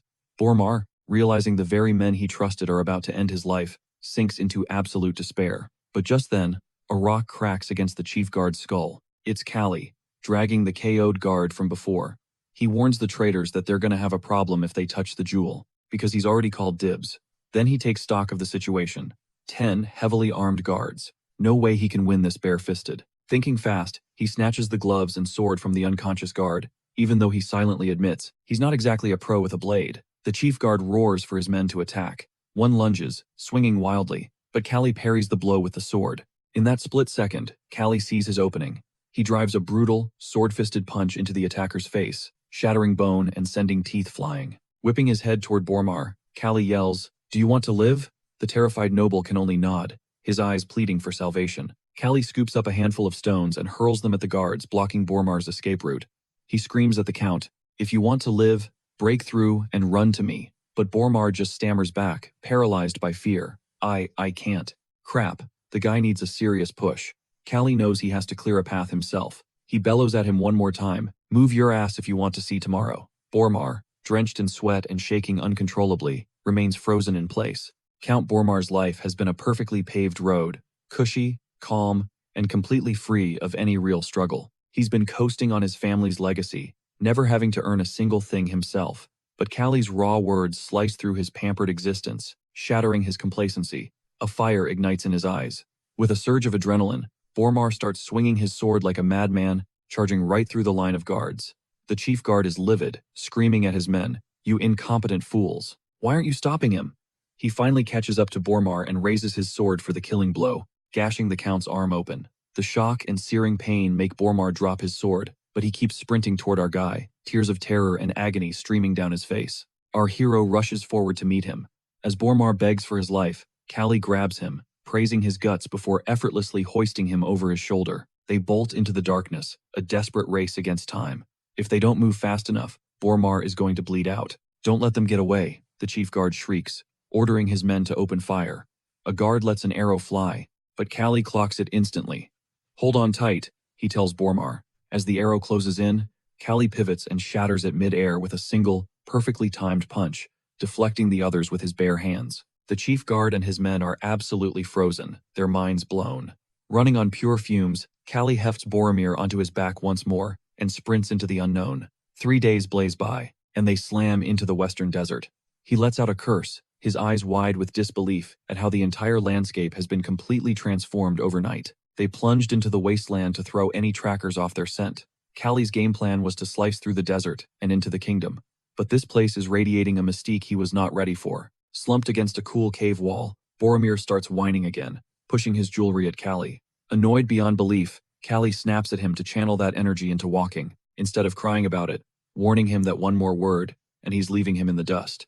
Then, a sound cuts through the silence. Hoofbeats, thundering closer. Glancing over his shoulder, Callie spots a crew of desert tribesmen closing in on them fast. He shoves Boromir, telling him they've got to bolt in the opposite direction, but Boromir just points behind them. Callie whips his head around, only to see another squad of tribesmen boxing them in. They're trapped, completely and utterly surrounded. The tribesmen swarm them, taking them captive, but instead of a prison, they're given a feast. One of the locals gestures towards a table overflowing with food, speaking a language they can't understand. Callie raises an eyebrow, asking if they're supposed to eat. Boromir, shaking with fear, whispers if maybe they're just being fattened up before becoming the main course. His mind races back to the dark rumors he'd heard, that the desert tribes were cannibals. Ignoring his panic, Callie dives into the food and tells Boromir to do the same. Between bites, Boromir's eyes land on a colossal statue, and he asks Callie what it is. Callie squints, figuring it's some kind of massive wooden sculpture, and he can't help but admire the insane craftsmanship. One of the tribesmen points and says a single word, Khan. Callie asks if that's its name, and the man just repeats, Khan. The meaning is lost on him, but Callie guesses they worship this thing called Khan, especially since its symbols are plastered all over the village. A few days later, the tribe brings them another mountain of food. Callie jokes that his stomach is about to stage a full-blown rebellion if this keeps up, but Boromir is terrified, saying he can't live in this suspense anymore. He's officially sick of it. Callie tells him to suck it up and deal. He reminds him that plenty of people survive without both their arms. Boromir shoots back that not everyone is built as tough as Callie. Callie's reply is cold and hard. No one is born strong. Strength is forged. Suddenly, their door bursts open and tribesmen pour into the room, shouting in their native tongue. They start dragging them outside, while Boromir, voice cracking, screams that he knew they were on the menu. One of the tribesmen cracks Callie hard on the back of the neck with a heavy stick, and his world goes black. Boromir screams Callie's name in a panic. As they're hauled toward a cliff, at the edge, they see a giant, ancient pillar carved with a horn. Boromir has no clue where they're being taken. The tribesmen chain them to the pillars and begin to chant, Dekon, facing a dark cave. And then, just like that, they run off, leaving them as bait. Boromir is freaking out, desperately asking what's going on. That's when he hears it, a deep, guttural growl echoing from the shadows of the cave. Trembling, he tries to shake Callie awake, telling him about the horrifying sound, but Callie is completely out of it. Tears of pure terror stream down Boromir's face, but through the fear, he grits his teeth, knowing it's all on him now. It's nearly dawn when Callie's eyes finally flutter open. Boromir quickly explains how they were dragged to this spot after he was knocked out. He adds that some kind of monster is definitely lurking inside that cave. Callie hears the menacing growl for himself and puts the pieces together. This must be Dekon. And they're not guests, they're a sacrifice. They can't figure out why the beast hasn't attacked yet. Boromir theorizes that maybe it's waiting for the daylight to warm them up first. Just then, Callie notices Boromir's lips are raw and bleeding. Boromir explains that he spent the entire night chewing through Callie's ropes with his teeth. He did it so Callie could escape. A wave of gratitude washes over Callie as he pulls himself free from the shredded ropes. But in the next instant, a monstrous gorilla emerges from the cave. As Boromir screams for him to run, Callie plants his feet and gets into a fighting stance. To him, it's just a big monkey. Boromir desperately tries to tell him the power gap between them is insane. And in that moment, Callie gets it. This is just like him versus that ogre. But no matter how massive this monster is, it's still just a monkey. The two collide in a blur of motion, and Callie immediately realizes the ape's reach is way longer than he anticipated. Thinking fast, he flings a handful of sand into the gorilla's eyes, and follows up with a brutal punch to its face. The beast roars in fury, but the punch only managed to give it a nosebleed. It retaliates, swatting Callie and sending him flying. As he crashes to the ground, he knows his chances of winning are slim to none. Sharp rocks pierce his side, and he realizes that at this rate, he's going to bleed out. He forces himself to his feet, determined to attack again. As he stares the beast down, he realizes this monkey is scarily intelligent. It's eyeing the sharp bone in his hand, recognizing it as a weapon, and hesitating. Knowing he's on the clock, he explodes forward, leaving no time to delay the fight. This time, he plunges the bone deep into the ape's thick hide. In retaliation, the gorilla tries to claw it out, but Callie circles back and shoves the bone all the way into its stomach, making it howl in agony. Boromir, still chained, is watching this entire scene unfold, absolutely stunned to see Callie taking on an opponent that's clearly stronger than him. Callie lands another punch on the beast and immediately dodges a retaliatory strike. He then snatches the ropes he was freed from and rushes back towards the gorilla. With his vision blurring, he begins to form a loop. Perched on the gorilla's back, he cinches the ropes around its throat, strangling the life out of it. The colossal beast begins to choke, gasping desperately for air. It claws at the rope, trying to break free, but Callie's grip is pure iron. Still, our boy is battling the creature's raw power, so he whips out a bone knife and savagely jams it into the gorilla's eye. After one last, brutal struggle, the massive beast collapses to the cavern floor. Our boy emerges, battered but victorious. Boromir frantically asks if he's all right, and Callie just fires back with some heavy sarcasm. He cuts Boromir free, who can only gawk in disbelief at Callie for actually slaying the monster. A second later, the adrenaline wears off, and our dude just passes out cold. Boromir immediately scoops Callie onto his back and presses onward. After a while, he spots a massive group of riders thundering toward them. His mind races, are they assassins? Or a desert tribe? No, there are way too many of them to be a hit squad. Then, he sees it, the flag of the Imperial Army. He instantly tries to turn back, but it's too late. A soldier has already spotted him and bellows for him to identify himself. He announces his name, and the soldier's eyes immediately dart to his missing arm, sparking a few cruel chuckles. Then a commanding voice cuts through, asking about the beast the barbarian is worshipping. The speaker is none other than the legendary Iskander. This is the general of the Empire's entire Western conquest army. As he swings down from his horse, his jaw drops, recognizing the unconscious Callie on the Count's shoulders. But he's hit with an even bigger shock when he finds out Callie was the one who single-handedly defeated the monster that he had come to conquer. He storms into the medical tent, kicks Callie off the bed, and shakes him violently, completely panicking the army physician. The doctor pleads with him, insisting Callie is seriously injured, but Iskander just scoffs, saying our boy is a monster himself. He claims a little stomach wound isn't enough to kill him. Just then, Callie's eyes snap open, and he lands a solid punch right on Iskander's jaw. Iskander retaliates by kicking him clean out of the tent, reminding him that Hay was the one who got him treated. Callie just dusts himself off and asks what the hell he's doing there. Iskander explains he's on a mission to conquer the region. He also gripes that Callie just completely ghosted the Empire, without so much as a goodbye, and he's clearly still salty about it. Seeing Callie acting so casual with a living legend leaves Boromir completely speechless. Later, back at their camp, Callie urges Boromir to return to his own lands as soon as possible. The Count confesses that at first, he was terrified knowing his own nephew tried to have him killed, but now, all he wants is to confront the traitor face to face. Callie is all for that plan. Back at Boromir's castle, the treacherous nephew, Begon, is sleeping soundly. Suddenly, he wakes to his name being called, and finds our boy looming over him. Callie calls him an ungrateful snake for trying to murder his own uncle. As the reality of the situation sinks in for Began, he opens his mouth to scream for help, but our dude clamps a hand over it, coolly asking if he'd prefer a quick and tidy death. A moment later, Callie is dragging Begon out in front of the guards, holding him hostage. Begon desperately orders his men to stand down. Our boy just tells them to follow their master's orders as they march toward the main gate. Once they arrive, Callie gives the same command to the gate guards. Begon starts to panic, warning him that he's surrounded, and even trying to bribe him with a mountain of gold. But Callie couldn't care less about the money, and just commands the guards to open the gate. The guards don't move a muscle, so he asks Begon if he prefers his left or right arm. Before Begon can process the question, Callie snaps his right arm with a sickening crack. He warns him that if he wants to keep his other arm, he better give the order. Begon immediately screams for them to open the gate. The gate swings open to reveal Boromir standing there. He orders his guards to lower their weapons, threatening them with execution if they disobey. The guards are stunned to see Count Boromir, once a timid and passive man, now radiating with a new, commanding presence. This man has become bold.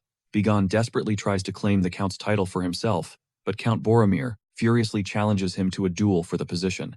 Begon protests, whining that it's unfair because of his freshly broken arm. In response, Boromir simply gestures to his own severed right arm. Begon smirks and picks up a sword, but the moment he sees the inferno raging in his uncle's eyes, absolute terror grips him. He drops the sword and starts begging for his life. Count Boromir, however, is fresh out of mercy. He orders his guards to haul his nephew to the dungeons. With that, he reclaims his rightful title as Count, and has the traitor executed. A few days later, our boy is preparing to leave when the Count finally pieces it together, realizing he's the legendary ogre, Slayer, which makes Callie visibly uncomfortable. Boromir then presents him with a necklace he had made, a hasty but heartfelt token of his gratitude. This necklace features the very same ruby our boy was after. Taking it, Callie warns the Count that this better not be a payment he'll regret, but the Count assures him the debt has been more than paid. With a final farewell, they go their separate ways. Meanwhile, in a lavish guest house, a servant informs a woman named Azelia that Lord Jethro has arrived. He's the leader of a powerful merchant group. She welcomes him in, and he immediately starts praising her beauty. After they sit down, Lord Jethro gets down to business, revealing that he's inspected the barony. His report is grim. The land is in shambles, and the farmers are on the brink of starvation. Meanwhile, her thoughts drift to Lord Jethro, a man who started from nothing, a total commoner, but somehow clawed his way up to become a merchant powerhouse. His reputation precedes him. He's infamous for building his fortune on the misery of others. She cuts straight to the point, demanding to know his business here. He drops the act, demanding she cough up the 30,000 guild he's owed. He claims he's in a tight spot and needs the cash immediately. Then, with a greasy smile, he twists the knife, adding that interest has racked up the total to 40,000 guild. But out of the kindness of his heart, he'll give her a 5,000 discount, making it a solid 35,000. Fury flashes in her eyes. How in the world could the interest explode that much in just 6 months? It all comes flooding back 2 years ago. When Azelia returned from the Empire, she found Gadolf on his deathbed from drinking, leaving behind a mountain of debt. A debt so crushing that no amount of trading could ever dig her out. To this day, she's still buried, juggling loans from various merchants. She begs him to wait until the fall, but he flatly refuses, suggesting she just sell off her fighters instead. She instantly shuts that down. They're her only lifeline, her only way to make money. Her refusal makes his face darken with rage. He lectures her about needing to step up for her people. Just then, she hears footsteps approaching and orders that no one be allowed in. She's in the middle of a critical negotiation, but the man at the door announces he was going to be patient. But after seeing the drama unfolding outside, he decided he couldn't wait a second longer. Azalea's jaw drops when she sees who it is. It's none other than Callie. Jethro immediately scoffs at the intrusion, trying to put him in his place by reminding him he's just a slave. But Callie completely ignores him, his eyes locked on Azalea. "How much is the debt?" he asks. She tries to wave him off, telling him it's not his problem. But Jethro, ever the snake, eagerly blurts out, "It's 35,000 gild." Without missing a beat, our hero hurls a heavy pouch of 40,000 gild right at the merchant's chest, telling him the extra 5,000 is for his troubles. The greedy merchant's face lights up at the sight of the extra 5,000, promising he'll put it to good use. The slimy display makes both our hero and heroine visibly cringe. The merchant then thanks Azalea and hands her a receipt, which she immediately tears into tiny pieces before he can even leave. He pauses at the door, commenting that he's heard the name Callie somewhere before. Callie lifts his chin, telling him to remember it well, because it belongs to the tournament's next champion. The merchant just scoffs at his sheer audacity. Once he's gone, the two of them finally sit down with some tea. Azalea insists she'll pay him back every last coin, an offer he casually tries to brush aside. She's still in shock that he's even here, but he just reminds her with a small smile that while he may have been late, he never, ever breaks a promise. His gaze lingers on her for a moment, and a faint blush colors his cheeks. She then breaks down her entire situation for him, the chaos after her father's death, and asks what he was doing in the Empire for 2 years. He explains he was working under Philippos. She asks if he really came all this way just to fulfill his promise to her. He confirms it. After all, he has nothing else left in this place. Hearing this, she asks him if he plans to keep fist fighting. When he says yes, her expression turns to ice. "Then you need to leave." The command infuriates him, but she just repeats it, her voice cold as steel. "Is there another guy?" he demands, his voice cracking with hurt, but she denies it. Then, the horrible realization dawns on him. This is because he's a slave. She confirms his fear, bluntly stating she can't get involved with him, not when he has nothing to offer her struggling territory. Heartbroken, he asks about her confession from 2 years back. She dismisses it as a naive, childish crush. Despite the cruelty, she offers him a place to rest and a chance to meet his old friends while he's in town. The moment he walks out the door, her strong facade crumbles. She's completely shattered, knowing she can't drag him down into her family's disaster. Callie finds himself at a bar, drinking solo. As he's staring at the ruby necklace, he's cornered by Jethro and his crew. He tells them he's flat broke, so they should just beat it. Jethro, seeing his wrecked state, sneers that he must have been shot down by Azalea. He then pivots, bringing up our boy's old title, the Ogre Slayer. That's the last straw. Callie snaps and lays him out with a single punch, which instantly enrages his companions. For a second, Jethro looks absolutely furious, but then he masters his anger, and a calculating look takes over. He even tells the bartender that he'll cover Callie's entire bill. Our boy instantly regrets losing his cool, and even mutters an apology to Jethro, who just waves it off. But you can see the gears turning in Jethro's head. He smells an opportunity to monopolize Callie's fame, knowing people are dying to see him fight after he vanished for 2 years. Seizing the moment, Callie asks about Azalea and what her life has been like while he was gone. Jethro explains that she's been through hell. Because of pressure from the powerful Joseph family, all the other noble houses cut ties with her now barren family. Her only viable escape route was to marry into a powerful house, but she rejected every single proposal. Now, no young lord will give her the time of day. Callie then presses for details about the Joseph family. Jethro informs him that even they've lost interest in Azalea's family now. Their financial situation is a black hole, a tangled mess of debts so deep that even a massive fortune couldn't fix it. Our dude is stunned, admitting he never imagined she'd be facing such a nightmare. The merchant adds one last jab, saying it was her father's failures that forced her to hide from the world. As Callie steps back out into the night, Jethro's words replay in his head, painting a grim and desperate picture, and he can't shake the feeling that she's keeping something from him. Stepping inside the training center, the entire place erupts, hyped to see Callie back in action. His gaze then locks onto Nixar,